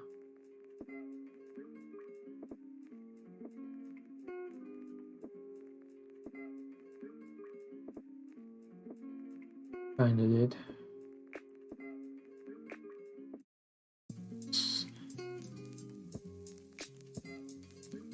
Still the same problem. Yeah, so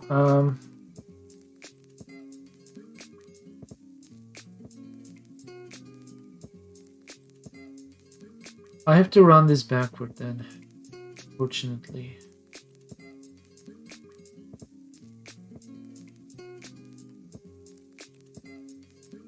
If I run it backward, what will happen though? To the candidate ID.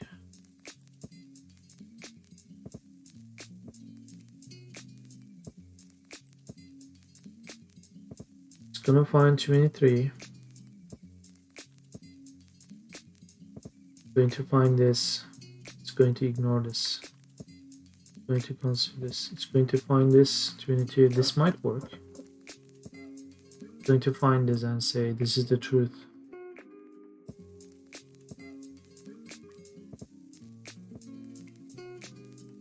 The fact that we have these values here, that's sort of a separate problem. But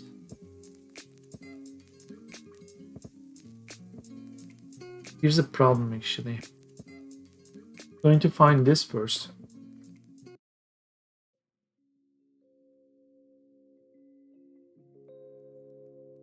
Yeah, see, that's a problem. Because these guys type the good values in exact hours.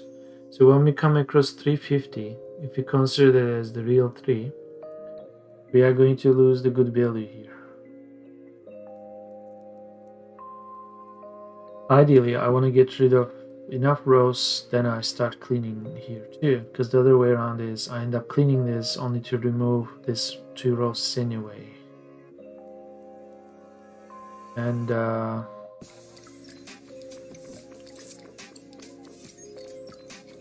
but then here I never have 4 o'clock, so this would miss anyway. And this is corrupt. So what would happen here? I would count as 620, 650. That would be insufficient, but then I would count to 550 missing. Oh boy. It kind of might work. Much more curious about this AJ1 cases because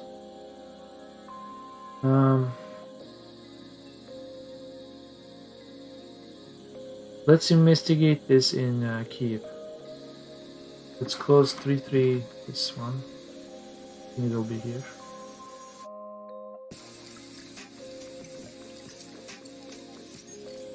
This is ordered, luckily.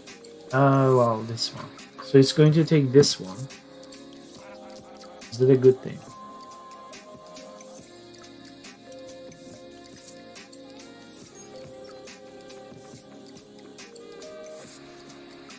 Between these two, the sea level pressure is missing. So that's something we'll look into anyway.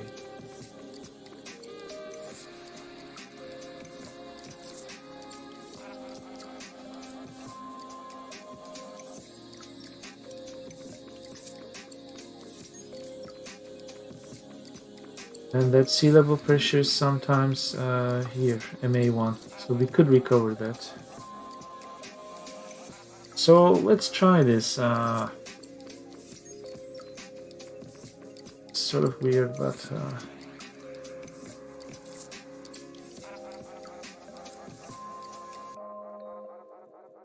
do step 1. Similar idea. Nothing has changed.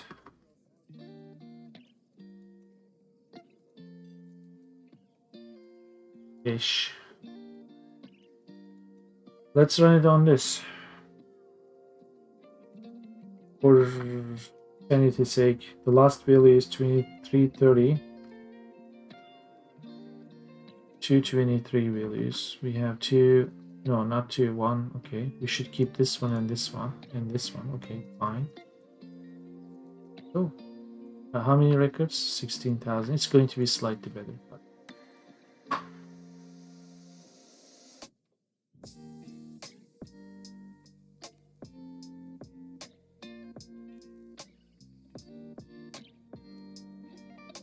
Oh.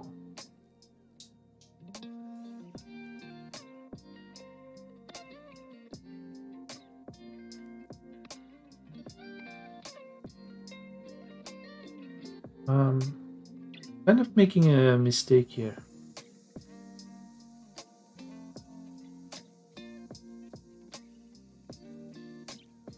Type mismatch. What the?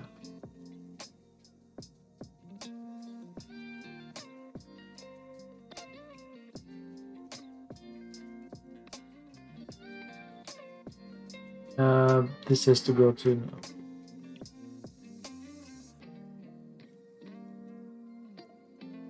Wonder why this worked.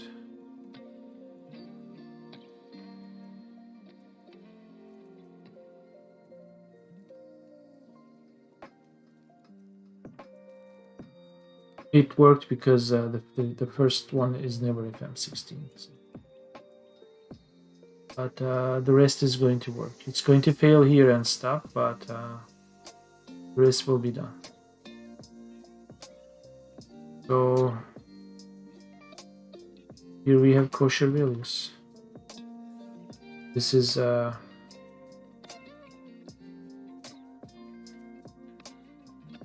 close enough. Well, first of all, this is 2010, so we have February 29 missing.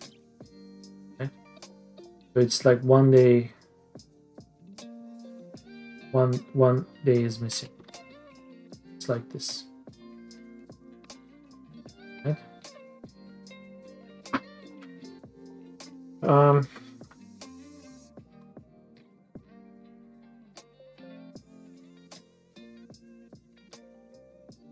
Then it says if we have another day missing.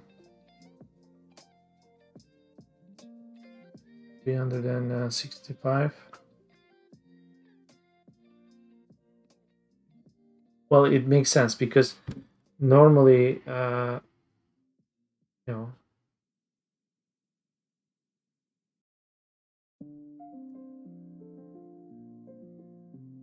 normally it's 365 times 24. Yeah. So there should be that many records here, and we don't have that many records. So we have a missing 16. We have a missing 14 hours actually.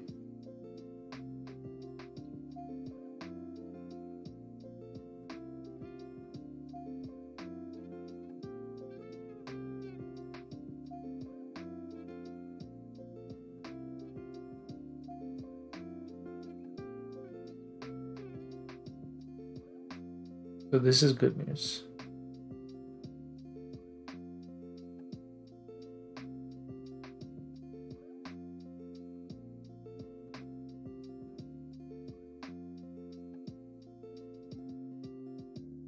Let's go to February.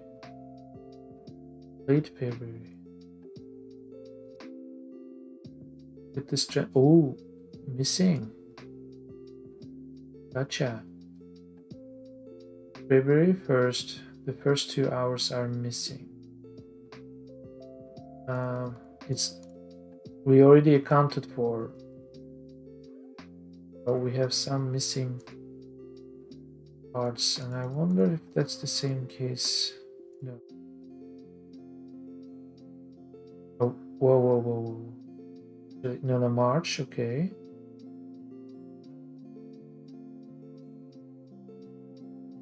Let's go March. Let's actually do this first because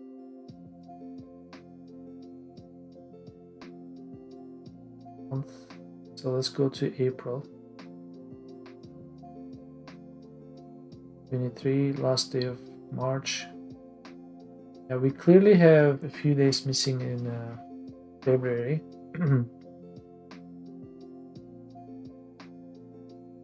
Is that the case here?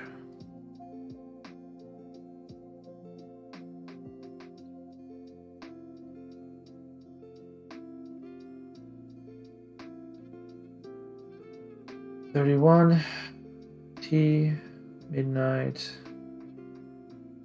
It is missing.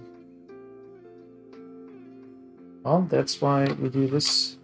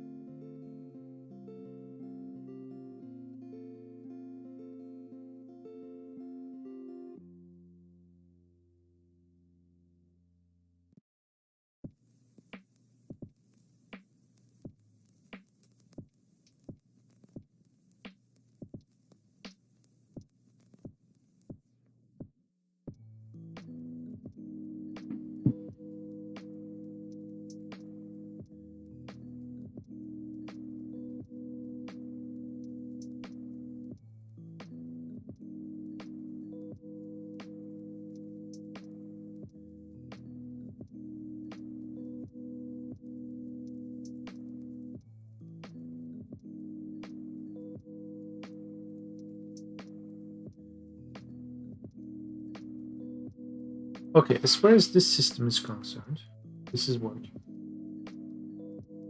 It's taking a while, but it's working. And it won't give that error. Mistake.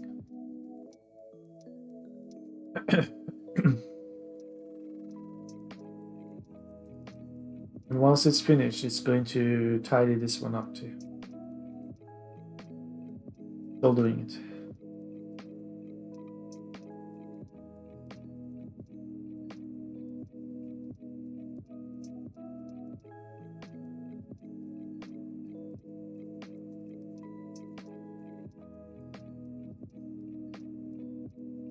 Done.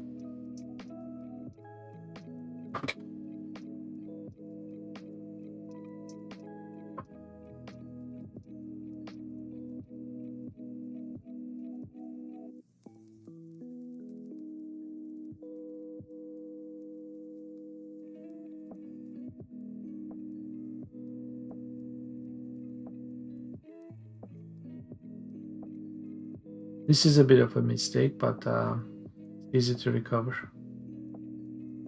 I don't really know what happened here. It's as if it's not really checking.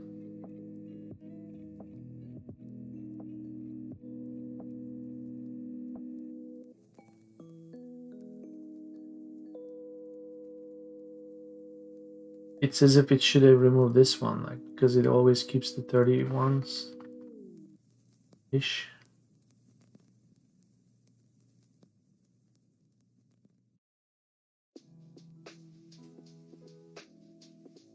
How do I calculate total rows? Do I have it like -1? Might actually come here and ignore this.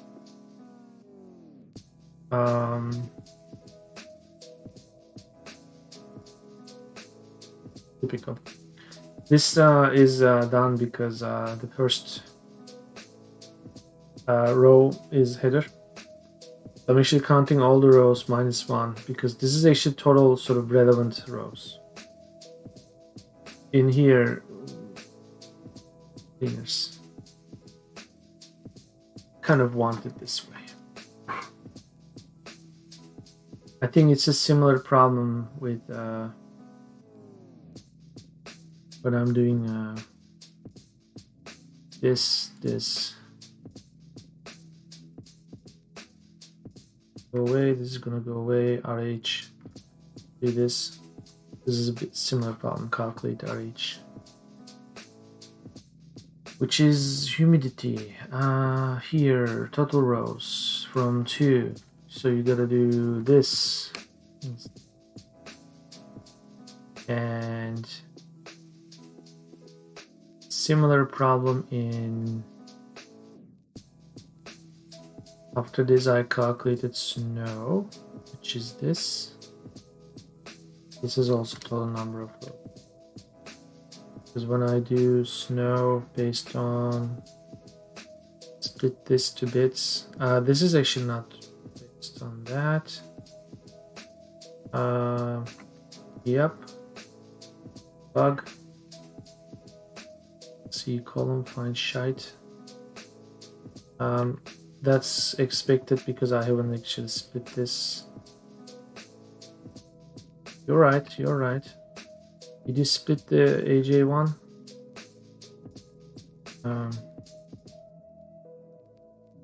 Split snow to bits AJ1, you haven't. Do it. Then do this. This. Now correct because I just fixed it. This here. Good. Now if you run this stuff again, first do remove redundancies. Temperature, do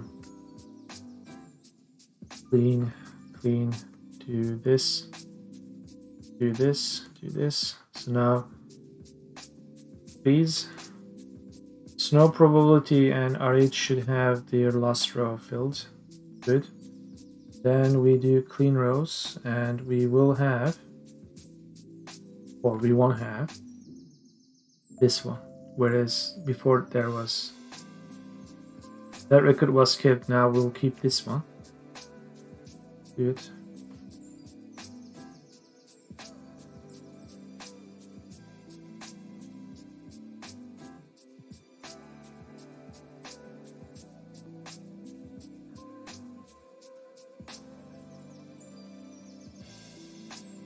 Let's check the stream goals. Just going to pop. I think we are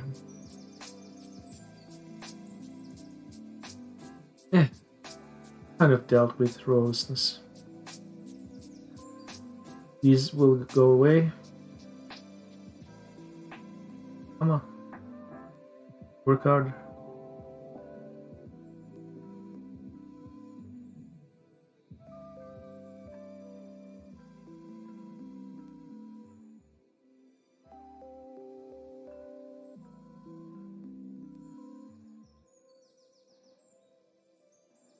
I don't know if there's a faster way to do this removal.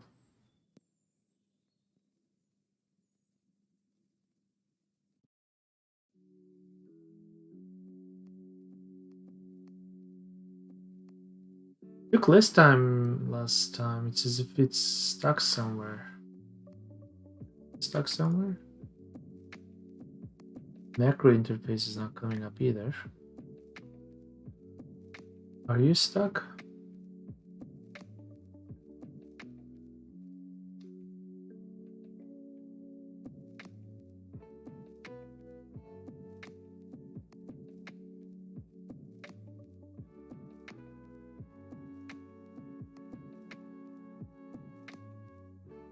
Okay, it's just was taking long.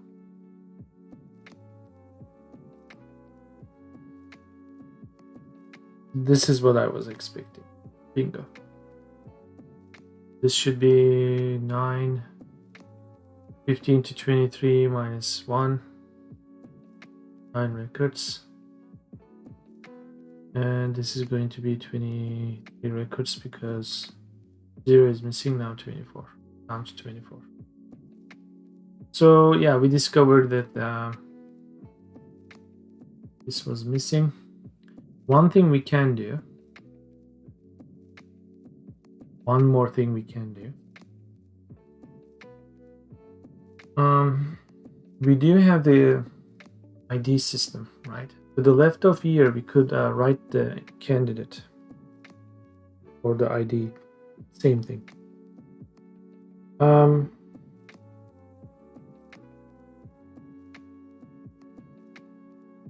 However, that's sort of fruitless because it's just going to be the row number -1. Right? What we are really after is this. Something that actually detects this for us. February.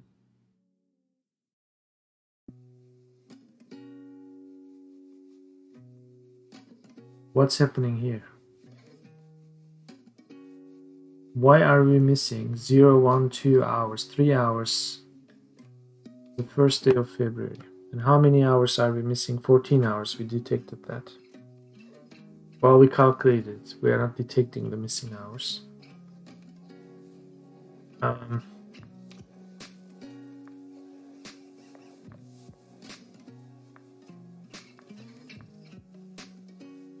So here's what could happen.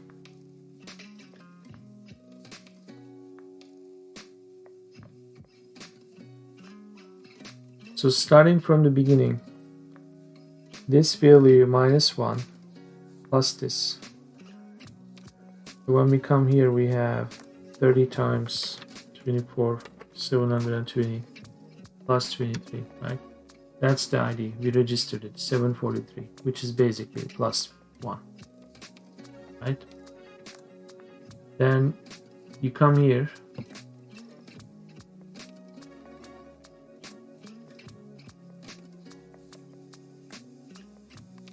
But see, that's the thing.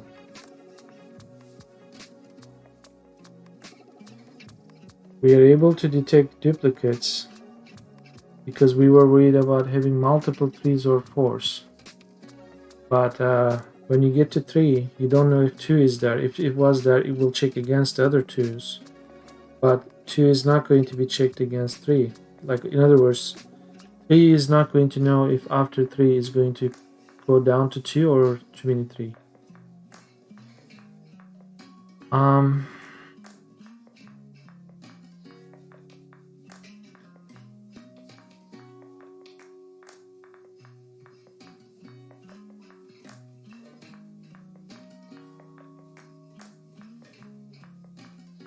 If we had to calculate this, it would give a similar value January, like 3rd hour. Now we have to incorporate the month value. This -1 times something, right? Like times 30 days.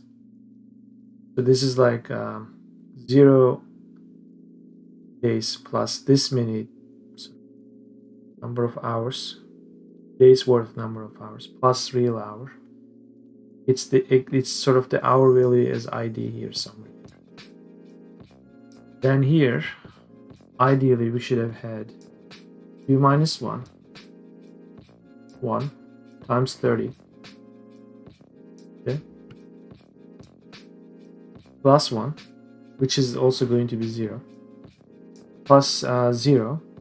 That should have been the next ID here.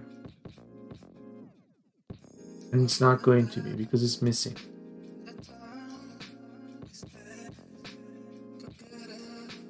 So in other words, if we follow this logic, if we had a different column, we would actually have values similar to these row numbers in Excel, except somewhere here we would have a discrepancy.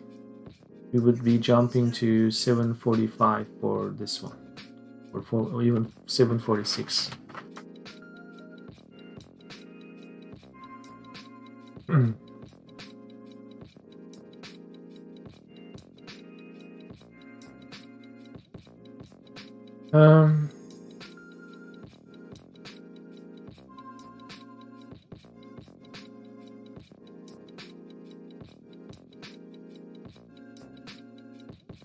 I'm actually going to create that function separately.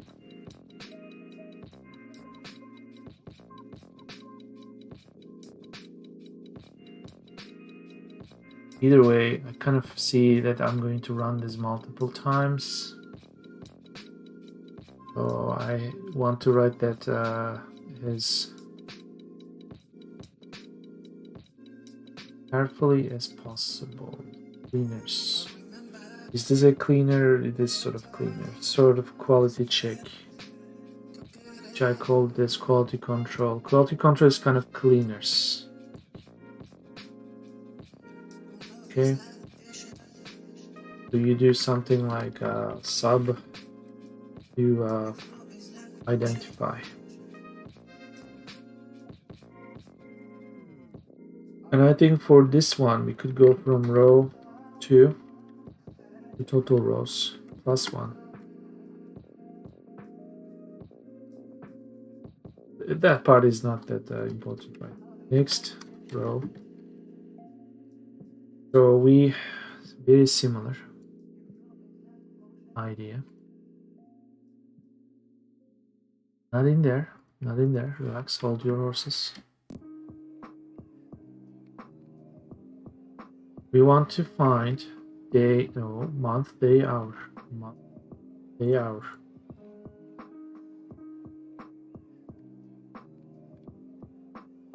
Month.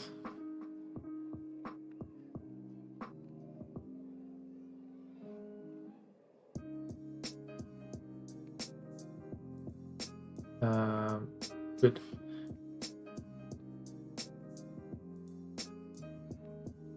So when do I incorporate 30, 31 alternating? Let's think about that.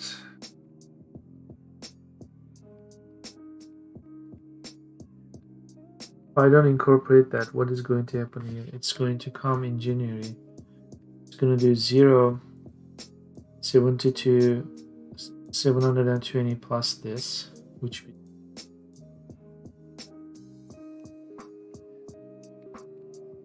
it's going to do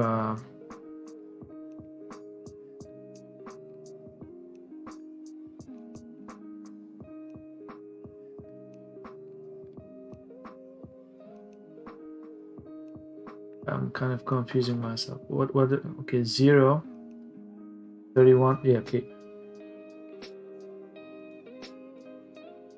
This is wrong for, well, this is correct for the wrong reason. Because day is never 0. Hour could be 0, ironically.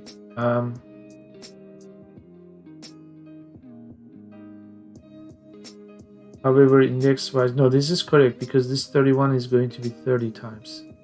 Yeah, index-wise. Now this one is supposed to be, yeah, that's where the number of days in a month concept kicks in. So because that's 2 minus 1, 1 times either 30 or 31.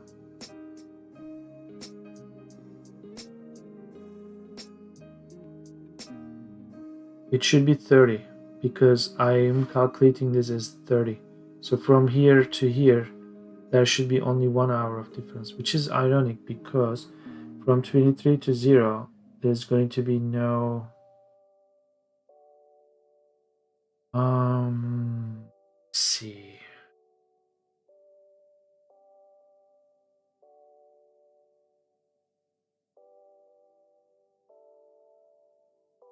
So if I consider the 0 hour as real 0, there is not going to be any increment after this. Because after 23, if you add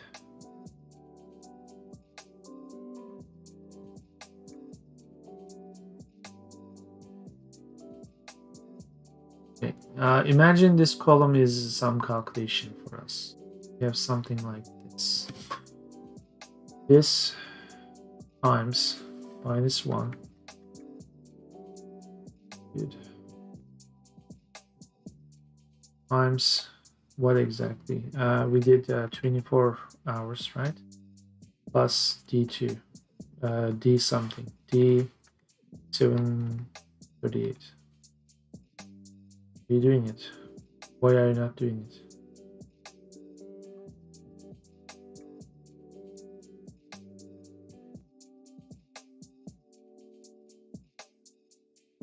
Because you are text instead of the formula.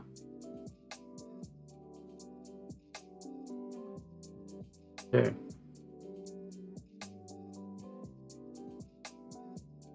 If you do this, you're gonna have a problem.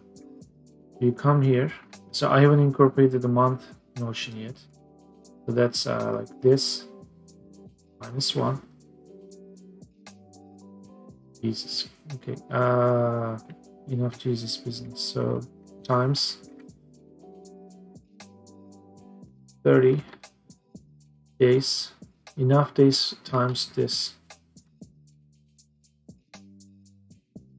Are you still text? You shouldn't be text. You should be general and then this. Okay, that is correct.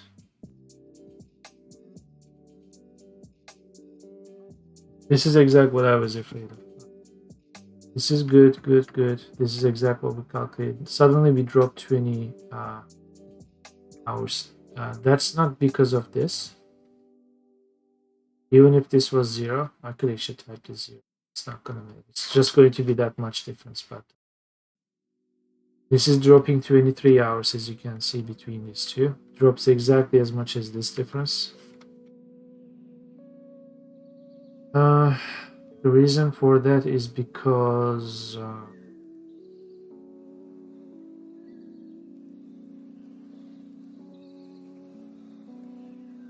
in January the number of days is actually 31. Could you smarten up as just general?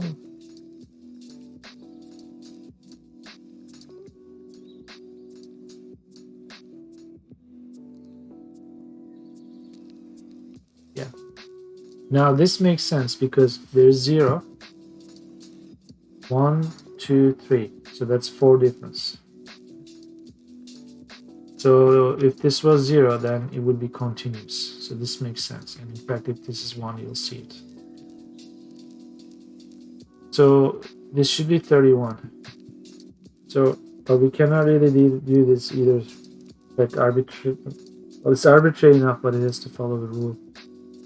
So it's either 31 or 30. And how do we do that?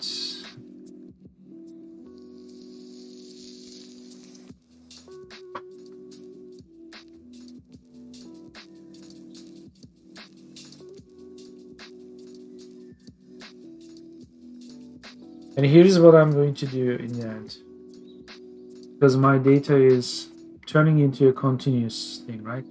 These values are so correct enough in the sense that they are following, they are kind of one-off from the way Excel is ordering these columns. So besides the header, you would have one-to-one match. So in the calculation of all this, ultimately we could do something like this, right? If only this cell is actually smart enough to do that for us. So do it. Then we could look into discrepancies like, remember this was actually 3 and 4. It's like, the value we see here is the row number. So we could create a for loop that's checking for us. And if we don't find that, it's going to warn us and say, you know, I want to look into this range because it's not really in this area. So this seems to be the formula though. So for the first month, it's 31. The second month is 30. So we'll do an alternating thing and we'll take month value -1, day value -1. We'll add the hour value, and this is the arbitrary -1 to get rid of the header as an index. So I'm gonna stretch my legs and re-energize myself, come back to this, and maybe finish this or sign off, but I'll decide very soon.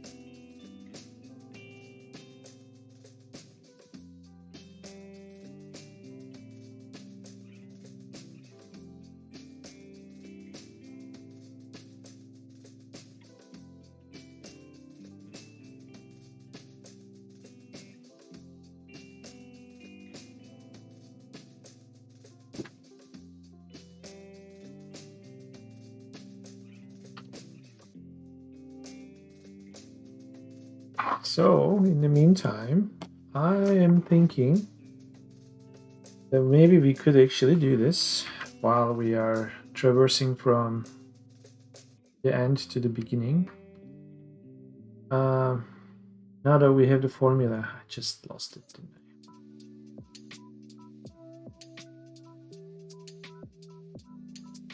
Here.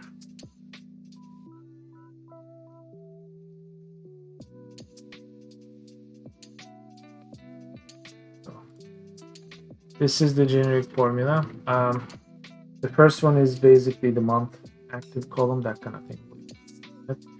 So we need something like this.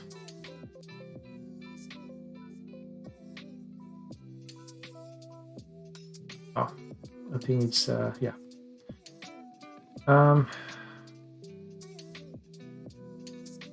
Let's assume this is all done in cleaners, and we have an array. Dim. We call it let's call it days in months. This variance. Then we do days in months, and this is an array of 31, 30, 31. Let me paste this formula. Yes, relax, buddy. Relax. So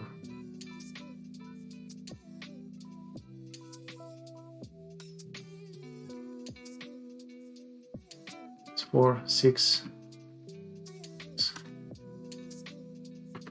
The weirdness about this is you may think December is 31st, but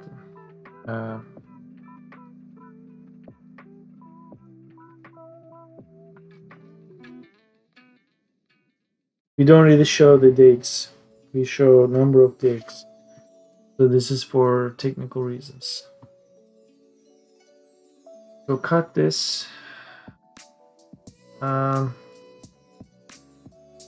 Sort of here, but I decided to take this inside here.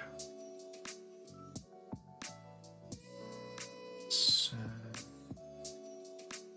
no, this one, clean rows. While we are cleaning,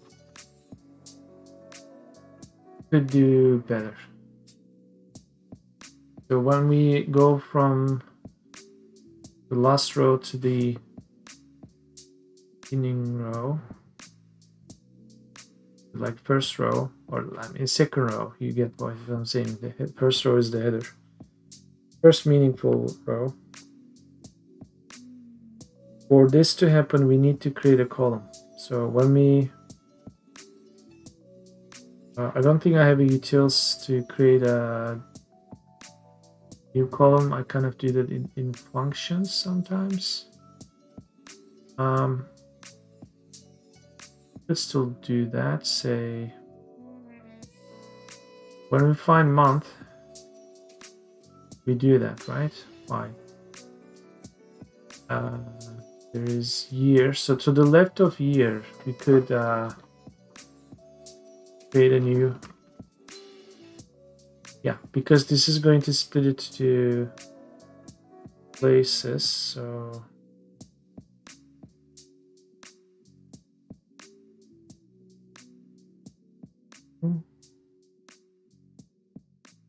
I'm thinking, can we do it in split date to bits? So we go up, which is that. If we create a thing, we need to come again. We could kind of do it here, which is okay. It's kind of uncomfortable.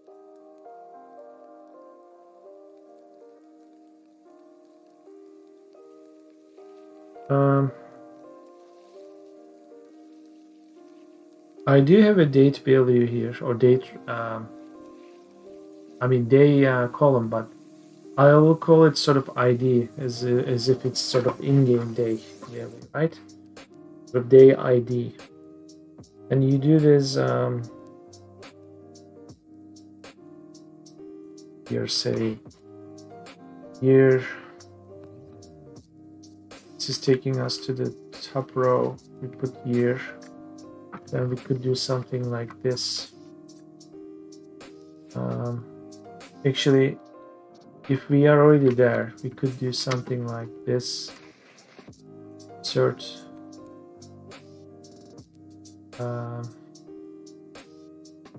Split to bits is actually doing it for us. So we'll go and take it from there. It's actually this entire column insert. That's what. Which is here. Entire column insert. Right. So this is add day ID left to here for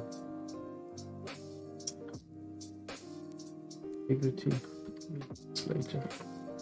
We'll use that. This is a redundant thing. I don't know if I need it. When I edit,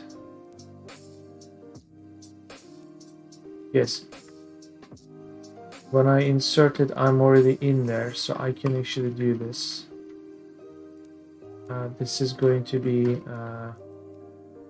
day ID, sort of day. Then I go to the next column, and here I need to actually go to. So I could have kept this 1-1 to finish everything, and then find year.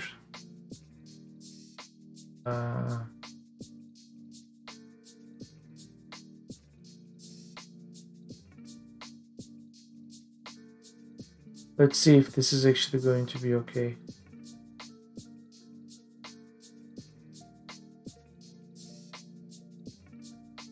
You know, this looks so ugly. Let's keep this one, because we're already doing find shite here, right? All we need to do is we need to find here. When we find here, we're already there. So we just need to add this. This is actually this is coming here. Except this has to be the first line. None of this has changed. When I did date, this is the same. When I do this, then I find the hour. This is its own operation. So this is still 1-1, 1-1. So we will have this day ID. This is better. Which means this could have been done at the end here too. Regardless.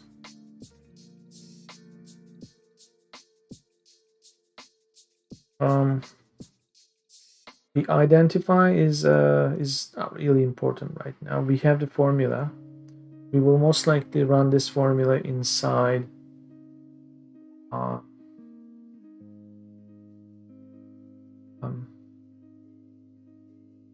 if you want to keep the ID or you want to keep the row, right? We will do something like cells row. This is when I say day column, this is we need we also need this day ID column now. Dude, I'm doing it. But we still need month, that's good.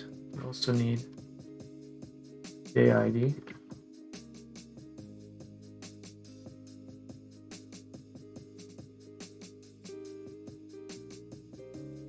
I could just get away with ID. So let's just say ID column for this internal mechanism. Value is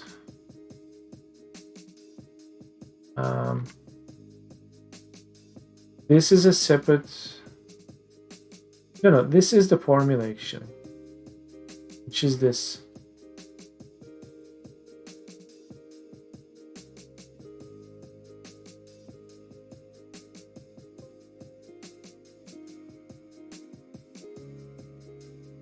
This is the month, so we need a plus here, then we need something like this for the month until the next plus.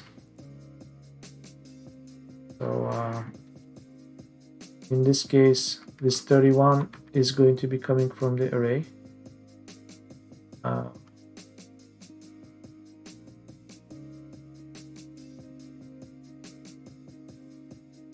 So do this -1 times 31. Calculate this. This 31 is also times 24. Then this has its own 24. And this has its own -1 for IDing purpose. Which may screw this one up because this ID was, well, might pay off. Let's day, hour, wrong. This should be month column. In this, and however, this is coming from days in months. This has to be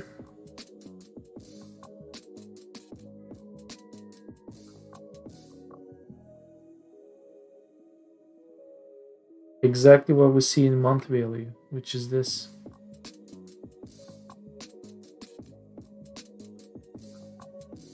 This looks horrible, but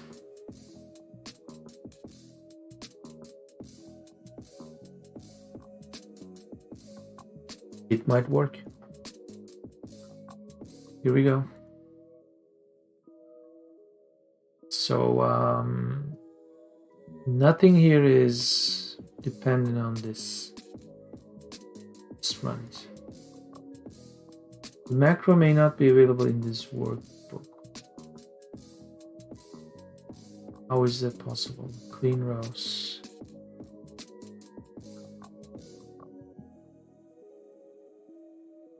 Really?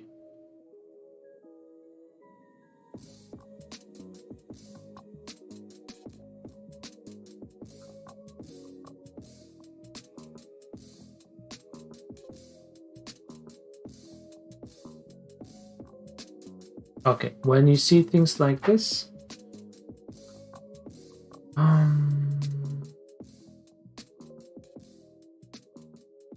something is going on.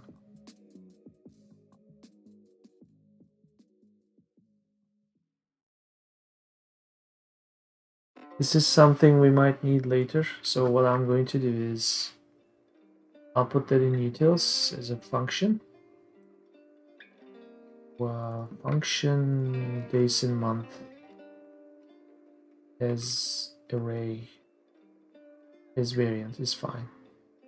Then this is going to be exactly this, similar to this.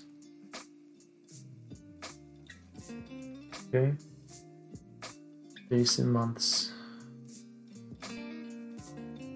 So you saved it. Out of range.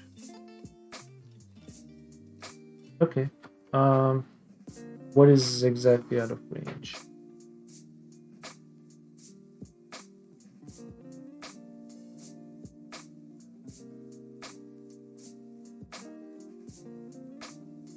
Row is 1, column is 4.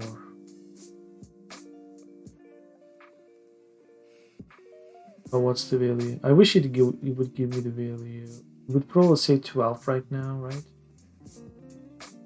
Month is 12.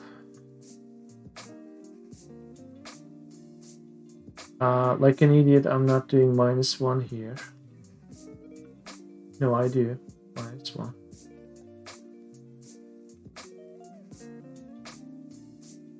Times this. So what is out of bounds here?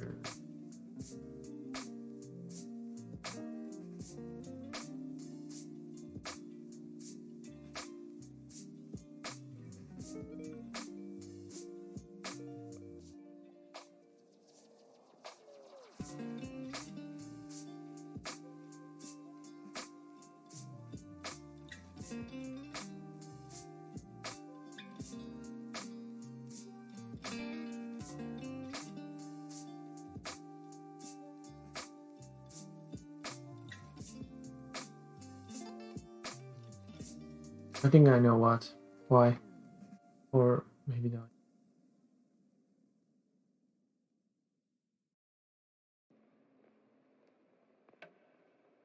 Month column.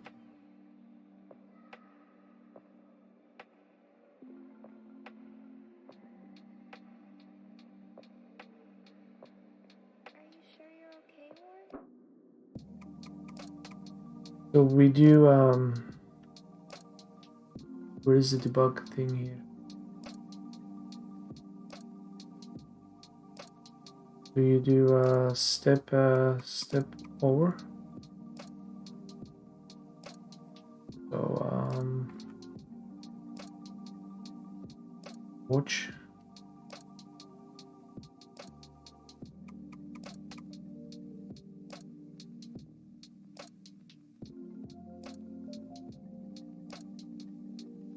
Really, subscript out of range. Let me watch this one.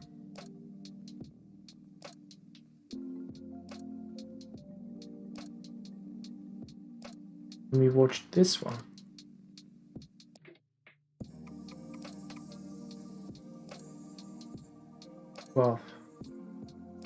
Days in month 12.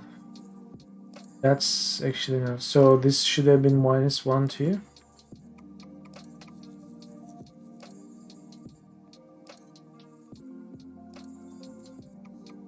Okay. So reset.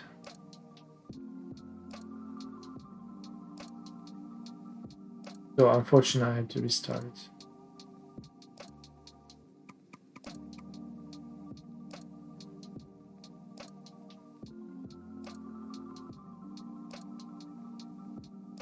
And now we wait.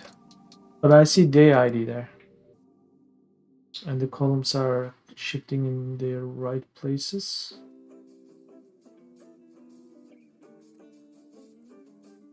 Just to tidy up a bit. I'm afraid I'm overwriting one of the... I'm overwriting, I think, the year. Not the year. There's something that I'm overwriting.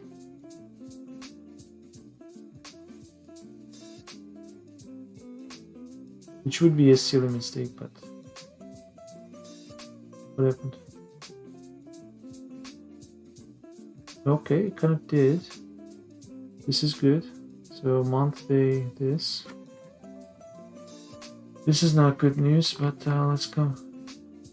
Oh. Okay, it kept all this, so that's actually okay. So this should still be 23 and 4. So how did you come up with this number? You did.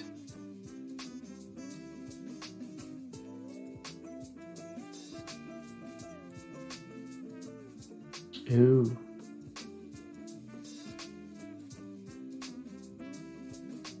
Month column. 12.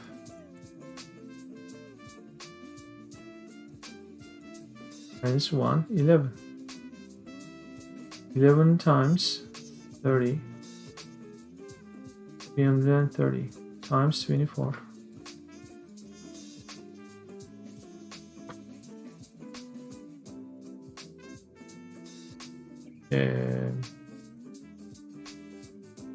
Hey man, how are you? How is life?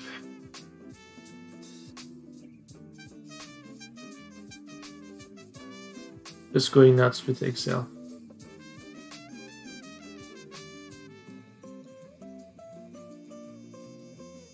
So 11 times 30, 330 times 24 according to my thing, plus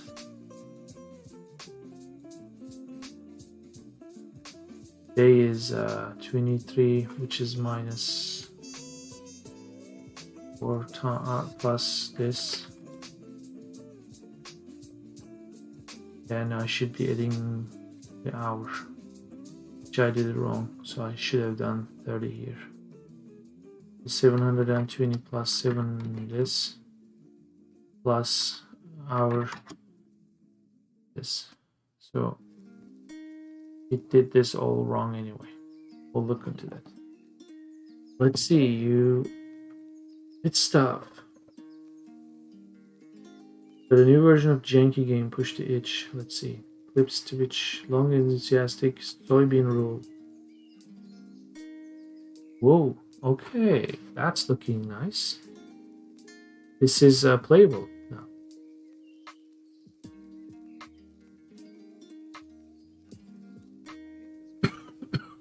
Right? 6 kills.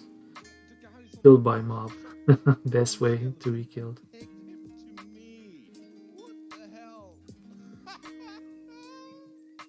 Oh, there is actually a sound there. Someone is speaking. I see.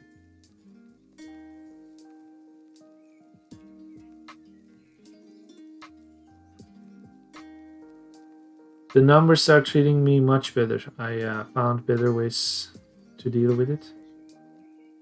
This is cute. Well done. It's playable. Nice. Oh, they shot a teammate and picked. Yeah, that's one way of using your teammates, yeah. Cool. And from the looks of it, it's very recent, so good job. Crossbow bolt. He killed me with the skeleton attached to it. Yeah. So this is I see. Yeah. Yeah, it's a nice feature, right? Cool. Yeah, this really has an arena feeling, so it's cool. Well done, really. This looks it's not my cup of tea, but people are into this kind of stuff, jumping off platforms, which is really cool. And yeah, accidental happy accidents like this is always cool. You never expect this to happen, but it's really nice. So I'm in this numbers world, but it's promising. So I'm doing this. If you look here, I'm creating my own buttons in Excel now. And with enough buttons, I may take over Microsoft.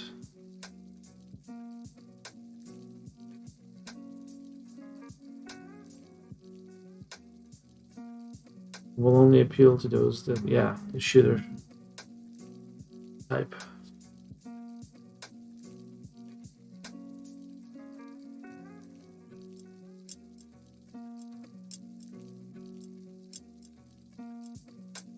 It's been very quiet today and yesterday too.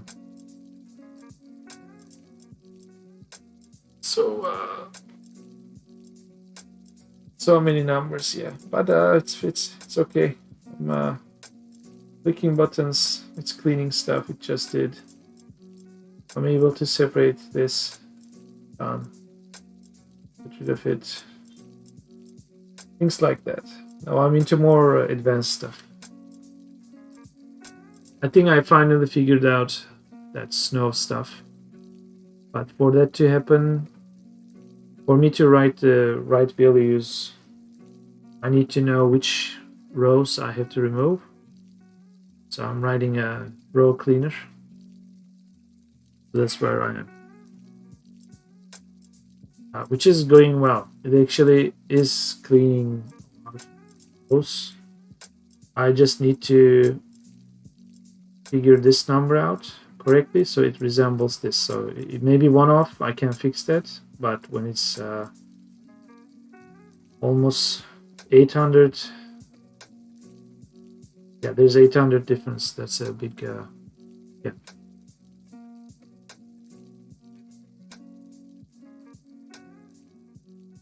At least it's consecutive, which means I'm actually missing one thing here, which actually looks like 720.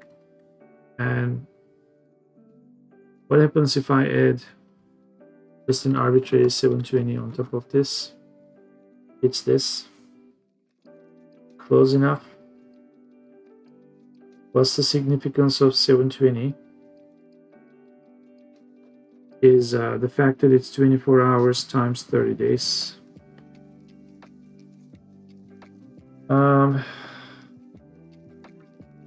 If I do this, 10 plus minus 14 because it's missing. Okay.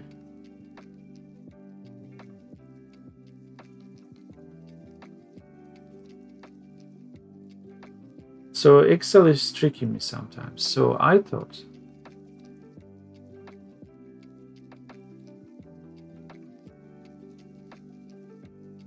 how do we access this in inferior quality codes? It is about checking quality, which is not this. It's in utils. Validate quality.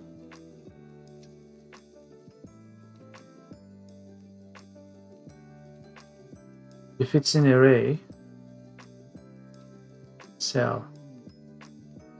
Oh, I never truly called a value from an array. I'm still assuming it's zero based, but is an array, cell, here equality. Okay, quick reading. Array.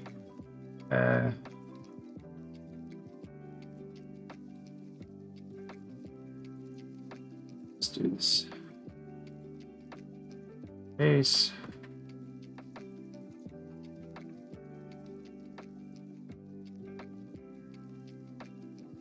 Oh, okay, so it's zero based.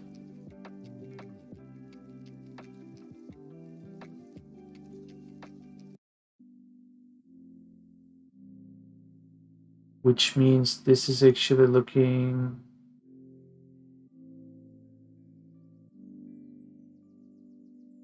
correct.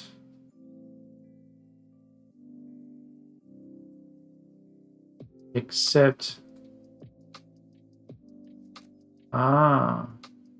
maybe, just maybe. Where is it? Maybe I have a, because I'm reversing things, I have to assume this 31. Let's close this. Let's reopen it.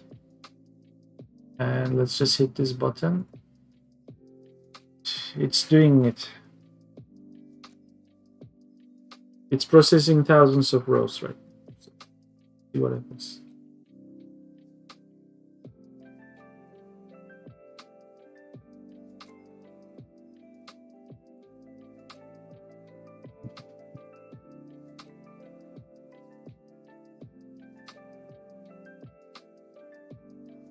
That being said, instead of 30, if I took 31, what would happen? That would add another 24 hours. But with the number of months, if I'm multiplying, let's see, it's finished.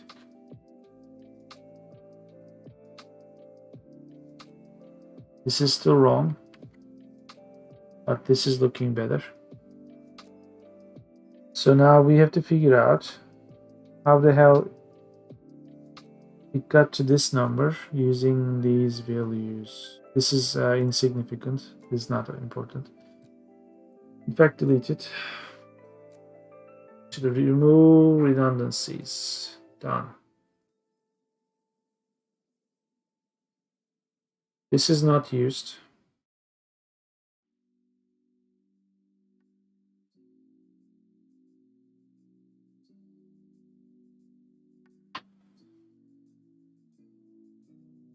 So according to the formula, this B743 is essentially the month. Which is, let's do this. Please stop. Let's also remove this column too, so that if I shamelessly paste this, right? Also, there is still the problem that everything here is text. I'm going to do something like this to force these values to general values. Yes. I'm going to do this and equal. There is already enough equality necessarily in the world, but in here there is enough. B743, which is bullshit, it's actually 8 minus 1 times 31, because that's the fix we just applied. 24, this is C, which is 8. 8. So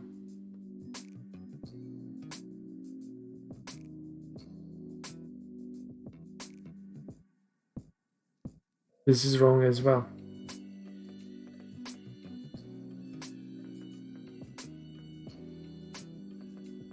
That's why I was confident this should have been 30. Which is wrong in a more expected way. We can deal with this.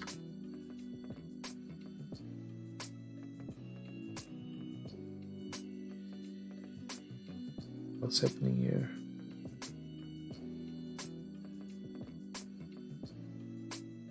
Okay, first of all, let's take this formula. Let's go all the way here, paste it. You have minus 1. And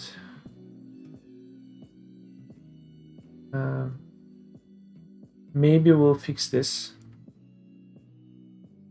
Let's just say it's like this. Didn't change the result. It actually won't change the result because this is already 0.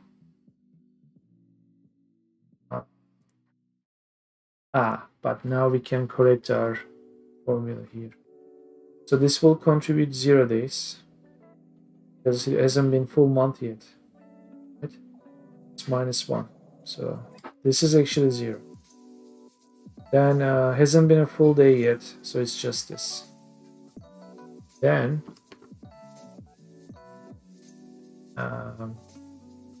we have our this minus 1 business is a bit sad.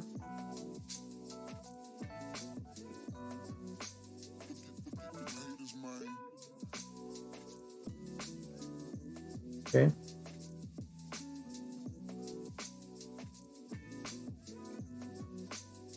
Copy, go all the way to the bottom, paste. there is some hope. There is some hope.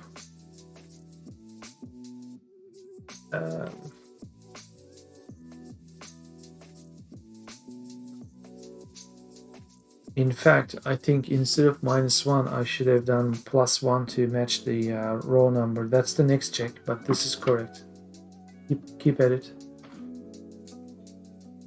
So for the first day, our values will match this ID. Here, the ID should come to 24. Perfect.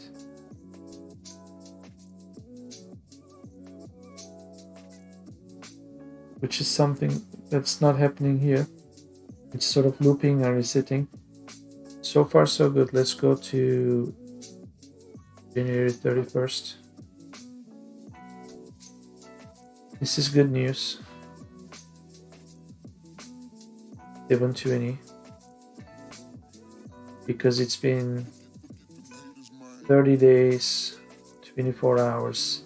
So the next index is 720. So then you go to 744 or 743 at 23 hours. This is what I'm expecting. This is exactly where we are going to try to see if there's a gap. We are going to check that gap by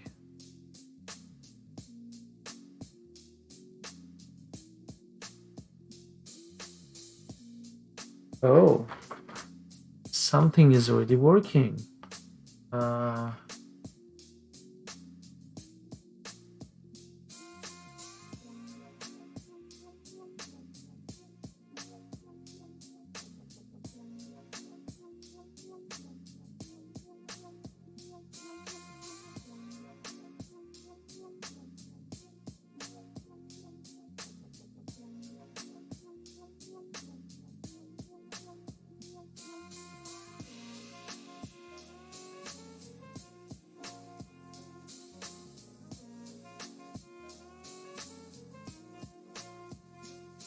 But if the gaps are larger,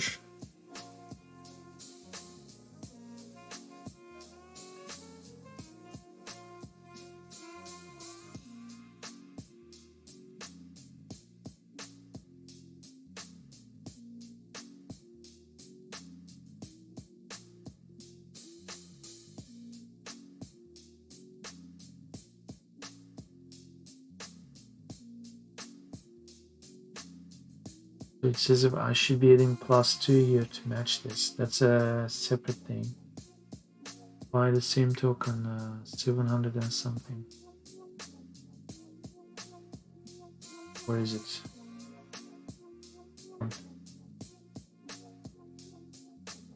So if this is, see, if I kept adding +2, this should have been 743. It's not. The fact that it's not, there's already missing data in January.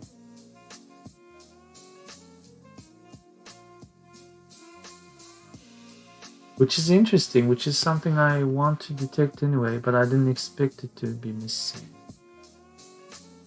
Or maybe it's extra, it's not missing, I'm misinterpreting. Let me see. When it was 0, this was 2. So this should be 2 less. Instead, this is +1 here, +1, and here +1. So at some point we have 3 extra records. +1.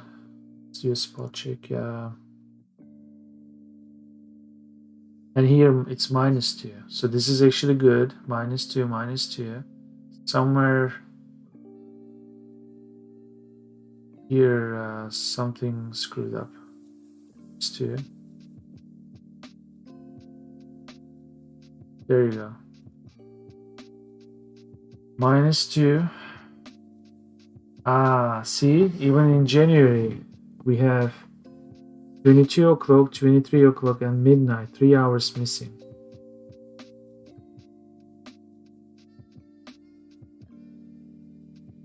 Gotcha.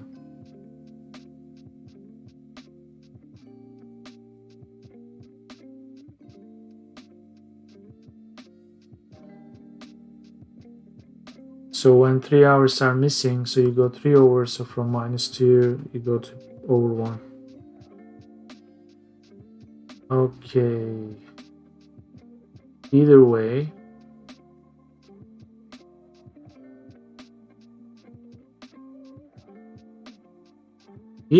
this is what we can do.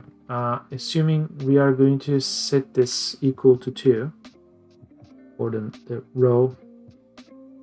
You can always compare it. This formula seems okay. Now, the problem is this. Here's the difficulty. I think this is what I am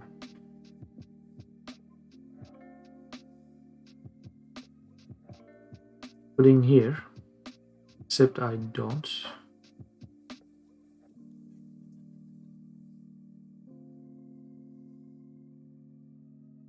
Because here I'm not hard coding this 31. I'm taking this as 30 or 31.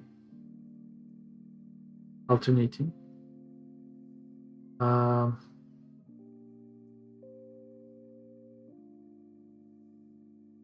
Here's some other reality.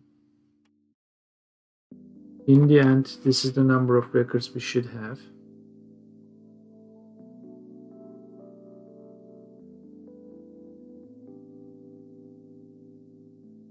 So we are kind of overshooting here.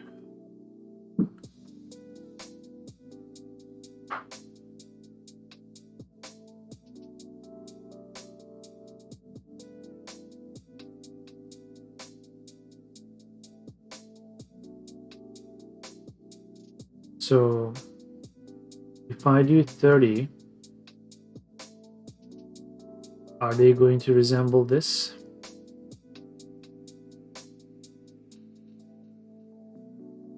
Take.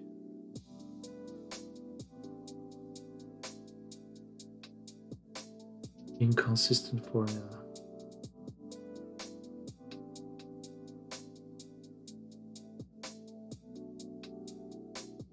In what way?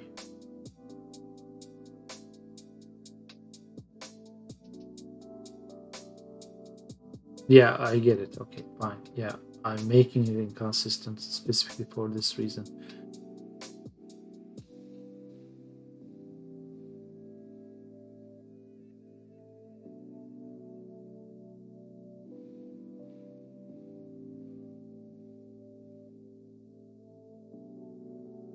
Um, 8663.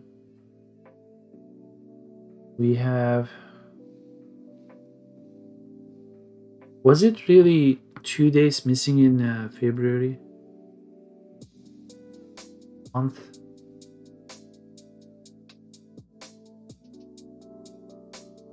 No, only 2 hours. But then we have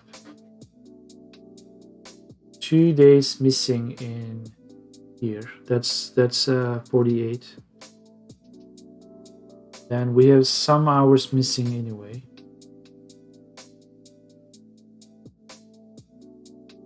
So I'm confident this should be 30. Confident this should be 30. I'm going to hard code it 30, which feels counterintuitive, but it was our initial intention anyway. So let's run this madness again. This -1 is not going to happen. In fact, this could be +1 soon. Actually, that should be +1 now. Let's run it again. Here, this hit it.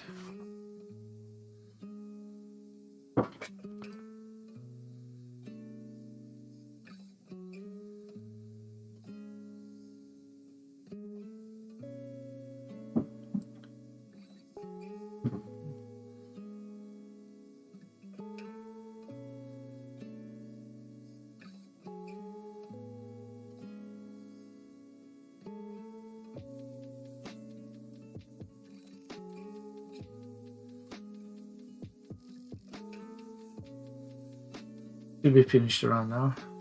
There. this shit again.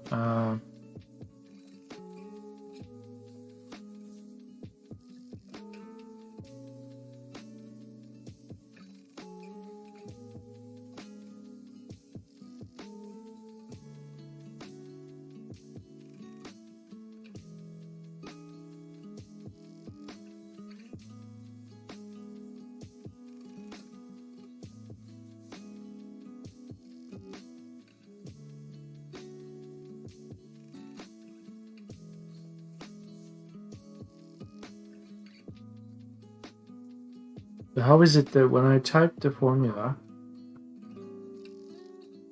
I have a closer result?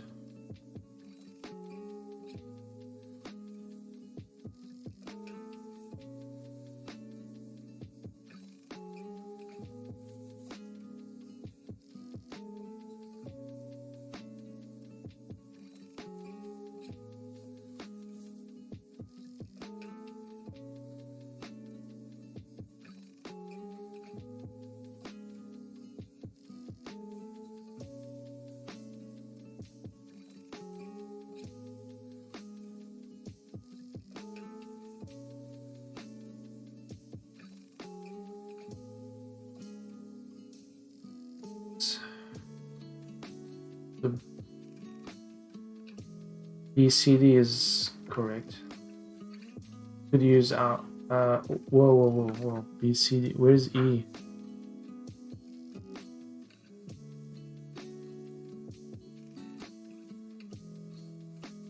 Wait a second. B is 30. Oh. Here. Okay, I'm going to remove this. Then BCD is this. Minute is what I'm going to type. 8743 is where I'm going to write this, and there's some weird stuff going on with the way this is formatted, so this has to be general instead of text. We come here, we type a formula, we say it's equal this, and of course that's nonsense, and of course this has to be general as well. Generalize it, do this.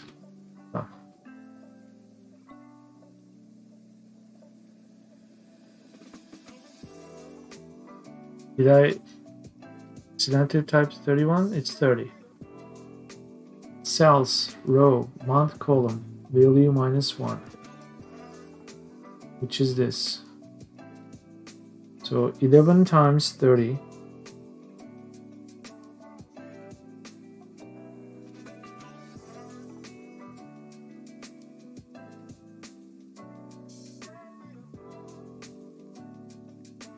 Eleven times 30 times 24.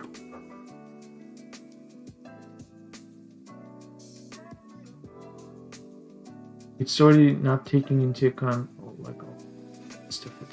It's ironic. So this is correct. Plus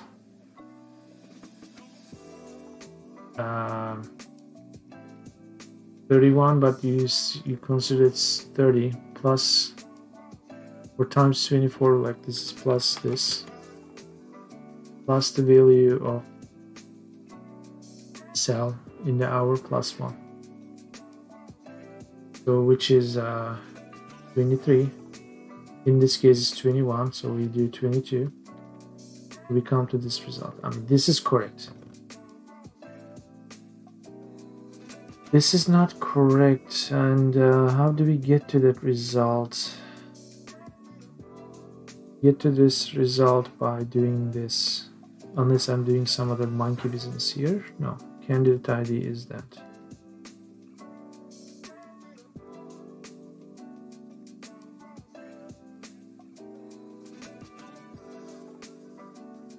Except this might be the monkey business. Let me think about that.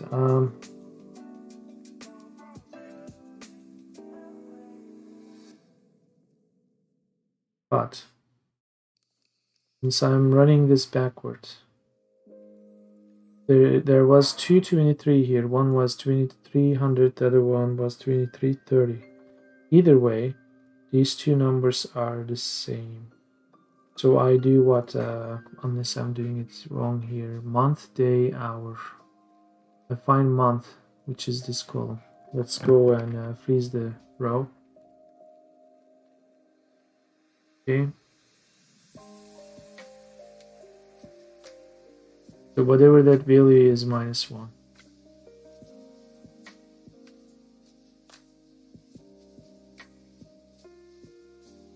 Times 30. Exactly what I'm doing here in terms of numbers, but it doesn't compute. This doesn't feel like the same thing as this. So this is the month, -1. This, plus. This is the day. So it's BCD. BCD.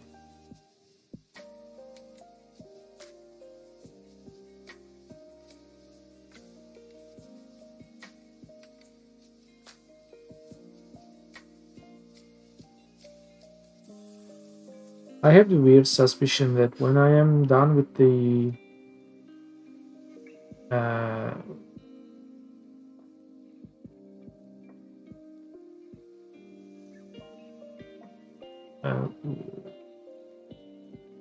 what? Okay, split date to bits, good.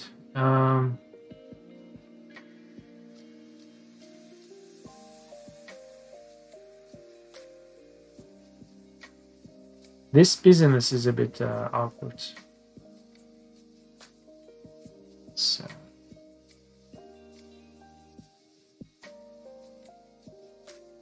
because there is no natural data conversion. If I do it for wind, the result is already generated. I don't need to convert it. However, some of the values in the original column, they were treated as date, so we forced them to text, and then the text is not forced back to general. So what I need to do is I need to do a selection. The selection will be after I'm all done here. Force the new cells to be generic type instead of. I'm thinking, since some of them don't really result to numerical values, the calculation is wrong because this formula seems to be correct to me. So when we do all this, what I need to do is I need to select a range, which is going to be something like this, composed of cells something, another cells something, and then field type something, which will look up. So the cells will be from to find shite. What kind of shite are we trying to find? So our top, this is what we are creating. So when we create this, we are assuming this is going to be general type. Right after this, we have year.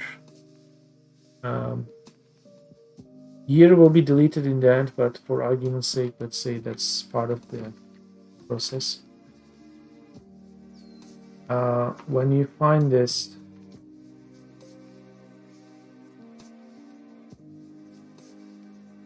this is when we need to do this monkey business.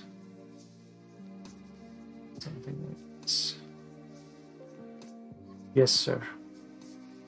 Stop complaining.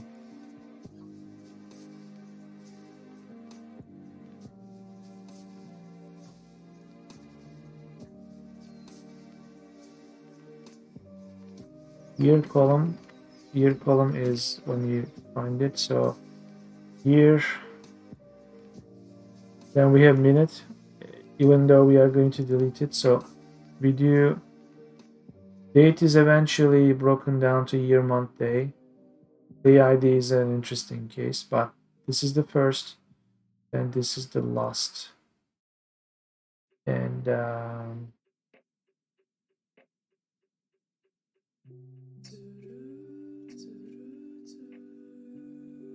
then we could do, no, we cannot. We need to store it. This is going to be year column. This is going to be total rows plus 1, minute column. Click out, please click out.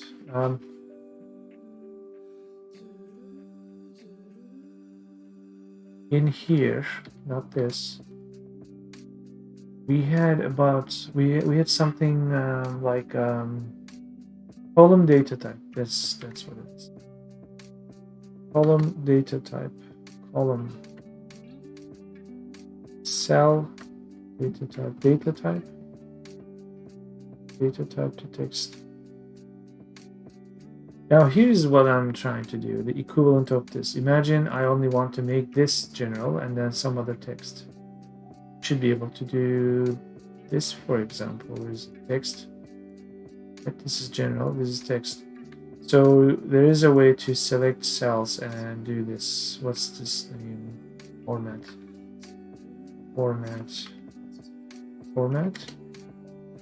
Format conditions. Add what? Add what exactly? Delete application parents. So now that we have a range selected, I have this, but how do I apply? Specifies how a column. It's not exactly a column, it's sort of a cell data type, Excel. So imagine this is just there. Yes, Excel data type, cell type, cell type.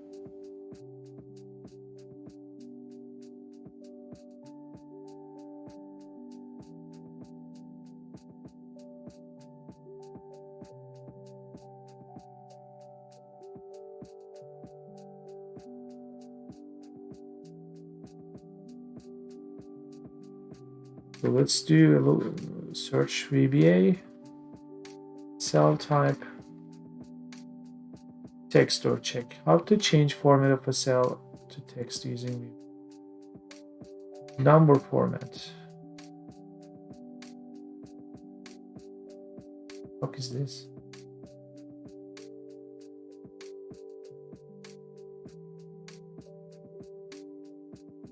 Number format. I kind of wanted number, but set number format property before loading the value into the cell. Activate. This looks like it.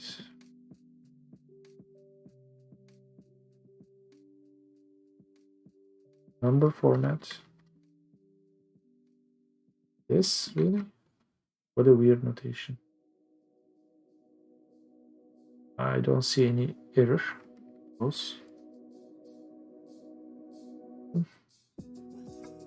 Well, what am I expecting to see? Let's first think of that. I'm confident as far as I can be.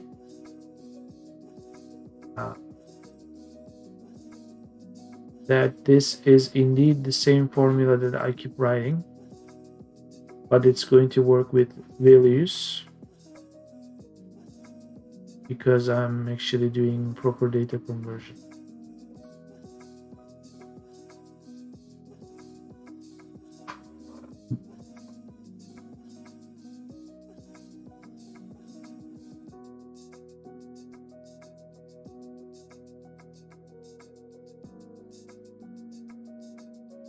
Something funny happened. It was lingering, even like it was having hard time updating these. It's as if now what I'm waiting is the for loop. not the whole mess.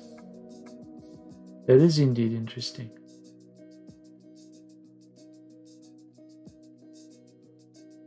The result is correct, but it was a little bit faster. Is this still not correct?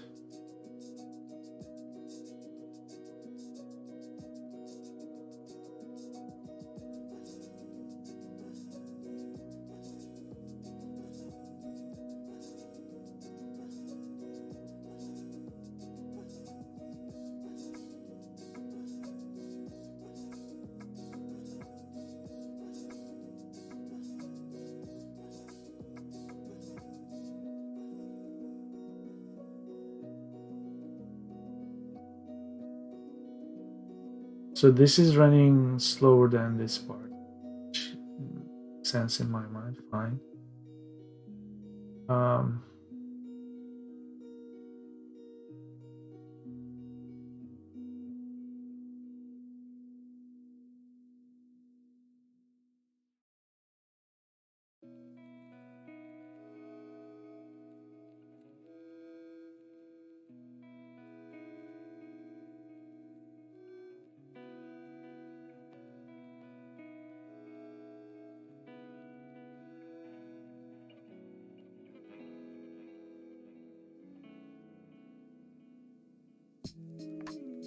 Wow. Month column. Month.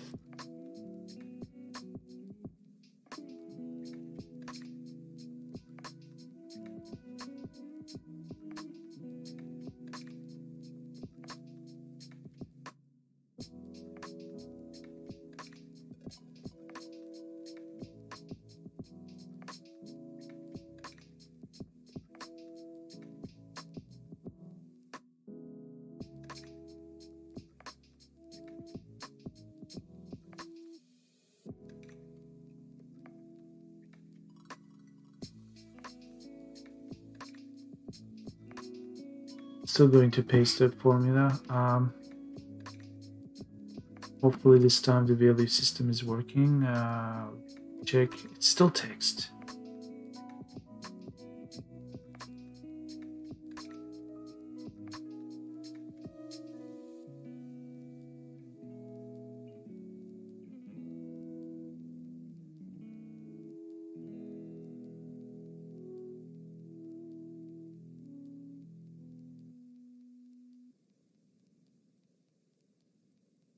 The range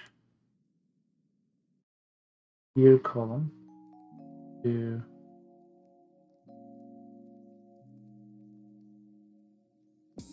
so it didn't do activate. I don't need to activate, do I? Should change your format to text. Oh, okay. This is changing it to text. I thought I could actually get some help. I was hoping from here I could find the correct value, but number formats. There is most likely some Excel number format or something. Excel number. So can we look this up? How do we look this up in? We don't. Excel number.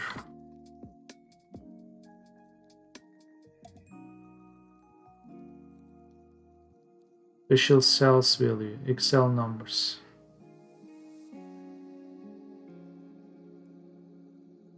I'm guessing it's this. Cleaners, Excel numbers. This might help me, this might fail me. I don't really know. I'm a bit more confident. Nope, wrong file. Doesn't matter. I'm more familiar with the other one, so that's why. Let's do that.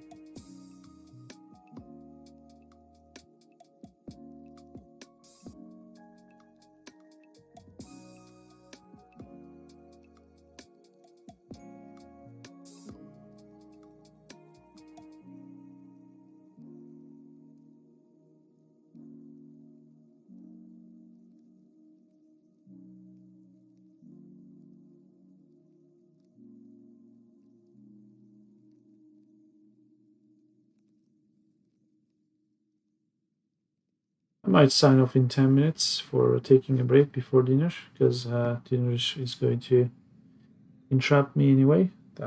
This way I could actually do a wrap up before I sign off.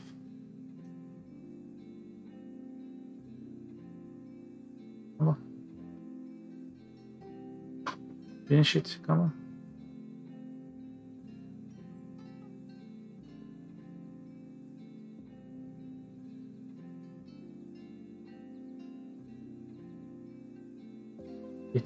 I guess it's doing something.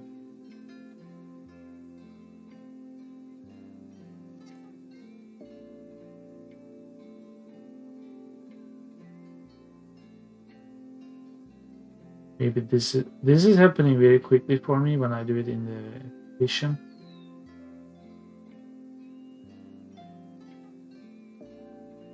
I'm not even sure if this is the right syntax.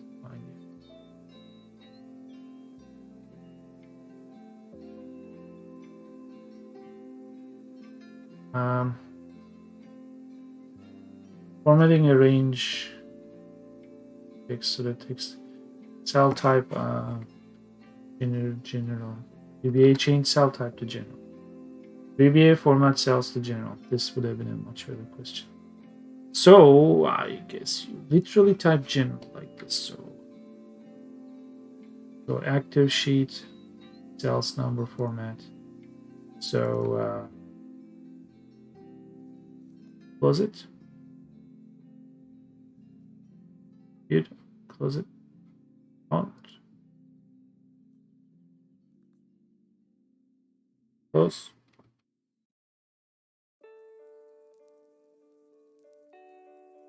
Help. Help. Excel. Help. End task. We were doing that madness in Kiev. I think maybe this was the 3 hours. So this is the one. With Excel down. This. On this. Let's make sure we go to cleaners. And then we can change this to general. Now in here we can do remove redundancies and clean rows. Knock on wood.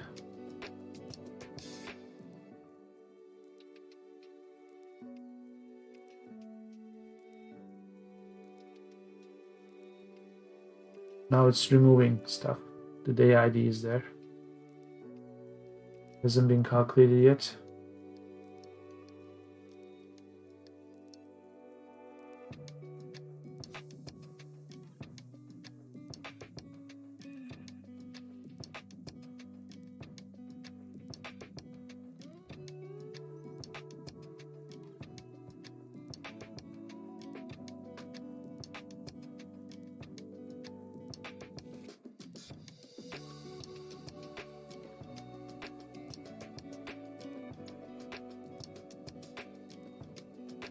The only difference is we are formatting the cells. There's no logical change here. We're hoping this change is going to calculate the formula correctly. This is worrisome.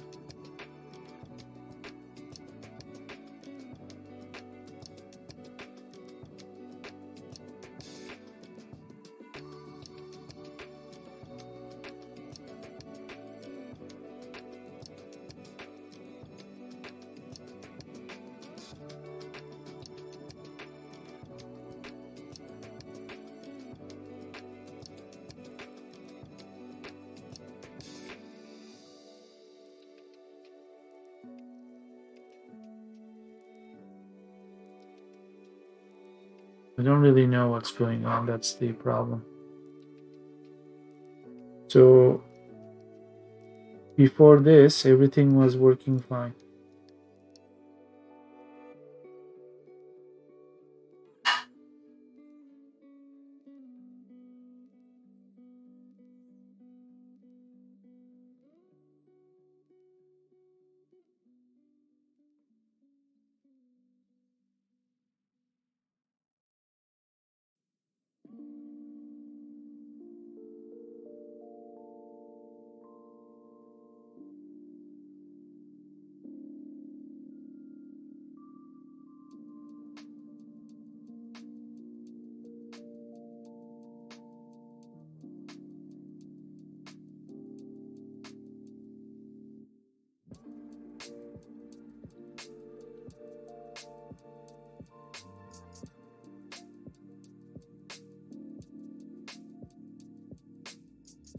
Did this CPU? Okay.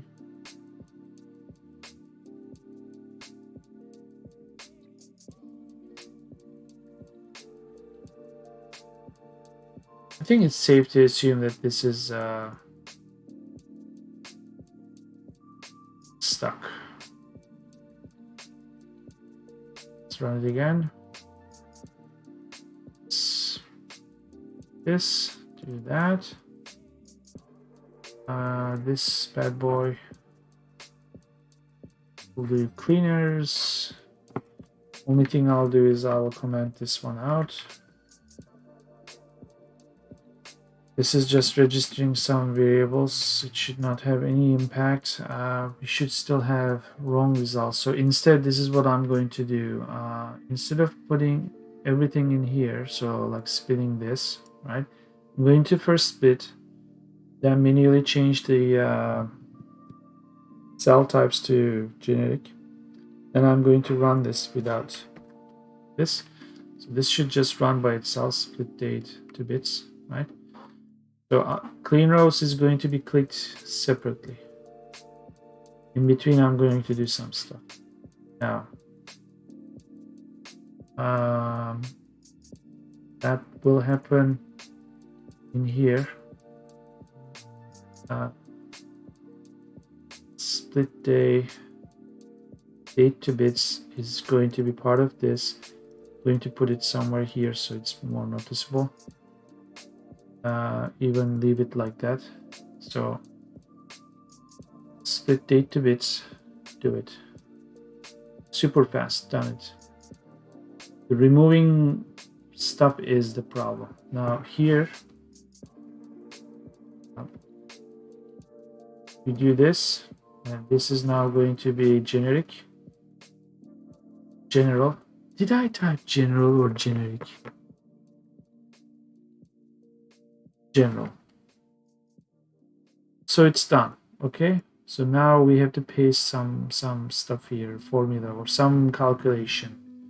That is the result of clean rows. So we get rid of this one.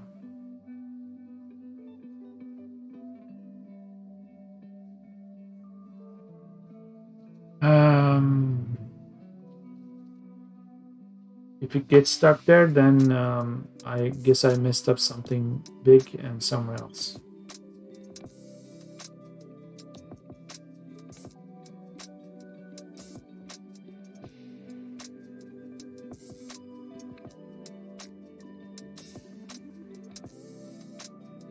Occasionally, I see something in the toolbar which is blocked in the stream. The title of the application, this, which is visible in the taskbar, it's as if the application is changing its title, or sort of like when you move the items in the taskbar, there's some movement normally. That kind of thing happens. This is done with the same wrong values. So at least it's running. This paid off, manually doing it versus generic or general. But I think this is a good moment to stop. It's been almost 7 hours of stream. And so to wrap up what we have done today, we looked into AJ1, AL1. We concluded that AL1 is not used in some countries, and we are now switching to AJ1. We will figure out the snowfall based on a AJ1 field, which is actually snow accumulation. Those two concepts are not the same, but we will figure out snowfall amount based on the snow accumulation. However, sometimes we may have to include some community cases where that field snow accumulation is also including ice accumulation. So maybe sometimes there is no snow because we have a snow probability calculator. If there is indeed no snow, but there's snow accumulation value in that field, we will assume that is basically ice formation. Like there was rain, wet surface, there's ice. Usually in that case, I see 1 or 2 centimeters of differences. So we will take all that into account, and we will fill in the missing values. And to that end, we need to know which cells should actually have values distributed to. And to do that healthily, we need to know which rows should be in the file or not. So we switched our task to cleaning rows based on some logic, and that's the progress today. As far as this goes, we are dealing with rowlessness, but this is actually 90% done, I would say.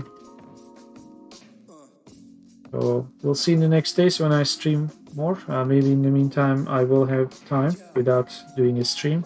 Maybe I'll complete this, but that's it for today. Have a great weekend, and see you later.